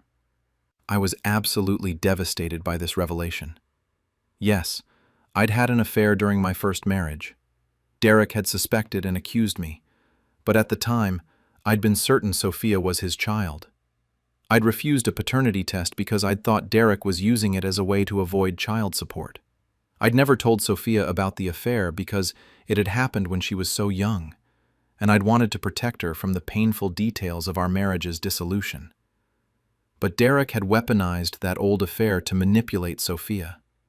He'd created a narrative where he was the wronged father who'd been denied his daughter due to my lies, and Sophia was the child who needed to make up for lost time by supporting him financially. The therapist helped us unpack the layers of manipulation. Derek had 1. Used my real affair to create a false narrative about paternity doubt. 2. Framed himself as a victim who'd lost years with Sophia due to my actions. 3. Made Sophia feel guilty and responsible for making it up to him. 4. Positioned accepting her money as a way she could atone for the years he'd lost. 5. Lied about being sober from gambling to maintain her sympathy. Sophia had been a teenager when Derek had first contacted her, and she'd been vulnerable to his manipulation. By the time she'd started sending him significant money, she was deep in a pattern of trying to compensate for what she believed was my fault. The therapist said Sophia's lying about college and sending money to Derek were both symptoms of her trying to manage an impossible situation. She felt guilty toward Derek for my affair and his doubt, but she also didn't want to hurt Tom and me by revealing she was supporting Derek. Tom was somewhat softened by learning Sophia had been manipulated, but he was still deeply hurt. He said, "I raised her. I adopted her. I loved her. And she chose to believe a manipulative gambling addict over the family who'd been there for 17 years. I was overwhelmed with guilt. My affair from 20-plus years ago had created the opening for Derek to manipulate Sophia. If I'd been honest with Sophia about the affair and the circumstances of the divorce, Derek wouldn't have been able to use it against me. We contacted Derek one final time to confront him about the manipulation. He denied it all, saying he'd told Sophia the truth about my affair and his suspicions, and that it wasn't his fault if I'd never been honest with her. The family therapy has led to some healing, but it's slow and painful. Tom has accepted that Sophia was manipulated, but says rebuilding trust will take years. My parents have softened slightly after learning about Derek's manipulation, but they're still hurt by the lying. Sophia's former fiancé, Marcus, heard about the full situation and reached out to Sophia, but they've agreed they can't rebuild their relationship after such fundamental breaches of trust. Sophia has accepted that she'll need to repay us the money over time, though it will take years. I've had to own my role in creating the vulnerability Derek exploited through my affair and lack of honesty. Sophia is back in school part-time at a community college and working full-time. She's living with us and paying rent. Her relationship with Tom is slowly improving as he's come to see her more as a victim of manipulation than a willing thief. AITA for exposing Sophia's lies when it turns out she was being manipulated by her biological father, using my past infidelity? The answer is complicated. Sophia did lie and steal, but she did it because she'd been manipulated by someone using real information, my affair, to create a false narrative of victimhood. I exposed her publicly, which destroyed her relationships. But that exposure ultimately revealed the manipulation she'd been under and allowed us to address it in therapy. Derek used my real mistakes, the affair, to manipulate my daughter into funding his gambling addiction. Sophia used lies to try to manage an impossible situation. I used public exposure rather than private investigation to deal with the lying. Everyone was hurt. Everyone made mistakes. And a 20-year-old affair combined with a gambling addict's manipulation created a situation where a 21-year-old felt she had to steal from her family to atone for her mother's sins. We're healing, slowly. But we all carry scars from this. Tom from feeling replaced by a deadbeat biological father, Sophia from being manipulated and losing her fiancé, and me from knowing my past mistakes created the opening for my daughter to be exploited. Sometimes, AITA isn't about who's right or wrong. It's about how past mistakes, present manipulations, and desperate attempts to manage impossible situations can destroy families in ways no one intended. AITA for exposing that my mother has been faking cancer for the past year. I, 32-year-old, recently discovered that my mother, Patricia, 58-year-old, has been lying about having terminal cancer for over a year. When I exposed her to our family, it created a massive rift that has destroyed relationships and trust.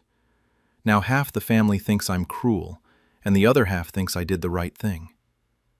Last year, my mother announced she'd been diagnosed with stage 3 breast cancer. She said her prognosis was uncertain, but that she was starting aggressive treatment. Our family rallied around her. My siblings and I visited more often. My father retired early to care for her. Extended family sent cards and gifts. Her church community organized meal trains. Mom talked about her chemotherapy sessions, showed us her treatment schedule, and occasionally wore scarves saying the chemo was making her hair thin. She lost some weight, which she attributed to treatment side effects. She seemed tired and weak, especially after her infusion days. The whole family's life revolved around supporting Mom through her cancer battle. My sister moved back home to help. My brother postponed his wedding. I used all my vacation time to be with her during hard treatment weeks. Last month, I took Mom to what was supposed to be a chemo appointment. She'd asked me to drive her because she said she'd be too weak to drive herself home afterward. I dropped her at the cancer center entrance and went to park the car. When I came inside to meet her, the receptionist said there was no appointment for Patricia under any of the oncologists in the building. I was confused and called Mom's cell. She said she'd gotten the date wrong and was already back in the car, asking me to just come back. I didn't believe her. I went to the reception desk and asked if Patricia had ever been a patient there. After confirming my relationship and providing ID, they told me there was no record of her as a patient at that facility or any affiliated oncology practices. I was stunned. I sat in my car and searched her name in every cancer center database I could access. Nothing. I called her primary care physician's office and they said they had no record of any cancer diagnosis or referrals to oncology. I confronted Mom in the car. She tried to deny it, but I told her what I'd learned. She finally broke down and admitted she'd been lying. She said she doesn't have cancer and never did. I demanded to know why. She said that a year ago, the family had been drifting apart. My siblings and I were busy with our lives. Dad was always working, and she'd felt invisible and unimportant. She said she'd made up the cancer diagnosis to bring everyone together and to feel valued and cared for again. She said it had started as a small lie she'd planned to take back, but once she saw how much attention and love she received, she couldn't stop. She said she knew it was wrong, but that this past year had been the happiest of her life, because her children actually prioritized her. I was horrified and furious. I told her she needed to tell the family immediately or I would. She begged me not to, saying it would destroy everyone, and that she'd slowly recover over the next few months, and then everything could go back to normal. I refused to keep her secret. I told my father that night, and then we called my siblings. I explained that Mom had been faking cancer for over a year, and that there was never any illness. The reactions were explosive. My father was devastated. He'd retired early, spent his savings on medical expenses. Mom had been taking that money for personal spending, and reorganized his entire life around being her caregiver. My sister was furious. She'd quit her job and moved home to help care for Mom, sacrificing a year of her career and her relationship, which had ended due to the long distance. My brother was heartbroken. He'd postponed his wedding because Mom said she'd be too sick to attend on the original date, causing tension with his fiancée's family. The extended family was shocked and angry. Mom's church community felt betrayed after organizing months of meal deliveries and support. Some family members who'd sent money for treatment costs demanded repayment. But here's where it gets complicated. Some family members think I was too harsh. My aunt, Mom's sister, says Mom clearly has severe mental health issues and that publicly exposing her was cruel when I should have gotten her psychiatric help instead. My grandmother says I've destroyed the family by not keeping the secret and helping Mom quietly end the lie over time. She says Mom was clearly desperate for attention and love, and that speaks to how neglected she felt. Several church friends have told me I'm TA for humiliating a woman who was obviously struggling emotionally, and that I should have shown compassion for whatever drove her to such desperate behavior. My mother is now in intensive therapy and has been diagnosed with several mental health conditions, including factitious disorder and severe anxiety. Her therapist says the fake cancer was a cry for help from someone who felt invisible and unloved. But the damage to our family is severe. My father is considering divorce. My sister has moved out and barely speaks to Mom. My brother is proceeding with his wedding, but has told Mom she's not invited. Extended family members who'd organized support are humiliated and angry. Am I the duh for exposing my mother's fake cancer diagnosis rather than helping her quietly end the lie and get help privately? Update. My mother's therapy revealed why she really faked cancer. I posted 3 weeks ago about exposing my mother for faking cancer for over a year. Most responses supported my decision to tell the truth, though some said I should have handled it more gently. The family situation has deteriorated further, but my mother's therapy sessions have revealed information that's made me question whether I understood the situation at all. After I exposed Mom's lie, she started seeing a psychiatrist who specializes in factitious disorders.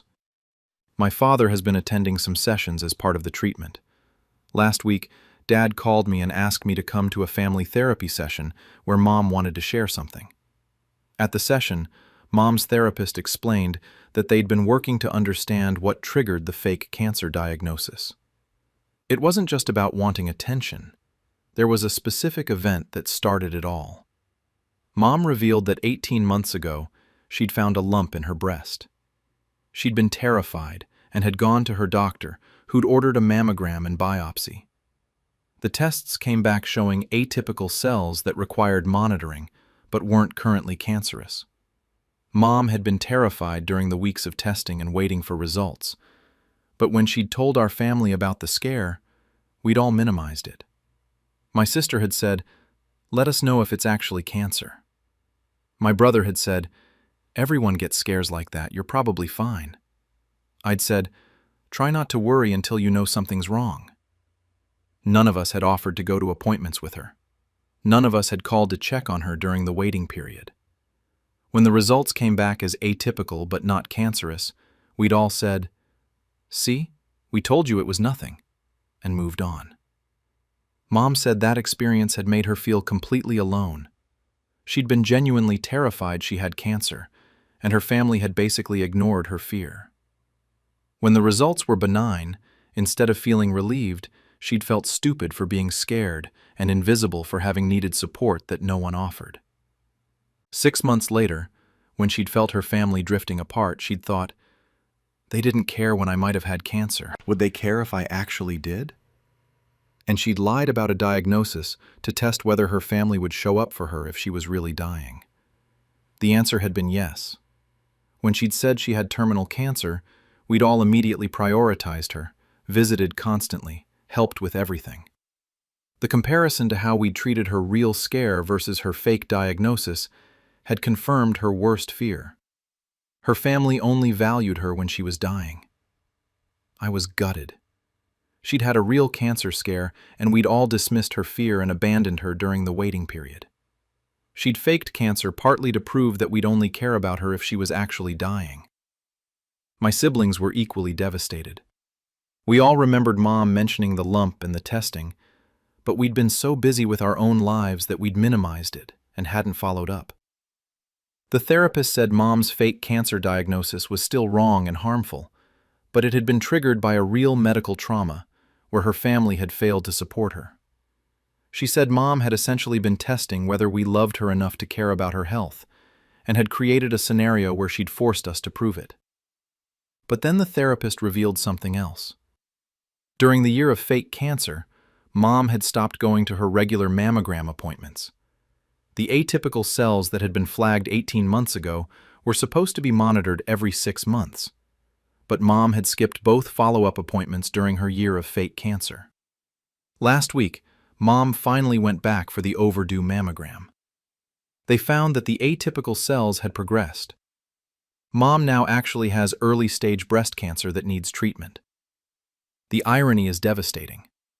Mom faked cancer for a year because we'd ignored her real cancer scare. During that year of faking, she'd neglected the medical monitoring that could have caught real cancer earlier. Now she actually has cancer, and no one knows if they can believe her. My father asked the doctors to confirm the diagnosis independently.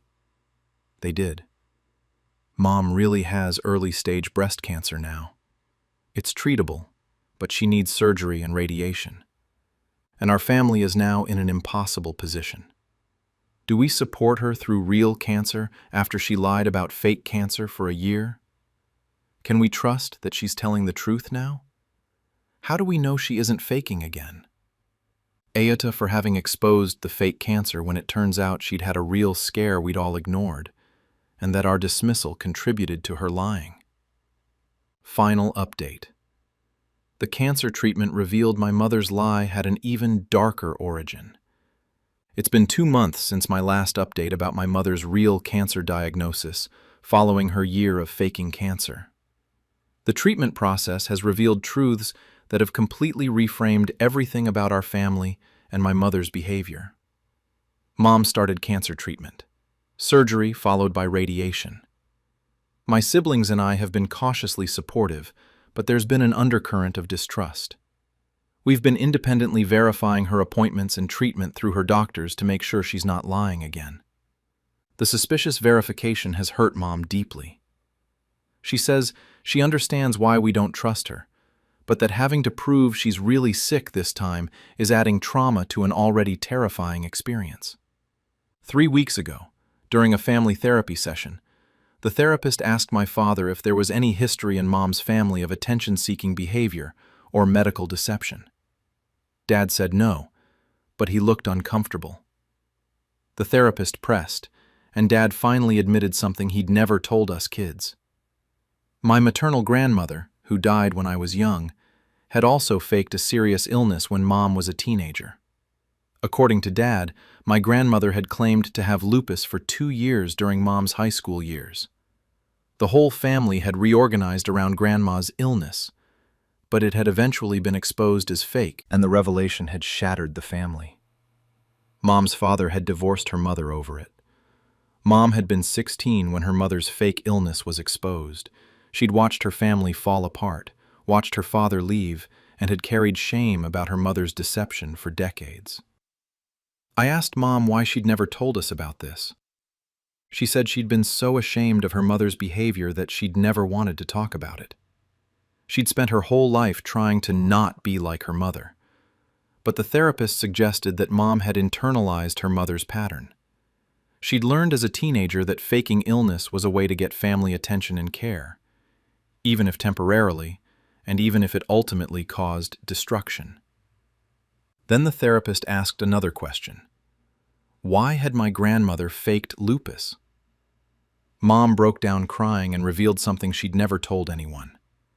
Her mother had faked lupus because she'd actually had early-stage breast cancer that the family had ignored and minimized. My grandmother had found a lump, had told her family she was scared, and had been dismissed by her husband and children. Desperate for care and attention, she'd lied about having lupus because she'd learned that her real medical fear wasn't dramatic enough to get support. By the time my grandmother's fake lupus was exposed and she'd finally been examined properly, her real breast cancer had progressed to late stage. She'd died of breast cancer 5 years after faking lupus, the very disease she'd initially been afraid of and that her family had dismissed. Mom had watched her mother fake one illness while dying of another. And then Mom had repeated the exact same pattern. Real breast cancer scare ignored by family, fake cancer diagnosis to get attention, neglect of real cancer during fake illness, real cancer diagnosis. We were all sitting in that therapy room, realizing that this pattern had repeated across 2 generations. My grandmother's family had ignored her breast cancer scare, so she'd faked lupus, neglected her real cancer, and died. Our family had ignored Mom's breast cancer scare, so she'd faked terminal cancer, neglected her real cancer, and now had a real diagnosis. The therapist said this was intergenerational trauma. Mom had learned from her mother that real medical fears would be dismissed, so serious illness had to be performed dramatically to receive care. My father was devastated. He'd known about my grandmother's fake lupus, but had never connected it to the fact that she'd actually died of breast cancer. He'd thought the fake illness and the real cancer were separate issues. Now he realized his mother-in-law had faked illness because her real cancer scare had been ignored, just like he'd ignored his wife's cancer scare and triggered the same pattern. I've been processing the fact that I participated in a family dynamic that has killed one person and nearly killed another. My grandmother died partly because her cancer scare was dismissed. My mother has cancer now partly because we dismissed her scare. She faked illness, and she neglected the monitoring that could have caught it earlier. The family is now in intensive therapy together. We're all grappling with how we've perpetuated a pattern where women's medical fears are dismissed until they become dramatic enough to take seriously. My father has apologized to Mom for ignoring her initial cancer scare. My siblings and I have apologized for minimizing her fear and not being present during her testing.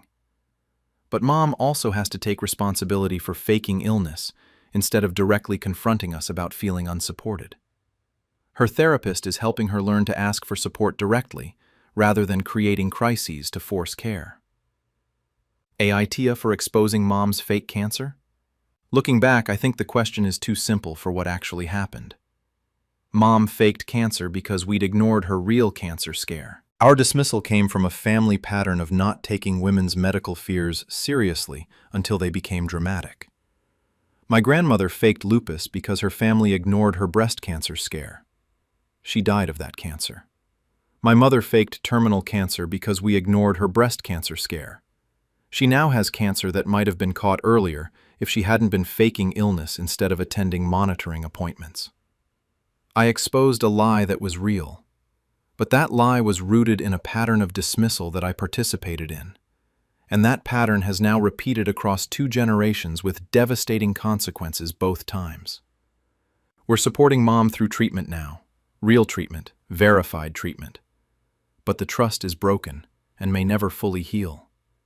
She lied about dying for a year. We ignored her real medical fear and triggered that lie. Her mother did the same thing and died. Sometimes, AITA isn't about whether exposing a lie was right or wrong. It's about recognizing that lies often grow from truths that no one wanted to hear. Mom was crying for help when she said she was scared about a lump. We didn't help. So she created a scenario where we had to help. Fake terminal cancer that we couldn't ignore. She was wrong to lie. We were wrong to dismiss her real fear. Both things are true. And now she has real cancer, and none of us know how to trust or be trusted anymore.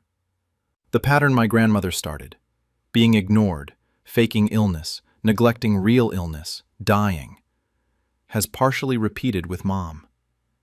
We're fighting to make sure it doesn't complete, but we're doing it while navigating broken trust on all sides. I exposed the lie. The lie saved no one. The truth helps no one. And the cancer that was real all along continues to grow, regardless of who lied about what. Am I the for exposing that my sister has been faking being deaf? I, 29 male, recently discovered that my younger sister, Chloe, 24 familial, has been pretending to be deaf for the past 3 years, and I exposed her publicly. My family is now completely fractured over what I did. Some background. 3 years ago, Chloe told our family she'd been experiencing progressive hearing loss due to a rare genetic condition. Over several months, she said her hearing had deteriorated to the point of complete deafness. She started using sign language, got a certified service dog, and began using accommodations for deaf individuals. Our family was devastated but supportive. We all learned ASL to communicate with her. Our parents spent thousands on what they thought were hearing-related medical expenses, though Chloe handled all her appointments privately. Chloe became involved in the deaf community, started a blog about navigating life as a newly deaf person, and even got a job at an organization that supports deaf individuals. She seemed to thrive in her new identity. She made friends in the deaf community, gave talks at schools about deaf awareness, and became a vocal advocate for disability rights. Our family was proud of how she'd adapted and grown. Last month, I came home early from a work trip and stopped by Chloe's apartment to surprise her. I have a key because I water her plants when she travels. When I walked in, I heard music playing loudly from her bedroom and heard Chloe on the phone, speaking normally, clearly hearing the person on the other end, laughing at something they said. I stood there in shock. I listened for several minutes to make sure I wasn't misunderstanding. Chloe was having a completely normal phone conversation, responding to things the other person was saying, talking about her day. She was hearing perfectly. When she came out of her bedroom and saw me, she went pale. I asked her point blank if she could hear me. She tried to sign at me, pretending she couldn't hear, but I'd heard her on the phone moments earlier. I confronted her and demanded the truth. She broke down crying and admitted she'd been faking her deafness for 3 years. She said it started as an impulsive lie to get out of a family obligation. She'd claimed temporary hearing loss to avoid our grandmother's birthday party. And then the lie spiraled out of control. She said once she'd committed to the deafness story, she couldn't figure out how to take it back without admitting she'd lied. So she just kept going. She learned ASL, got the service dog, which wasn't actually certified, and built an entire identity around being deaf. I was furious. I asked about her job working with deaf individuals, about her advocacy work, about the community she'd joined. She admitted she'd been deceiving everyone, not just our family, but the entire deaf community that had welcomed and supported her. I told Chloe she needed to come clean immediately. She begged me not to tell anyone, saying it would destroy her life, her relationships, and her career. She said she'd slowly regain her hearing over the next year and phase out the deaf identity gradually. I said absolutely not. She'd been committing fraud, deceiving vulnerable people, and taking resources and opportunities meant for actual deaf individuals. I gave her 24 hours to tell our family herself, or I would. She didn't. So I told our parents the truth, showed them what I'd witnessed, and explained the situation. Our parents didn't believe me at first. Our mother said I must have misunderstood what I'd seen, but I'd recorded part of Chloe's phone conversation on my phone. I know, questionable ethics, but I knew no one would believe me otherwise. When confronted with the recording, Chloe couldn't deny it anymore. She admitted everything to our parents. The fallout has been devastating. Our parents are heartbroken and furious. They'd spent 3 years accommodating what they thought was a disability, learning a new language, and grieving the daughter they thought they'd lost to deafness. But they're also saying I shouldn't have exposed Chloe so harshly. They think I should have given her more time to come clean on her own terms, or handled it privately within the family, rather than forcing an immediate confession. Chloe has been fired from her job. Rightfully, she was hired specifically as a deaf individual to provide peer support. Her blog followers have turned on her viciously after the truth came out. The deaf community is understandably furious. They see her actions as mocking their lived experiences and appropriating their identity. Chloe is now dealing with severe depression and anxiety. She's essentially become a social pariah. She says she knows what she did was wrong, but that I've destroyed her life by exposing her instead of helping her find a way to quietly exit the deception. Several family members think I was too harsh. They say Chloe clearly has mental health issues that led to this deception, and that publicly destroying her life wasn't the answer. They think I should have insisted on therapy and private confession rather than immediate exposure. Others think I did exactly the right thing, that Chloe was committing fraud, taking resources from people who actually needed them, and deceiving an entire community. They say she deserved to face consequences. My partner thinks the situation required intervention, but that I could have handled it with more compassion. He thinks there was a middle ground between keeping Chloe's secret and completely exposing her. Am I the ja for exposing my sister's fake deafness even though it's destroyed her life and career? Update. Chloe attempted suicide, and the reason she faked being deaf is worse than I thought. I posted 2 weeks ago about exposing my sister Chloe for faking deafness for 3 years. Most responses said I did the right thing by revealing fraud, though some thought I'd been too harsh. 5 days ago, Chloe attempted suicide. She took a bottle of pills and was found by her roommate in time. She's now in inpatient psychiatric care. Our family is shattered.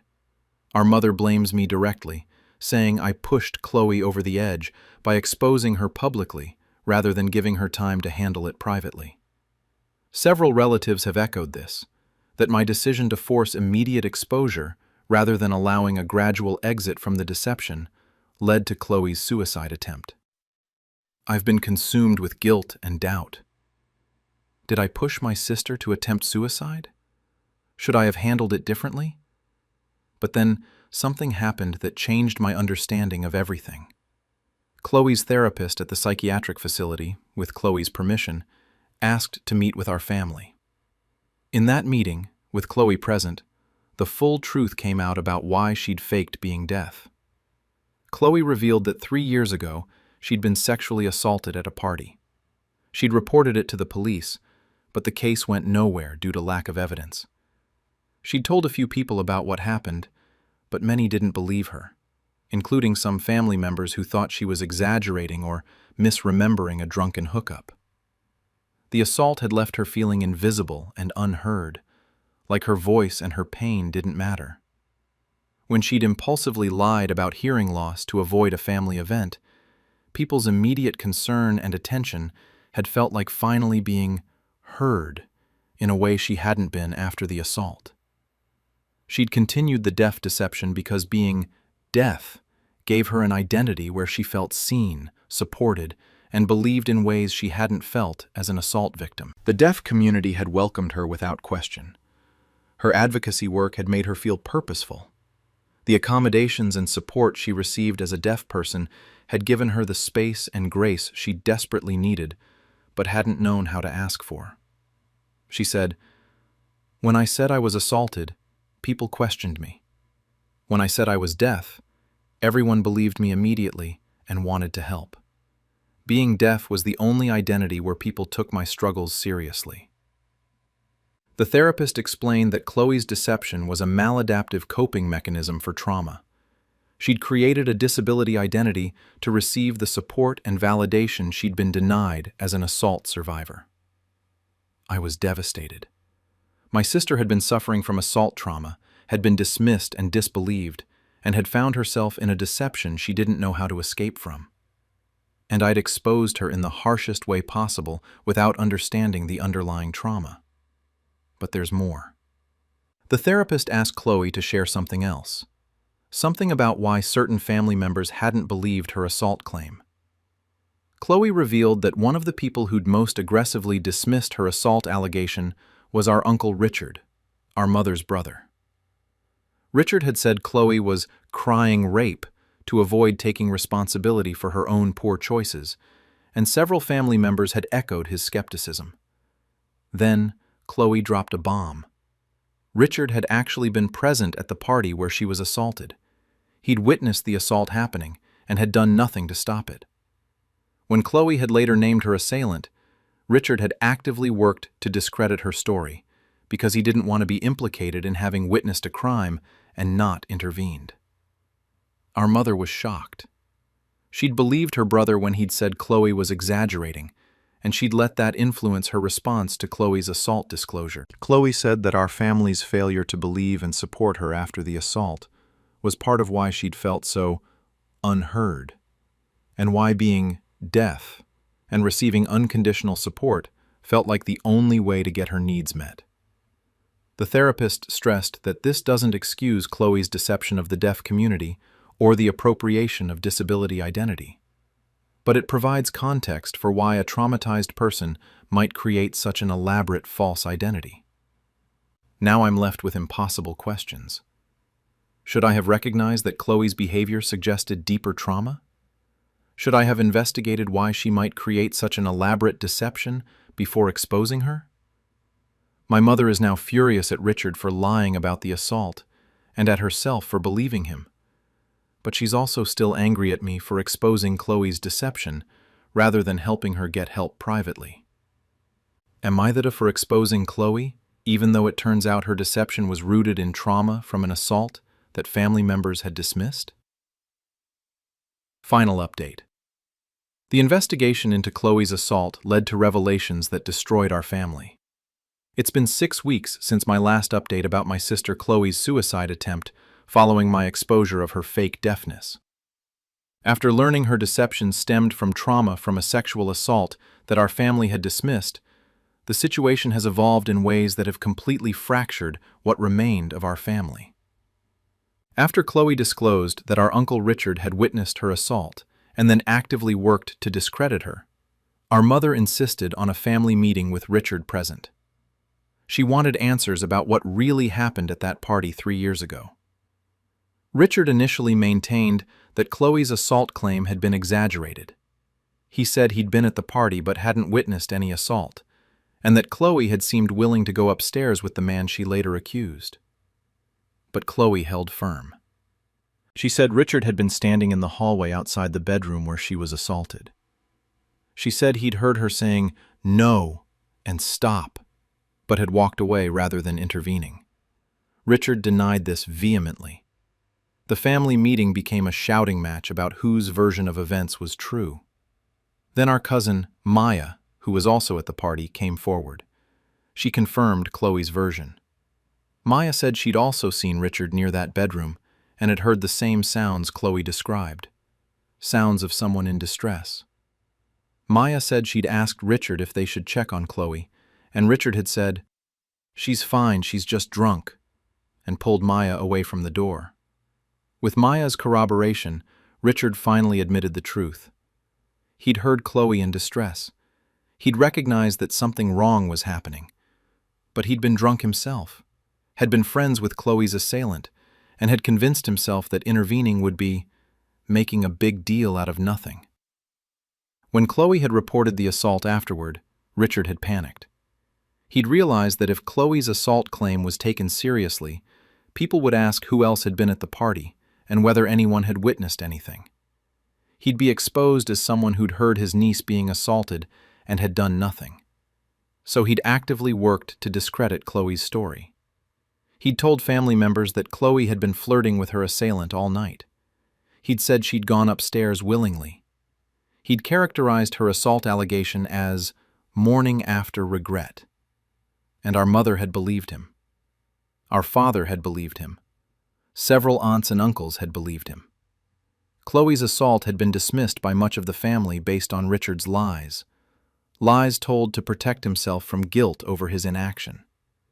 Chloe's therapist says this betrayal, being assaulted and then having family members believe her accuser's friend over her, was the core trauma that led to her faking deafness. She'd needed to be heard and believed so desperately that she'd created an identity where people had no choice but to take her seriously. Our family has completely imploded. Our mother has cut off all contact with Richard and is consumed with guilt for believing his lies over her own daughter. Our father is in therapy, dealing with his failure to support Chloe when she needed it.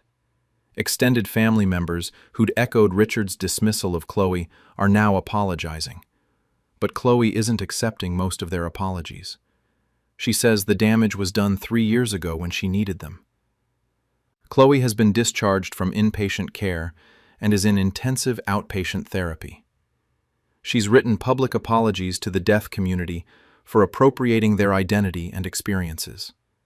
Many in that community have responded with compassion after learning about the trauma context, though some remain rightfully angry about the deception.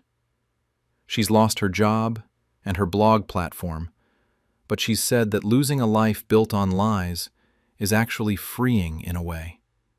She doesn't have to maintain the deception anymore. As for me and my relationship with Chloe, it's complicated. She understands why I exposed her deception, but she's also said that my decision to force immediate public exposure, rather than giving her time to seek help first, was traumatizing. She says I treated her like a liar who deserved punishment, rather than a trauma victim who needed support. Her therapist has helped us process this in family therapy. The therapist says, I'm not responsible for Chloe's suicide attempt. Chloe made that choice herself. But the therapist also says that when we discover someone is engaging in deeply dysfunctional behavior, leading with exposure and consequences rather than curiosity about why they might be behaving that way, can cause additional harm. I've apologized to Chloe for not asking, "Why are you doing this?" before jumping to, "You need to be exposed for this."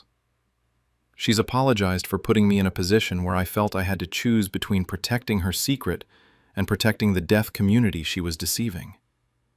We're slowly rebuilding a relationship, but it's not the same as before. We both carry guilt, her for the deception, me for the harsh exposure, both of us for the family dynamics that led to this point. The deaf community advocacy organization where Chloe worked has used this situation to highlight how trauma survivors sometimes engage in harmful coping mechanisms, and how communities need to balance accountability with compassion. They've explicitly said that Chloe's actions were wrong, but that treating her only as a fraud, rather than also as a trauma survivor, would miss important context. AITA for exposing Chloe's fake deafness? Looking back, I think the answer is more nuanced than I initially thought. Was she committing fraud? Yes. Did she need to be held accountable? Yes. Did the deaf community deserve to know the truth? Yes. But did I need to force immediate exposure, rather than giving her 48 hours to seek help from a therapist first? Probably not. Could I have approached the situation with more curiosity about why she was engaging in such extreme deception? Definitely. I did the right thing by exposing fraud.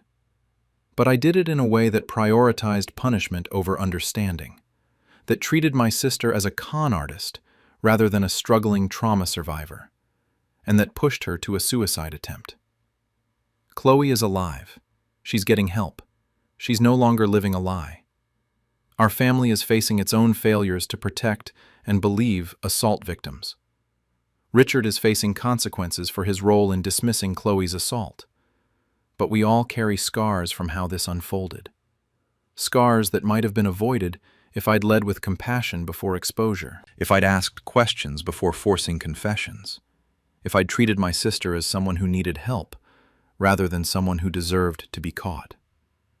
Sometimes doing the right thing in the wrong way causes as much harm as doing the wrong thing entirely. And I'll have to live with that knowledge, even as I stand by my decision that the truth needed to come out. AITA for donating my kidney to my brother instead of saving it for my father. I, 28-ville female, am a healthy, active person with 2 functioning kidneys. My older brother Chris, 33-male male, has been on dialysis for 2 years due to kidney failure caused by a genetic condition. He's on the transplant waiting list, but the wait in our area is 5 to 7 years, and his health is deteriorating quickly. Dialysis is keeping him alive, but his quality of life is terrible. He's exhausted constantly, can't work, and has been told his life expectancy on dialysis isn't great. I got tested and found out I'm a match. I told Chris I wanted to donate one of my kidneys to him. He cried, not just because of the kidney, but because he'd been too afraid to ask anyone in the family to get tested. He said he didn't want to burden anyone with such a huge decision. I thought my family would be supportive. Instead, my father, 62-male male, is furious. He sat me down and told me I absolutely cannot donate to Chris. When I asked why, he said that kidney disease runs in our family, which is true, it's why Chris has it, and that I might need to donate to him someday. He said I should save my kidney in case he needs it in the future. I was stunned. My father is currently healthy. No kidney issues, normal test results, no symptoms. Yes, there's a family history, but he doesn't currently need a kidney. Chris is on dialysis right now and deteriorating. I told my dad that I understand his concern, but Chris needs a kidney now, not potentially in 10 to 15 years. I said that if my dad develops kidney disease later, he can get on the transplant list like anyone else, or maybe one of my other siblings could be tested. My dad said that's not good enough. He has 3 kids, me, Chris, and our younger sister, Emma, 25 de la female. Chris is already sick and will get my kidney. Emma has said she'd never donate an organ because she's terrified of surgery. That means I'm his only option if he gets sick, and if I waste my kidney on Chris, I'll be condemning him to death. I said that's not fair. I'd be saving Chris's life now versus potentially helping Dad in an uncertain future. Dad said I was being selfish and short-sighted, that Chris can survive on dialysis, but if Dad gets sick and I've already donated, he'll have no options. My mom is staying neutral but keeps saying, maybe wait a few more years to see how your father's health develops. My sister Emma agrees with Dad. She says it makes more sense to keep the kidney in reserve for someone who might desperately need it later, rather than giving it to Chris, who has dialysis as an option. But here's the thing. Dialysis isn't a good long-term option. Chris is 33 years old. Staying on dialysis will significantly shorten his life and make the years he has left miserable. He can't work, can't travel, is constantly exhausted, and is deeply depressed. Getting a kidney now would give him decades of normal life. My dad, meanwhile, is healthy. He might never develop kidney disease. And even if he does, it might not happen for 10, 15, 20 years. I could potentially donate to Chris now, and then, if needed, Emma could get over her fear of surgery to help Dad later. Or he could get a deceased donor kidney. But my dad keeps saying I'm gambling with his life, and that if he gets sick and dies because I wasted my kidney on Chris, it'll be my fault. He's told other family members I'm being reckless and selfish, and now extended family is weighing in. Some support me, but others agree with Dad that I should wait and see before making such a permanent decision. Chris told me not to donate if it's going to destroy my relationship with my father. He said he doesn't want to be the cause of family conflict. But I can see what dialysis is doing to him. He's getting weaker, more depressed, and less hopeful. I want to give him his life back. My best friend thinks I should donate to Chris and that my father is being manipulative. My therapist says it's my body and my choice, but that I should be prepared for potential family fallout. My partner supports whatever I decide, but is worried about the emotional toll this conflict is taking on me. AITA for planning to donate my kidney to my brother, despite my father's objections. Update. I donated to my brother and my father revealed he's been hiding his diagnosis. I posted 3 weeks ago about my father objecting to me donating a kidney to my brother Chris because Dad wanted me to save it in case he needs it in the future. Most responses said it was my body and my choice, and that saving my brother's life now was more important than a theoretical future need. I went ahead with the donation. Chris and I had surgery last week. The transplant was successful. His new kidney started working immediately, and he's already looking healthier and more hopeful than I've seen him in years. I'm recovering well, with normal post-surgery pain but no complications. My father didn't come to the hospital. My mom came, but she was cold and distant. She stayed for an hour after my surgery, didn't visit Chris at all, and left without saying much. 2 days after the surgery, while I was still in the hospital, my father called me. He was crying, something I'd never heard before. He said, "You've killed me. You know that, right? You've killed your own father." I was still on pain medication and confused. I asked what he was talking about. That's when he revealed the truth. He's been in stage 3 kidney disease for 8 months. His doctor told him he's progressing toward eventual kidney failure, and will likely need a transplant within 5 to 10 years, possibly sooner. He'd hidden his diagnosis from everyone except my mother. He'd been getting regular testing and monitoring, but he didn't tell me, Chris, or Emma, because he didn't want to worry us, and because he was hoping his condition would stabilize. When I'd gotten tested as a match for Chris, Dad had begged Mom to convince me not to donate. That's why she'd been pushing me to wait and see. They'd both been hoping Chris would get a deceased donor kidney, so I'd still be available for Dad later. I was furious.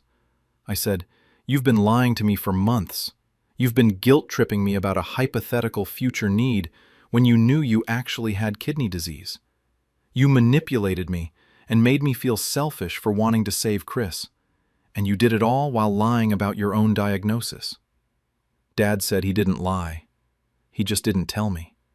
He said if I'd known, I would have felt pressured to donate to him instead of Chris, and he didn't want to put that on me.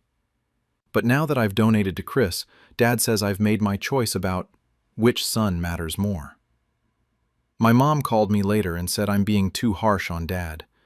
She said he was trying to protect me from an impossible decision, and that he's devastated that I donated to Chris when Dad will actually need it soon. But I pointed out, if Dad had told me the truth, I could have made an informed decision. Maybe I would have chosen to donate to Dad instead. Maybe I would have still chosen Chris. Maybe we could have explored other options. But Dad took away my ability to make that choice by hiding his diagnosis. Now Chris feels terrible. He says he never would have accepted my kidney if he'd known Dad was sick. He feels like he's stolen the kidney that Dad needed. I've tried to tell him this isn't his fault. Dad's manipulation and lies are the problem, not Chris accepting a kidney that was freely offered. Emma is furious at me. She said that if I'd just waited like Dad asked, we would have eventually learned about Dad's condition, and I could have donated to him.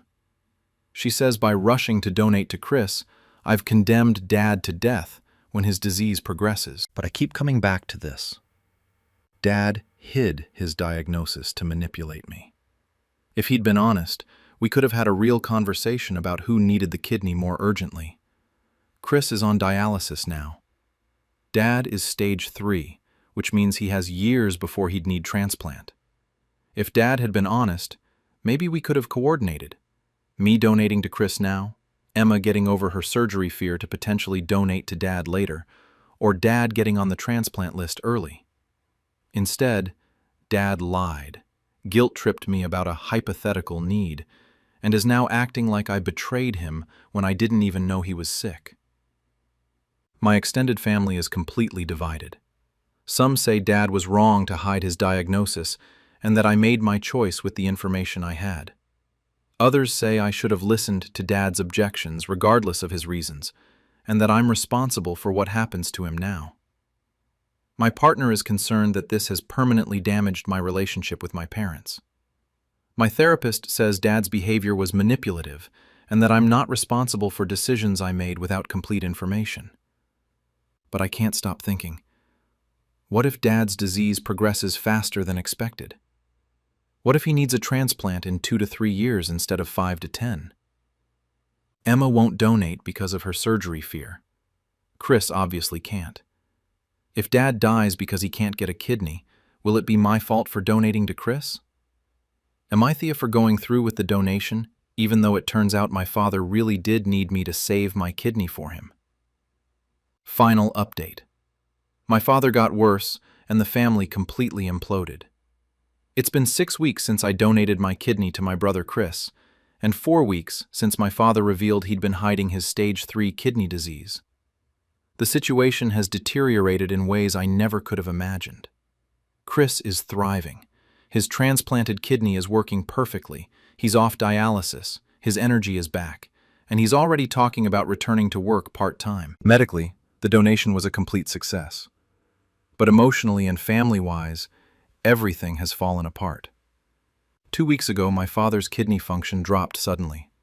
He went from stage 3 to stage 4 kidney disease, the stage right before complete kidney failure and dialysis. His nephrologist said the progression was faster than expected, and that he'll likely need to start dialysis within 6 to 12 months. The transplant that they thought was 5 to 10 years away might now be needed in 2 to 3 years. My father is blaming me directly. He said if I'd waited just a few more weeks before donating to Chris, we would have learned about his rapid decline, and I, obviously, would have chosen to donate to him instead. He said I rushed into surgery because I prioritized Chris's comfort over his survival. My mother has stopped speaking to me entirely. She sent me one text message. "Your father is going to die because of your choice. I hope Chris's improved quality of life was worth losing your father." Emma went further. She's been posting on social media about how I condemned our father to death to save our brother from discomfort. She's positioned it as if I chose to give Chris a lifestyle upgrade while sentencing Dad to death, completely ignoring that Chris was on dialysis and deteriorating, not just uncomfortable. The stress caused a massive fight between Emma and Chris. Chris told Emma that Dad had manipulated all of us by hiding his diagnosis, and that I'd made the best decision with the information I had. Emma told Chris he was selfish for accepting a kidney he knew someone else might need, even though Chris had no idea Dad was sick. Chris and Emma aren't speaking now. Chris is dealing with massive guilt, even though I keep telling him this isn't his fault. Then came the worst part. My father asked Emma to get tested as a match for him. Despite her fear of surgery, he begged her to do it because I'd already used up my kidney. Emma got tested. She's a match, and now my father is pressuring her to donate. Emma is terrified. She came to me crying last week, saying she can't do it. She has severe medical anxiety and panic attacks just from blood draws. The thought of major surgery makes her physically ill, but Dad is telling her she's his only hope now that I've abandoned him. I told Emma she doesn't have to donate if she's not comfortable. It's her body and her choice, just like it was mine. But Emma said, "You gotta make your choice. You donated to Chris and felt good about it. Now I have to choose between my mental health and letting Dad die. That's not fair." And she's right. It's not fair. None of this is fair. My father's doctor suggested they start exploring deceased donor options and get Dad on the transplant list early, given his rapid progression. But Dad is refusing. He says he's 62 and doesn't have time to wait years for a dead person's kidney when he has 2 daughters, one of whom wasted her kidney on the wrong person. My extended family has completely chosen sides. Dad's siblings blame me. My mom's siblings are split. Some understand my position, others think I should have waited. Family gatherings are off the table because half the family refuses to be in the same room with me. Last week, my father's brother, my uncle, called me. He said Dad's lawyer is exploring whether there's any legal recourse for what I did. Apparently, Dad wants to know if I can be held responsible for knowingly putting him in medical jeopardy by donating when I'd been warned to save my kidney for him. My own lawyer says there's absolutely no legal case. I'm allowed to donate my organs to whomever I choose, and Dad's failure to disclose his diagnosis means I had no legal or moral obligation to save my kidney for him. But the fact that Dad is even exploring legal action shows how completely our relationship has broken down. Chris is devastated. He's told me multiple times that if he'd known any of this, he never would have accepted my kidney. I've tried to explain that he didn't do anything wrong. He was sick. I was a match. I chose to help him. Dad's hidden diagnosis and subsequent rapid decline aren't Chris's fault. But Chris can't shake the guilt. He said, "I'm alive and healthy because you gave me a kidney. Dad might die because you don't have one left to give him. How am I supposed to live with that?" My therapist has been helping me process the impossible situation Dad created by hiding his diagnosis. She points out that, 1. I made the best decision with the information I had. 2. Dad's manipulation and lies prevented me from making an informed choice. 3. Even if I'd known Dad was sick, it's not clear-cut that I should have donated to him instead. Chris was in worse shape immediately, and Dad still has other options. 4. I'm not responsible for Emma's choice about whether to donate. 5. Dad's rapid decline is a medical reality, not something I caused. But knowing all that doesn't make it easier. Because here's the truth. If Dad had been honest about his diagnosis, I might have made a different choice. I might have decided his stage 3 disease warranted the kidney more than Chris's dialysis. I might have tried to find other solutions for Chris while saving my kidney for Dad's inevitable need. I'll never know what I would have chosen, because Dad took that choice away from me through lies and manipulation. And now, if Dad's disease continues to progress and Emma can't overcome her fear to donate and he can't get a deceased donor in time, he might die. And part of me will always wonder, could I have prevented that? My partner thinks we should consider moving to a different city to escape the family chaos. My best friend thinks I need to cut contact with my parents entirely for my own mental health. My therapist is helping me work through the guilt and grief of possibly losing my father, both literally if his disease progresses and figuratively, since our relationship may never recover. Am I for donating my kidney to Chris, even though it turns out my father really did have an urgent need I didn't know about? I don't know anymore. I saved my brother's life. I gave him his future back. But I might have sacrificed my father's life in the process. And my father's choice to hide his diagnosis means I made that sacrifice without even knowing it. The worst part is that there's no satisfying resolution. Dad might get a deceased donor. Emma might overcome her fear and donate. Dad's disease might progress slower than expected, or Dad might die waiting for a kidney I could have given him if he'd just been honest.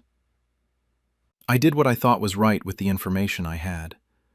But the information I had was incomplete, because the people who should have trusted me with the truth chose manipulation instead. And now, we all have to live with the consequences of that choice, including the possibility that the consequences might be fatal. AITA for demanding my best friend take down her podcast that's based entirely on my life without my permission. I, 31F, have been best friends with Sarah, 32F, for over 15 years. We met in college and have been inseparable ever since. We've lived together, traveled together, been each other's maids of honor, and shared everything. She's like a sister to me. About 2 years ago, Sarah started a podcast called Life Unfiltered, where she talks about relationships, family dynamics, mental health, and personal growth. It started small, but it's blown up. She now has over 500K subscribers, sponsorship deals, and just signed a book deal based on the podcast. Here's the problem. I recently started listening to old episodes I'd missed, and I realized that almost every story Sarah tells on the podcast is actually my story. Not generic, this could happen to anyone stories, but specific, detailed accounts of things that happened to me, often with only minor details changed. Examples. She did a whole episode about recovering from an abusive relationship that detailed my relationship with my ex, including specific incidents like him tracking my location and isolating me from friends. She changed his name and her age, but everything else was identical to what I went through. She has multiple episodes about healing your relationship with a narcissistic parent that are word-for-word conversations I had with my mother, including deeply personal family issues like my mom's alcoholism and the emotional abuse I experienced growing up. She did an episode about surviving a traumatic medical emergency that was about my ectopic pregnancy last year. The fear, the emergency surgery, the grief. She even included details about the specific hospital room and what the doctor said to me.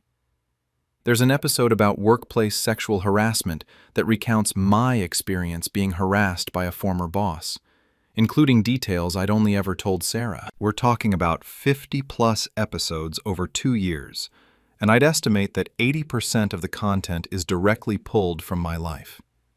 She occasionally changes names or locations, but anyone who knows me would recognize these as my stories. I confronted Sarah last week. I told her I'd been listening to the podcast and realized she'd been using my life experiences as her content without ever asking my permission or even telling me she was doing it. She was defensive immediately. She said that when you talk to friends, those stories become shared experiences, and that she has just as much right to tell them as I do. She said she'd changed enough details that it wasn't really my life anymore. It was her interpretation of universal experiences. I said no, these weren't universal experiences. They were my specific traumas, my relationships, my medical emergencies. I told her she'd profited off my pain without my consent, and that I wanted her to take down the episodes that used my stories. She refused. She said the podcast is her creative work, and that demanding she take it down was like asking a novelist to not write about anything they'd ever heard in real life. She said if I was uncomfortable, I shouldn't have told her those things in the first place. I was floored. These weren't things I told her as potential podcast material. These were things I confided in my best friend during some of the hardest moments of my life.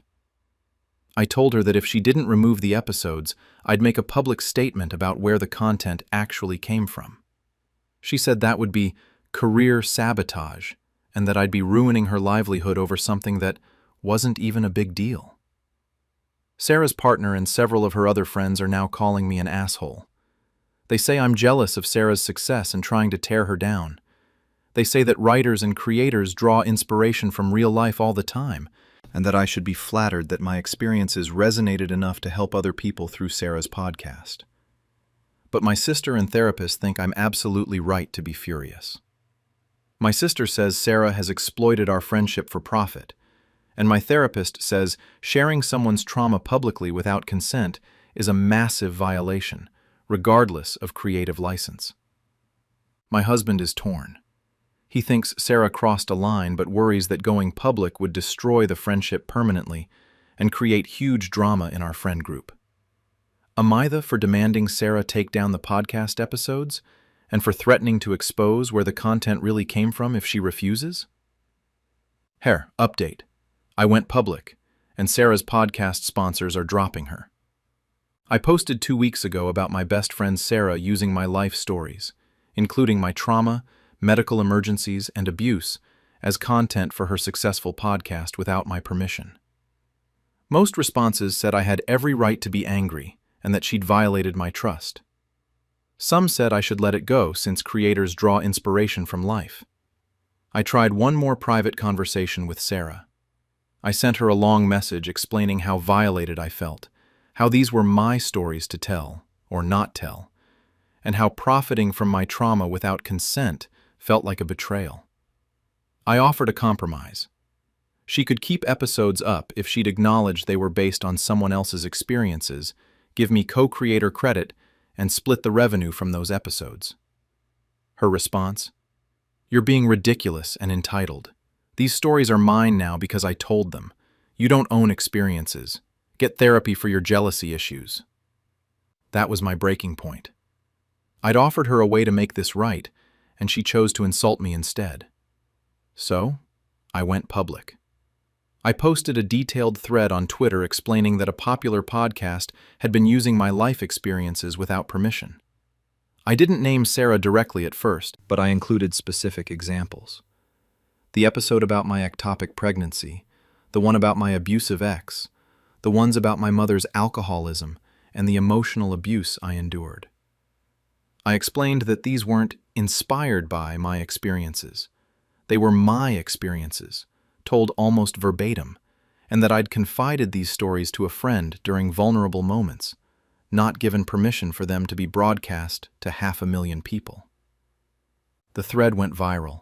Within hours, people started connecting the dots and identifying Sarah's podcast. Her listeners began going back through episodes and recognizing other people's stories too. Apparently, I'm not the only person whose life she's mined for content. 3 other women came forward. One recognized an episode about workplace discrimination as her story that she'd told Sarah at a dinner party. Another realized that a toxic friendship breakup episode was about her friendship with Sarah, told from Sarah's biased perspective. A third woman recognized details about her divorce and custody battle that she'd shared with Sarah in confidence. Sarah's podcast sponsors started dropping her. 2 major companies pulled their advertising, saying they couldn't support content that was potentially exploitative and ethically questionable. Her book deal is reportedly under review. The publisher is concerned about liability if the book contains other people's stories without permission. Sarah posted a lengthy apology on her podcast feed. She said she'd blurred the lines between inspiration and appropriation, and that she should have gotten permission before sharing others' experiences. She said she'd be taking down episodes that were directly based on specific individuals' lives and would be more mindful going forward. But then she DM'd me privately. "Are you happy now? You've destroyed everything I built. I hope ruining my career was worth it." Our entire friend group has imploded. About half think I did the right thing by exposing her, that she was exploiting people's trauma for profit. The other half think I went too far, that I should have handled it privately instead of creating a public scandal that destroyed her career. Sarah's partner sent me a long, angry message saying I'd sabotaged Sarah out of jealousy and that I'd cost them their income and their future. They said I should have just stopped listening to the podcast if it bothered me, rather than waging a public campaign to destroy her. Several mutual friends have stopped speaking to me. One told me I was cruel to publicly shame Sarah when I could have just cut off the friendship quietly. Another said I'd taken something that was morally gray and turned it into a witch hunt. But the women who came forward have thanked me. One said she'd felt violated and helpless when she recognized her story on the podcast but didn't know what to do about it. Another said Sarah had shared details about her sexual assault without permission, and hearing her trauma discussed publicly by Sarah had been re-traumatizing. My husband is worried about the fallout. Sarah and her partner are part of our main friend group, and now gatherings are awkward or not happening at all. He thinks I was right to speak up, but he wishes I'd found a way to do it that didn't blow up our entire social circle. My sister thinks Sarah's response, both the public apology and the private blame, proves she's not actually sorry, just sorry she got caught. My therapist says going public was my right, that Sarah made the choice to exploit my stories, and that consequences are appropriate.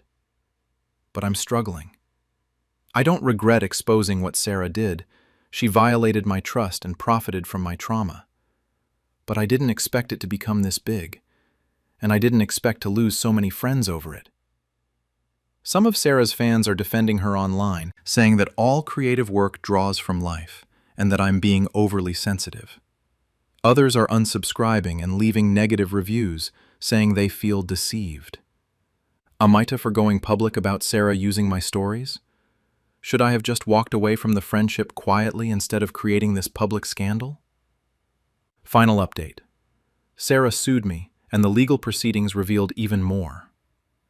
It's been 2 months since I exposed my former best friend Sarah for using my life stories in her podcast without permission. The situation has escalated far beyond anything I imagined. Sarah sued me for defamation, claiming my public statements damaged her reputation and career. She's seeking damages for lost sponsorships, the canceled book deal, and emotional distress. My lawyer was initially concerned, truth is a defense against defamation, but we'd need to prove that the podcast episodes were actually based on my life. Sarah's legal team argued that her stories were fictionalized narratives inspired by common human experiences, and that any similarity to my life was coincidental. Then, discovery happened, and everything changed. As part of the legal process, Sarah had to turn over her podcast planning documents, notes, and communications. What we found was damning.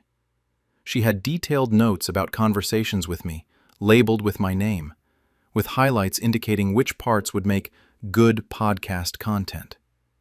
She'd literally been mining our friendship for material and documenting it. She had a spreadsheet tracking which of my stories she'd used, which ones she planned to use, and notes about changing enough details to avoid detection. Most disturbing, she had recordings of some of our phone conversations. She'd been secretly recording me talking about my trauma, my abuse, my medical issues, all without my knowledge or consent, and using the recordings to write podcast scripts that captured my exact words and emotions. My lawyer said the recordings alone could constitute wiretapping violations in our state, where both parties must consent to recording. Sarah never told me she was recording our conversations, but it got worse. During discovery, we found evidence that Sarah had done this to at least 8 other people in her life, not just the 4 of us who'd come forward. She had notes and recordings about her sister's eating disorder recovery, her college roommate's sexual assault, her coworker's miscarriage, and more. Essentially, Sarah had been treating everyone in her life as unpaid content creators, harvesting their stories and trauma for her podcast empire. When this came out in legal filings, which became public record, the fallout was massive. The book deal didn't just get reviewed, it got canceled entirely, with the publisher demanding return of the advance. 2 more women came forward with their stories and joined a potential class action lawsuit. Podcast platforms began removing her show for violating terms of service regarding consent and privacy. Sarah's remaining friends and family members started distancing themselves, realizing they might also have been recorded and exploited. Her partner left her. They released a statement saying they'd discovered they were also featured in multiple episodes without their knowledge or consent, including intimate details about their relationship and therapy sessions. Last week, Sarah dropped the defamation lawsuit. Her lawyer apparently advised that continuing would only expose more damaging evidence, and that she had no legal standing when the truth was documented in her own files. But she also issued a public statement through her lawyer, claiming that I'd ruined her life, that she'd made mistakes in judgment, but that my vindictive campaign was disproportionate to what she'd done. She's positioning herself as the victim of a cancel culture mob. The friends I lost over this have been reaching out to apologize. They defended Sarah initially, but seeing the evidence of the recordings and the systematic exploitation changed their minds. Several admitted they'd also recognized their own stories in the podcast, but had dismissed it as coincidence until now. Sarah's sister contacted me to apologize and to thank me for coming forward. She said she'd had no idea her own eating disorder recovery was discussed in detail on the podcast until the legal documents were filed. She said she'd shared those struggles with Sarah in confidence during the hardest period of her life. And finding out Sarah had broadcast them to hundreds of thousands of people felt like the ultimate betrayal. I've been in therapy processing everything. My therapist says what Sarah did was a profound violation of trust that goes beyond normal friendship betrayal. She systematically exploited vulnerable people for profit and fame, recording us without consent and treating our trauma as content to mine. But I also struggle with guilt. Sarah's career is over. She's facing potential criminal charges for the recordings. She's lost her partner, many of her friends, and her reputation. Part of me wonders if I could have handled this differently, if there was a way to address the violation without destroying her life. My husband reminds me that I tried to handle it privately first. I confronted her directly. I offered compromises, and she refused and insulted me. I only went public after she made it clear she'd continue exploiting my stories without remorse. What happened after that? The viral thread, the investigations, the legal discovery. Those weren't things I orchestrated. Those were natural consequences of her systematic exploitation being exposed. My sister says I'm not responsible for the recordings coming to light, or for the fact that Sarah had victimized so many others. She says, I just opened a door, and what came through that door was evidence of Sarah's own actions. The legal situation is ongoing. Several of us who were recorded are considering civil suits for invasion of privacy and potentially reporting the recordings to law enforcement. My lawyer says we have strong cases, but pursuing them means more months or years of having this situation dominate our lives. Some people online still defend Sarah. They say I'm vindictive, that I've destroyed someone over creative differences, that I should have just stopped being friends with her instead of canceling her publicly. They frame her as a victim of an overreaction. But here's what I keep coming back to. Sarah didn't just use my stories. She recorded me without consent during some of the most vulnerable moments of my life. She documented which of my traumas would make good content. She systematically exploited not just me but many others, treating human suffering as raw material for her success. Am I the for exposing what Sarah did, even though it ended her career and potentially her freedom? Looking back, I don't think so. I tried to address it privately. I offered compromises. She refused and belittled me. I spoke my truth publicly. And the reason it resonated and went viral wasn't because I was vindictive. It was because what she'd done was genuinely wrong. And it turned out I wasn't alone. I didn't ruin Sarah's career. Sarah ruined Sarah's career by building it on stolen stories, undisclosed recordings, and systematic exploitation of the people who trusted her most. I just stopped being silent about it. The podcast is gone. The book deal is gone. Sarah's reputation is destroyed. But at least now, 8 women who were violated have validation that what happened to us wasn't okay. Our stories belong to us again, not to someone else's profit margins. And that, I think, is worth the guilt, the lost friendships, and the 2 months of legal hell. Our trauma was never hers to sell. AITA for calling the police on what I thought was a kidnapping. I, 31 NFF, witnessed what I believed was a child abduction 3 weeks ago and called the police. The aftermath has turned my neighborhood against me, and I'm questioning whether I did the right thing. I was walking my dog around 7 p.m. when I heard screaming coming from a parked van about half a block away. I saw a man trying to force a young girl, maybe 10 to 12 years old, into the van. The girl was screaming, "No, let me go, I don't want to," and fighting him physically, kicking, hitting, trying to pull away. The man was significantly larger than her and was physically overpowering her. He picked her up and was trying to get her through the van's side door while she struggled. I couldn't see anyone else around, and it was getting dark. I immediately called 911 and gave them the location and description. I stayed on the line and kept watching from a distance. The operator told me to stay where I was and not approach. Police arrived within about 4 minutes. When police got there, the man was still trying to get the girl into the van. She was still screaming and fighting. Police approached with weapons drawn, ordered the man to step away from the child, and he complied immediately. Here's where everything went wrong. The man was the girl's father, David. The girl, Mia, has severe autism and was having a meltdown. David had been trying to get her to a behavioral health crisis center because she'd been in distress for hours, and he was worried she might hurt herself. David showed police his ID, Mia's medical records, and explained the situation. The police verified everything and were about to let them go. But by this time, a crowd had gathered. Someone had filmed part of the incident and posted it online with a caption about possible child abduction stopped by neighbors. Child Protective Services was automatically contacted because of the 911 call and police response.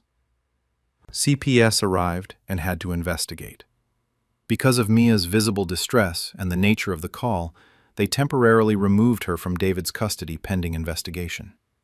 She was placed with emergency foster care that night while they verified David's story and home situation.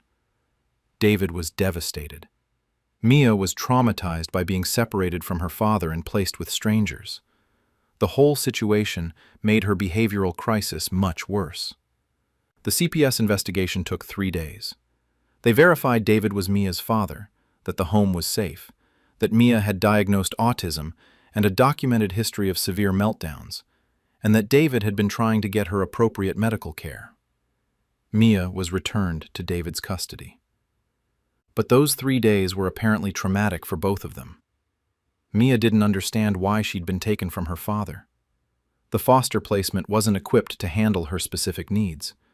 David says those 3 days set back months of behavioral progress they'd made together. David came to my house last week. He was polite but clearly angry. He said I'd traumatized his daughter by calling the police, that I should have asked questions before involving authorities, and that I damaged his relationship with Mia, who no longer trusts that her father can protect her from being taken away. I said I was sorry for the outcome, but that I'd witnessed what looked exactly like a child abduction and had done what anyone should do: call the police to protect a child in danger. David said an autistic child having a meltdown while being taken to crisis care doesn't look like an abduction if you bother to look closely. He said he'd told Mia multiple times, "We need to go to the hospital," and "I'm trying to help you." But I'd apparently only heard her screaming, "No!" and assumed the worst. He said, in an actual kidnapping, a stranger wouldn't keep trying to reason with a child. They'd just force them in and drive away. He said if I'd watched for even 30 more seconds, I would have seen him trying to calm her down, explaining where they were going and attempting to de-escalate. I honestly don't remember hearing him say anything. I just remember the screaming and the physical struggle and calling for help. Now our neighborhood is divided. Some people think I did the right thing by erring on the side of caution when I thought a child was in danger. Others think I should have assessed the situation more carefully before calling police, especially since the interaction with police and CPS traumatized an autistic child. David has told neighbors what happened, and several people have stopped speaking to me. Someone left a note on my door saying I destroyed a family's trust by being a Karen who couldn't mind her own business. But my best friend says I absolutely did the right thing, that you can't take chances with child safety, and that if it had been an actual abduction and I'd hesitated, a child could have been trafficked or killed. My partner is conflicted. He says my intentions were good, but the outcome was harmful, and maybe I should have tried to approach or at least watched longer before calling police. Am I for calling the police on what I thought was a kidnapping, even though it turned out to be a father trying to help his autistic daughter during a crisis? Update. CPS investigation revealed concerning information about Mia's care. I posted 3 weeks ago about calling the police on what I thought was a kidnapping, which turned out to be a father trying to take his autistic daughter to crisis care during a meltdown. The neighborhood blamed me for traumatizing them with the intervention. The situation has developed in an unexpected and troubling way. A CPS caseworker contacted me last week and asked to speak with me about what I'd witnessed the night I called police. I was surprised. I thought the investigation had been closed and Mia had been returned to her father. The caseworker said the investigation had been reopened based on new information. She asked me to describe in detail exactly what I'd seen that night, particularly regarding David's interaction with Mia. I described it as I remembered. Mia screaming and fighting, David physically overpowering her and trying to force her into the van. Her saying, "No," and "Let me go." The struggle lasting several minutes before police arrived. The caseworker asked if I'd heard David explaining where they were going or trying to de-escalate. I admitted I didn't remember hearing that, but acknowledged I'd been focused on calling 911 and might have missed it. She then told me something that changed my understanding of the situation. Mia had disclosed to her foster parents during those 3 days that her father hurts her when she doesn't comply with his demands. The foster parents had reported this to CPS, which launched a more thorough investigation. Medical examination of Mia found bruising consistent with being grabbed forcefully and old bruising that suggested a pattern. I was horrified. I asked if David had been abusive and I'd actually witnessed abuse, not just an autism meltdown. The caseworker said it was complicated. David had documented evidence of Mia's severe behavioral issues. She'd been hospitalized multiple times for violent meltdowns where she'd hurt herself and others. He had doctor's notes recommending physical intervention when necessary to prevent Mia from harming herself. But the question CPS was investigating was whether David's physical interventions were appropriate and proportionate, or whether he was being overly forceful in ways that traumatized Mia and qualified as abuse. The caseworker said that what I'd witnessed, David physically forcing Mia into the van while she screamed in protest, could be interpreted two ways. Either as a desperate parent trying to get his severely autistic child to emergency medical care, or as a parent using excessive force on a frightened child who didn't understand what was happening. She said my 911 call had actually been appropriate given what I'd seen, and that CPS now believed there were legitimate concerns about David's care methods that needed investigation. Mia is currently back with David under supervised conditions, while CPS completes their assessment. David doesn't know that I was the one who called 911 originally. The caseworker had asked me not to tell him I'd reached out. But here's where I'm struggling. Several neighbors who know I made the original call have started treating me like a hero, saying I saved Mia from an abusive situation. But I don't feel like a hero. I genuinely thought I was witnessing a kidnapping, not abuse by a parent. David came to my house again yesterday. He doesn't know I spoke with CPS, but he knows their investigation was reopened. He's frustrated and angry that one incident of someone misunderstanding an autism meltdown has spiraled into CPS harassment. He said Mia's autism is severe and that sometimes physical intervention is necessary to keep her safe. He said he'd been taking her to get help that night, and now CPS was treating him like an abuser for doing exactly what her doctors recommended, using minimal necessary force to get her to emergency care during a crisis. I didn't tell him I'd spoken to the caseworker or that I knew about the bruising findings. Am I the for speaking with CPS about what I witnessed, even though it's led to David being investigated for abuse when he maintains he was following medical advice for managing his daughter's severe autism? Final update. The full investigation revealed everyone was both right and wrong. It's been 2 months since I called police on what I thought was a kidnapping. The CPS investigation concluded last week, and what they found has left me with more questions than answers about whether I did the right thing. The investigation results were complex. David was found to be providing generally appropriate care for Mia, given her severe autism and behavioral needs. His home was safe, he was following her treatment plan, and multiple medical providers confirmed that physical intervention is sometimes necessary with Mia to prevent her from harming herself during meltdowns. However, CPS also found that David had been using excessive force in some instances beyond what was medically necessary. The bruising I'd seen wasn't from abuse per se, but from David using more physical force than required during meltdowns because he was exhausted, overwhelmed, and under-resourced. The conclusion was that David wasn't an abuser, but he was a single parent in crisis himself, caring for a severely disabled child without adequate support systems, and his stress was leading to interventions that were more forceful than they needed to be.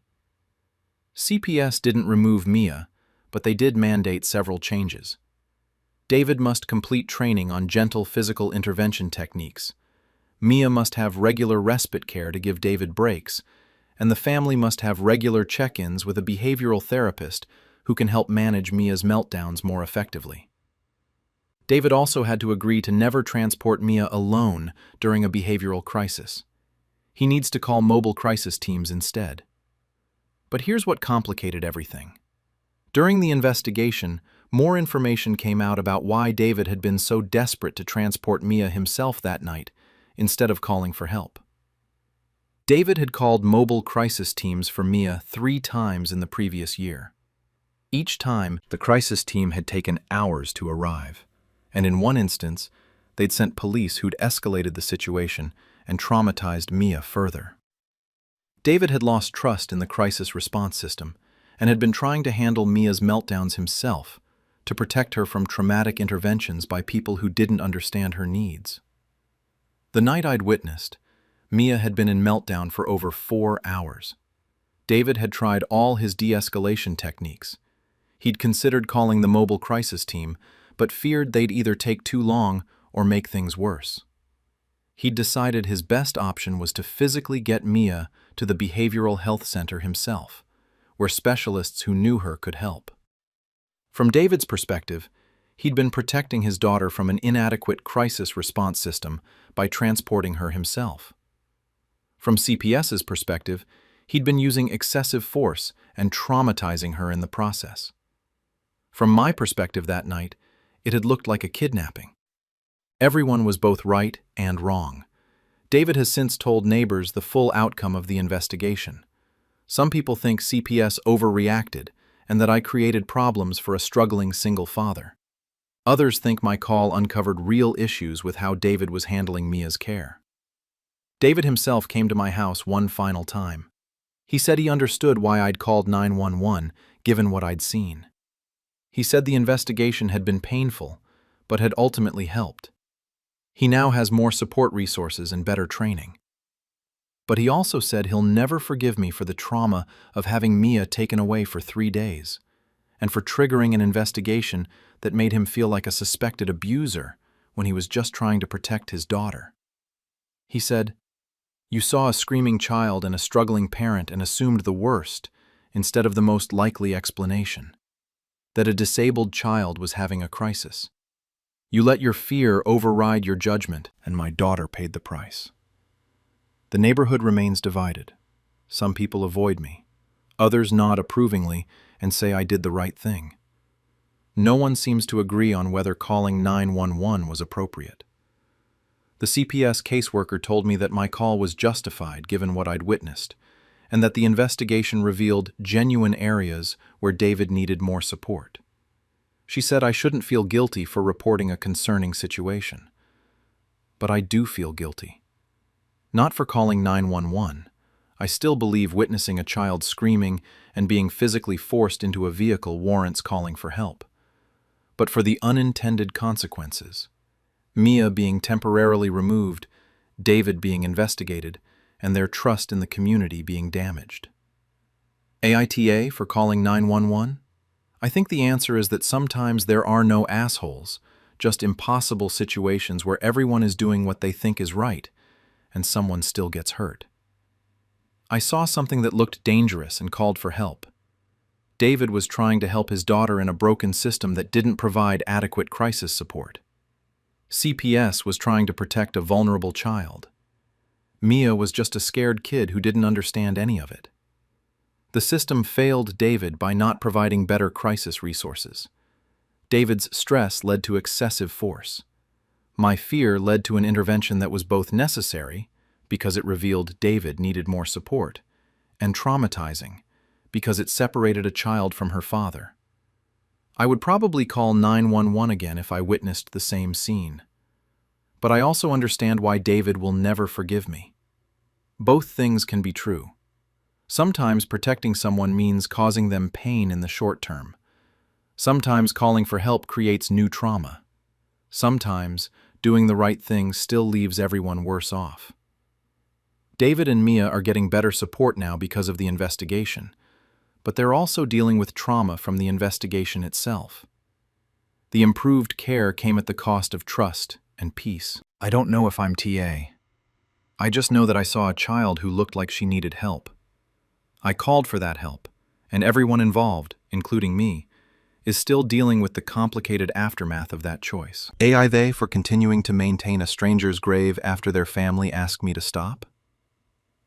I, 27F, have been visiting and maintaining a grave in my local cemetery for the past 5 years. The grave belongs to a young woman named Lily, who died at 19 in a car accident in 2018. I never knew Lily personally, but her grave is near my grandmother's, who I visit regularly. When I first noticed Lily's grave, it was overgrown and neglected. The headstone was dirty, there were never any flowers, and it just looked forgotten. It made me incredibly sad to think of someone so young being buried and then seemingly abandoned.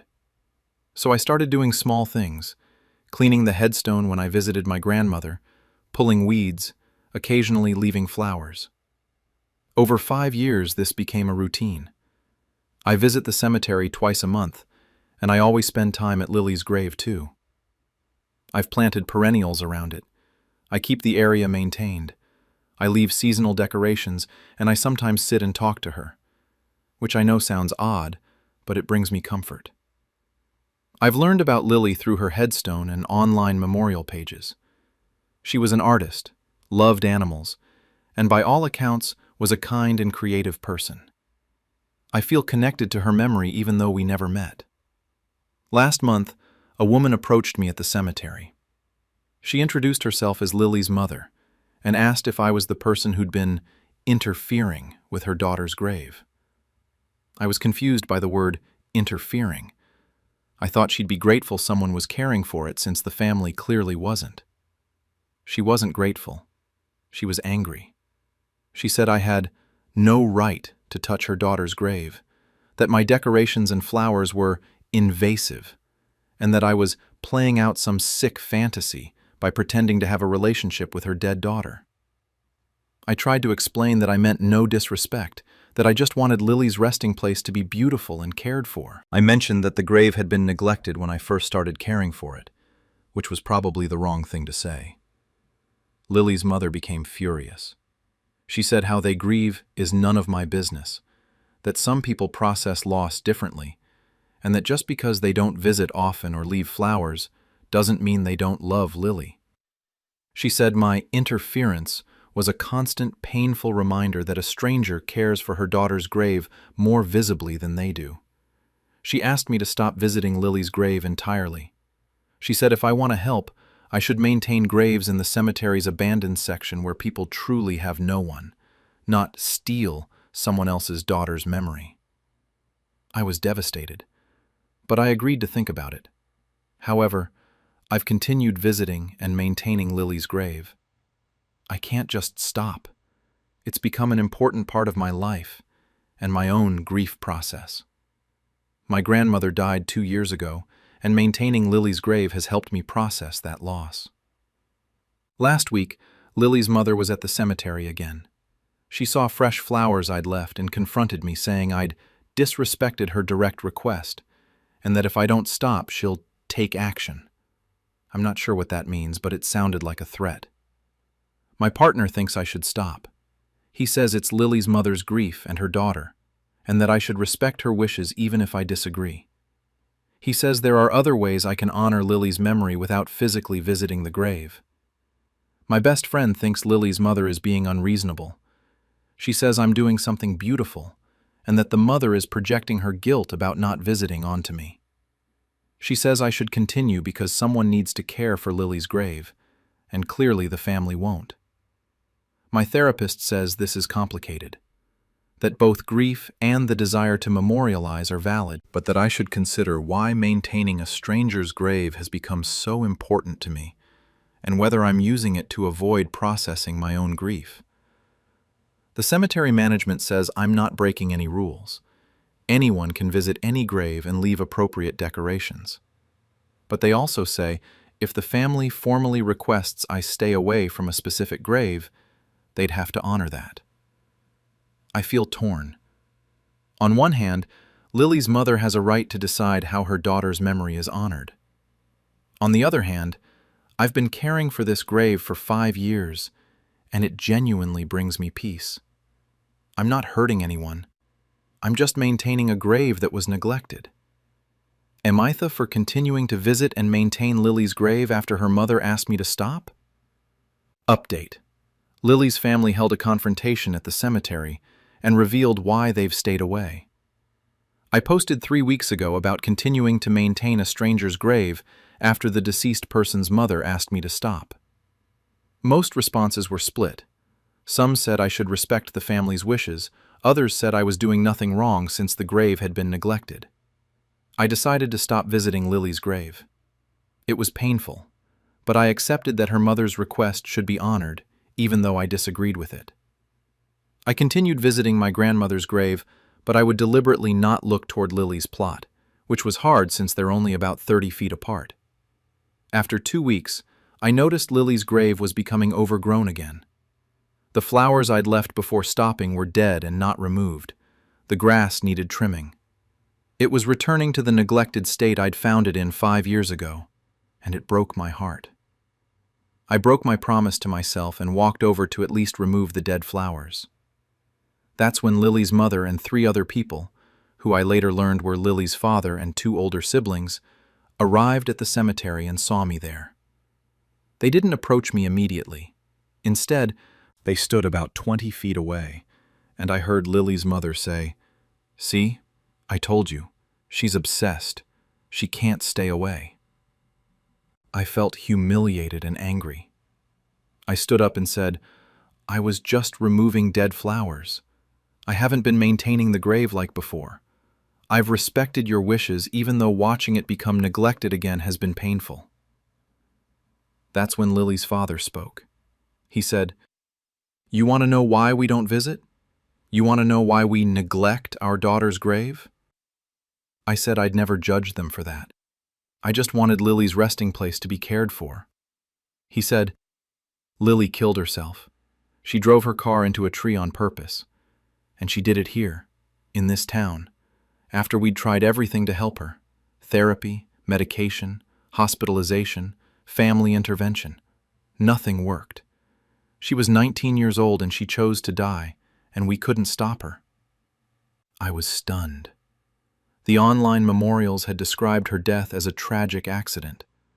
I'd had no idea. Lily's mother continued, her voice shaking.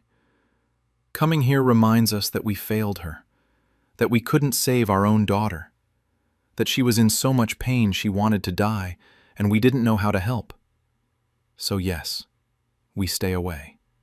Not because we don't love her, but because being here destroys us." Lily's brother added, "And then we find out some stranger has turned her grave into a shrine, has been talking to her and decorating it like she's a friend. Do you know how that feels? To know a stranger has a better relationship with our sister's memory than we can manage to have?" I tried to apologize, to explain that I didn't know about the suicide and that I'd only wanted to do something good. Lily's mother said that was exactly the problem. I didn't know Lily, didn't know her struggles, didn't know their family's pain. But I'd inserted myself into their grief anyway. Lily's sister, who'd been silent until then, said something that really hit me. "You've been using our sister's grave for your own emotional needs. You said maintaining it helped you process your grandmother's death. But Lily isn't yours to use for processing. She's not a therapeutic tool.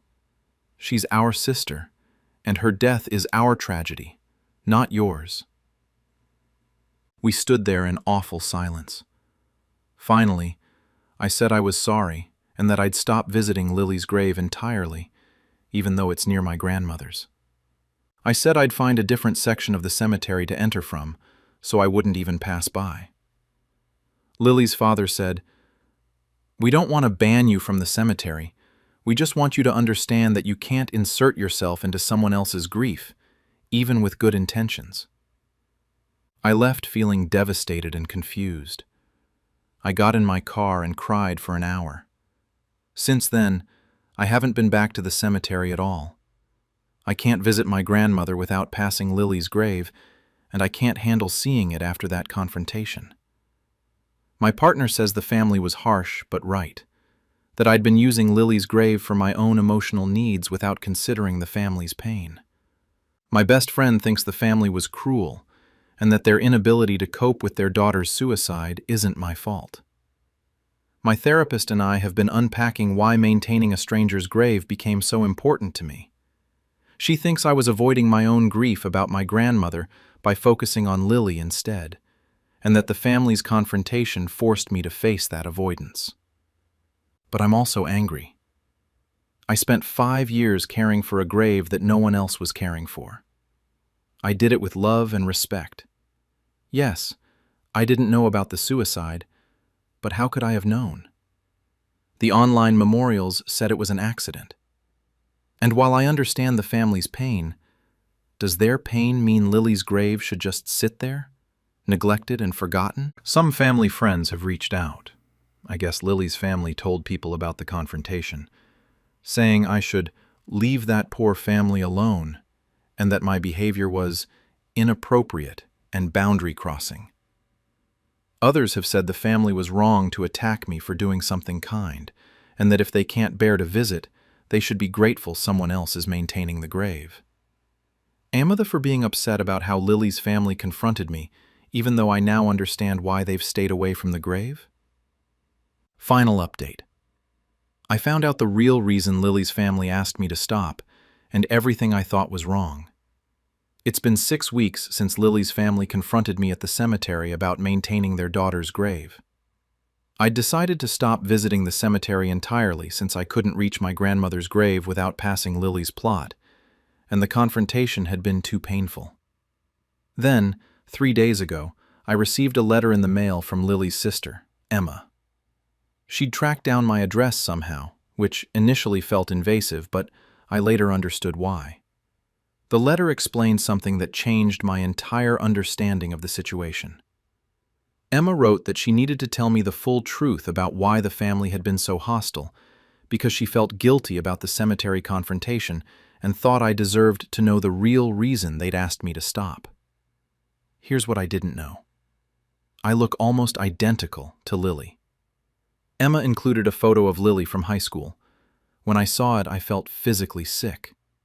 We could be twins, same face shape, same hair color and style, same build, even similar fashion sense based on the photo. Emma explained that the first time Lily's mother saw me at the cemetery, she'd had a panic attack, thinking Lily's ghost was at the grave.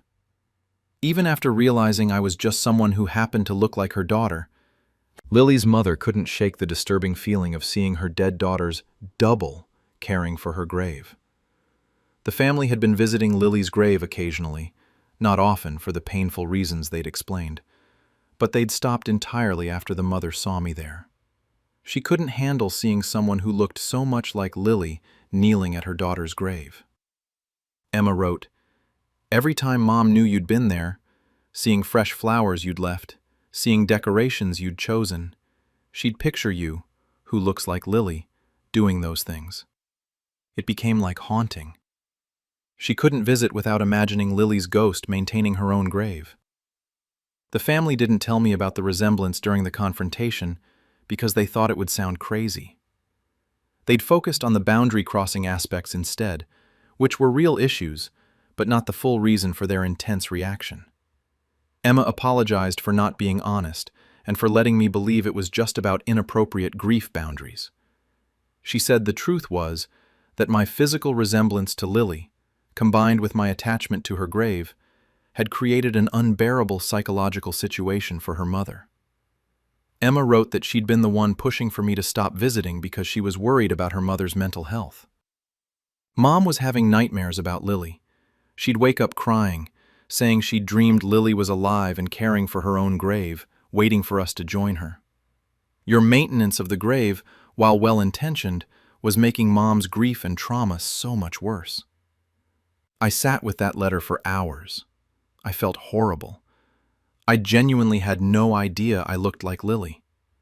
I'd seen photos on memorial websites, but they were from different angles or different years, and I'd never noticed any resemblance.